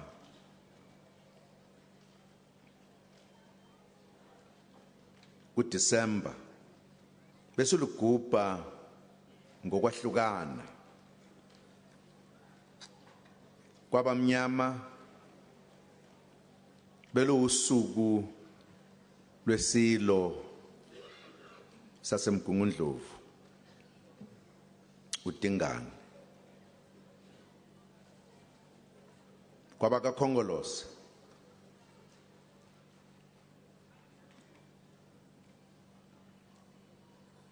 nababesemzabalazweni jikelele usuku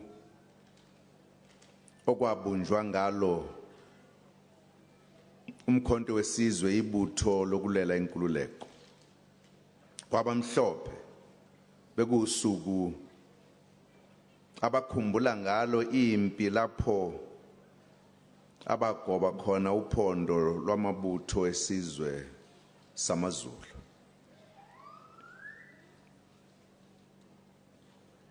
Ngokufika kwenkululeko ngo-1994, uhulumeni wabona ukuthi ukuze kwakheke isizwe esisha, lolu suku makube usuku lokubuyisana ezweni jikelele lakithi. Isilo samabandla enkulumeni yaso silubeke ngendlela enobuhlakani obukhulu ukuthi kwakuba usuku lokuthatha isinqumo ukuthi sishiye okwakwenzeka ngaphambili, sibuyisane sakhe izwe. isilo sikugcizelele kakhulu lokhu ngicabanga ukuthi sizwile ukuthi ayikho into eyimbuyiselo ekuzondaneni nokubukana kabi uma senza lokho ngeke lithuthukizwe izwe lethu.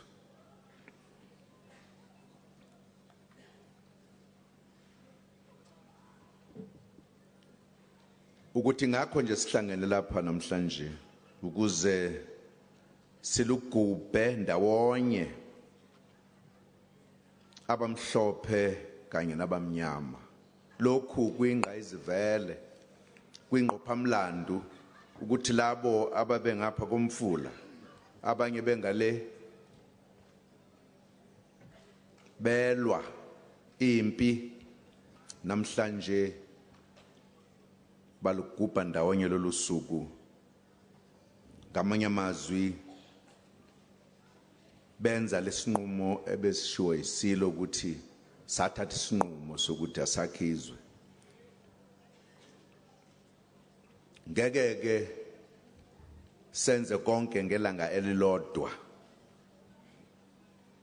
Ukwakha isizwe kuthatha isikhathi. Noma ngesinye isikhathi kushesha uma umuntu ezimisele. Siyazi ukuthi isilo eLembe asiqedanga 20 eminyaka, kwaba 10 nje. Sakha isizwe namhlanje esiziqhenyayo. Uma sizimisele singasakha lesizwe esikhathini esifishane. Noma isiZulu sithi impandla iqala ngenhlonhlo, kodwa abanye ziyashesha impandla.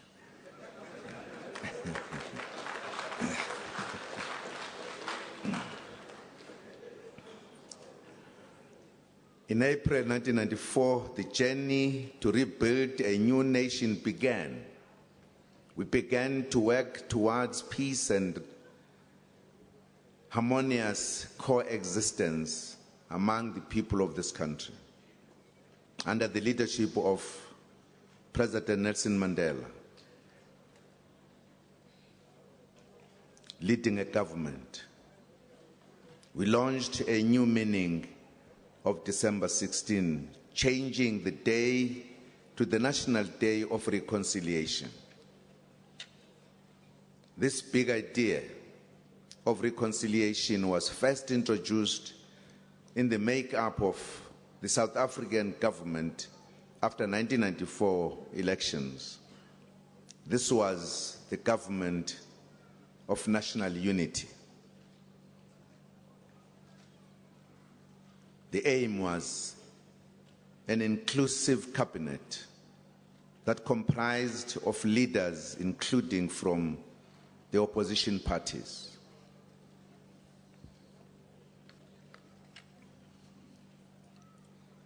That step of establishing a government of national unity was very important as a beginning to build our nation.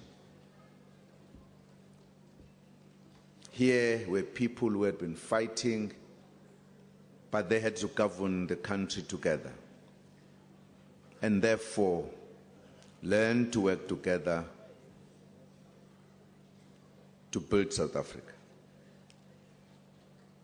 This was one of the most difficult undertakings in the history of mankind. We had no choice but to work together to bring peace, stability, and a common future to ancestral land. 20 years later, we look back with great pride at the achievements that we have scored, including this historic day today. It took the political acumen and astuteness of our leaders of all political formations led by the ANC to change and champion the idea of reconciliation. will recall that in his message of December 1995, at the first celebration of the Day of Reconciliation, the late President Mandela said the following, and I quote, "We, the people of South Africa, have made a decisive and irreversible break with the past. We have in real life declared our shared allegiance to justice, non-racialism, and democracy. Our yearning for a peaceful and harmonious nation of equals. But we do know that healing the wounds of the past and freeing ourselves of its burden will be a long and demanding task." Unquote.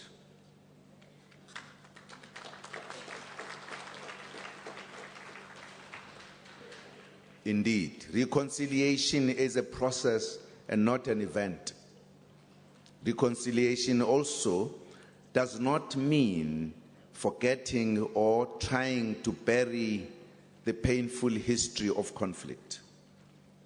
It means that while we remember the pain of the past, we will not allow it to stop us from building a better tomorrow. Generations to come will testify that people who lived through this period of transition from apartheid colonialism to a new non-racial democratic society were a truly wonderful and remarkable generation to have been able to overcome fear, hatred, and pain to build a new non-racial future. Today, we have reached another crucial milestone, adding to the achievements of the South African people. It is a huge significance that both the Zulu and Afrikaner people have come together today to mark this important historical day together. Instead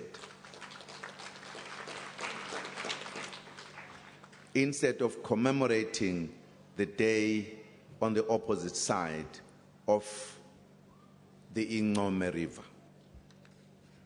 Both groups have crossed the river and crossed the bridge in the literal and figurative sense, which demonstrates that reconciliation is possible if both sides make an effort. We have unveiled the reconciliation bridge between Ncome and Blood River heritage sites. These have been divided for a century and decades. We have also unveiled the new interpretive center at Ncome. This center of memory will tell our story in generations to come and reveal our history and heritage. Both the bridge and the memory center are a symbol of our quest to create a caring and proud society where everyone has a sense of belonging. It is the South Africa that belongs to all, as envisaged in the Freedom Charter and the Constitution of the Republic. This has reminded us that we have to continue building a new society, a truly united, non-racial, non-sexist, and prosperous South Africa together. In the program of action that we are implementing since May 2014, based on the National Development Plan, social cohesion, and nation building are key priorities.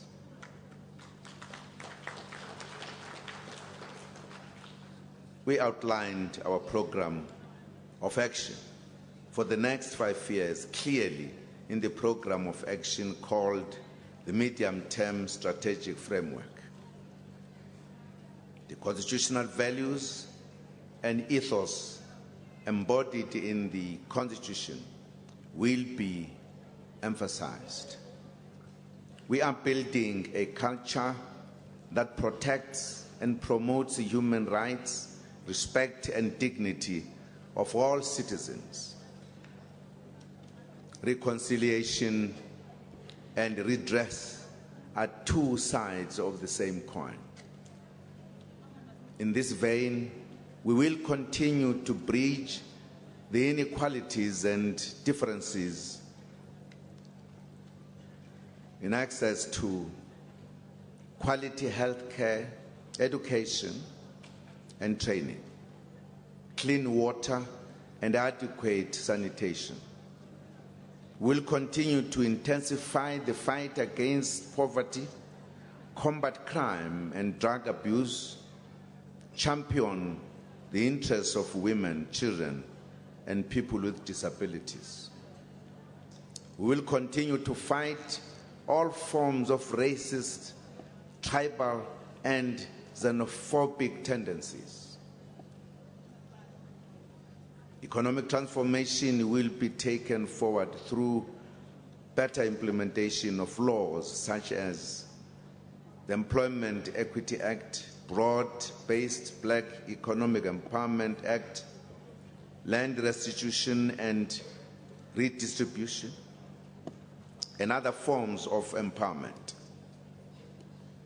Cultural redress will continue through the improved utilization of African languages in public institutions, including our schools. In the society we envisage, the sharing of common space across race and class will be enabled through instituting sustained community dialogues and improving basic services.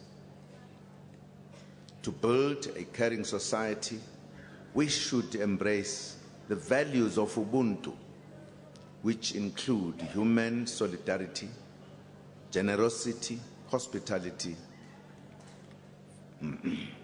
friendliness, caring, compassion, harmony, forgiveness, and good neighborliness. This is a responsibility of all South Africans, not just government alone. We also intend to continue elevating sports at both community and school levels in order to enhance the talents of our children and youth and to promote nation building and unity. Allow me to take this opportunity to extend once again our hearty congratulations to our Miss South Africa, Miss Ronald Strauss.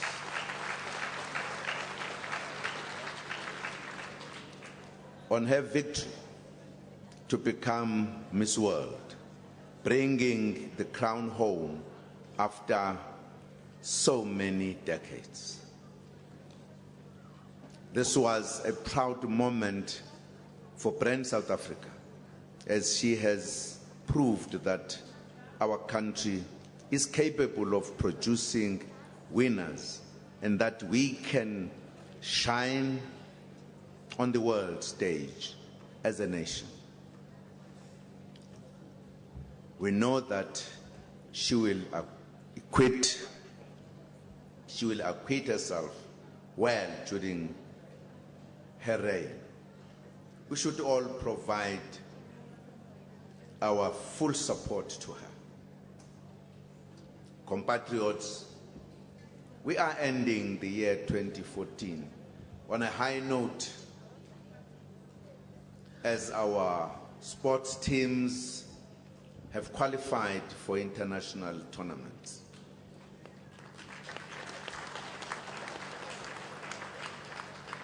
We extend good wishes to the Amantombazana, the national netball team, the national cricket team, the Proteas, and the national rugby team, the Springboks, during their respective international championships, campaignings that they will be doing next year. We also congratulate Bafana Bafana for qualifying to participate in the African Cup of Nations on their own, not because they are hosting.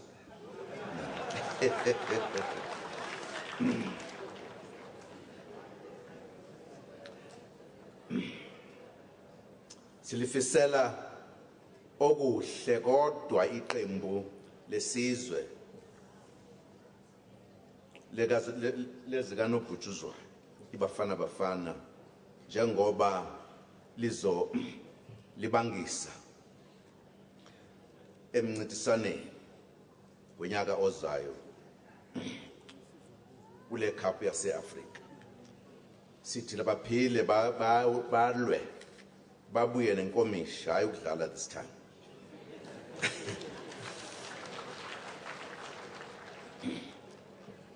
All our goals of nation building, not racial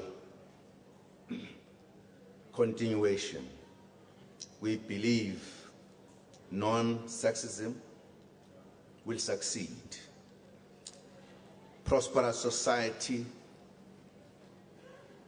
will triumph. Unity of our nation will continue. South Africa first. We should always say South Africa comes first. Together, we move South Africa forward. Thank you very much.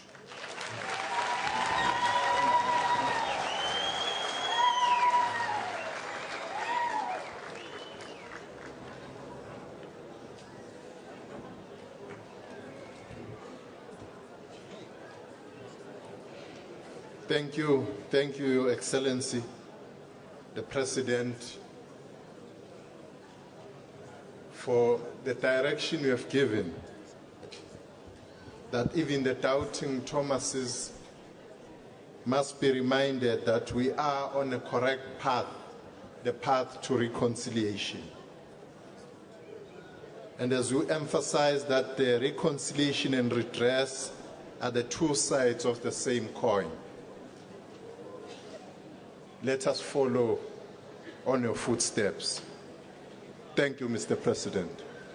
We can give him another round of applause.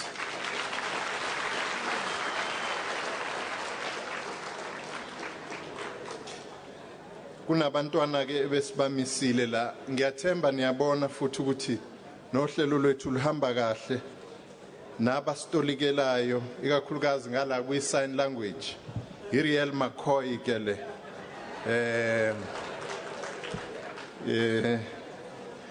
sino Puluhola usilibano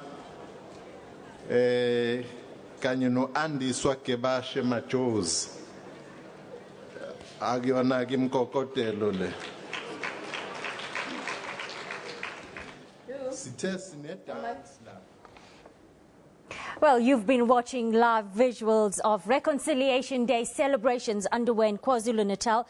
President Jacob Zuma, of course, has just wrapped up his address envisaging a society that embraces the values of Ubuntu, and also saying we are indeed ending the year on a high note with a host of sporting successes and, of course, our own Rolene Strauss clinching the Miss World title this week. Well, it's time now to take a short break. We'll be right back with more news. Stay with us.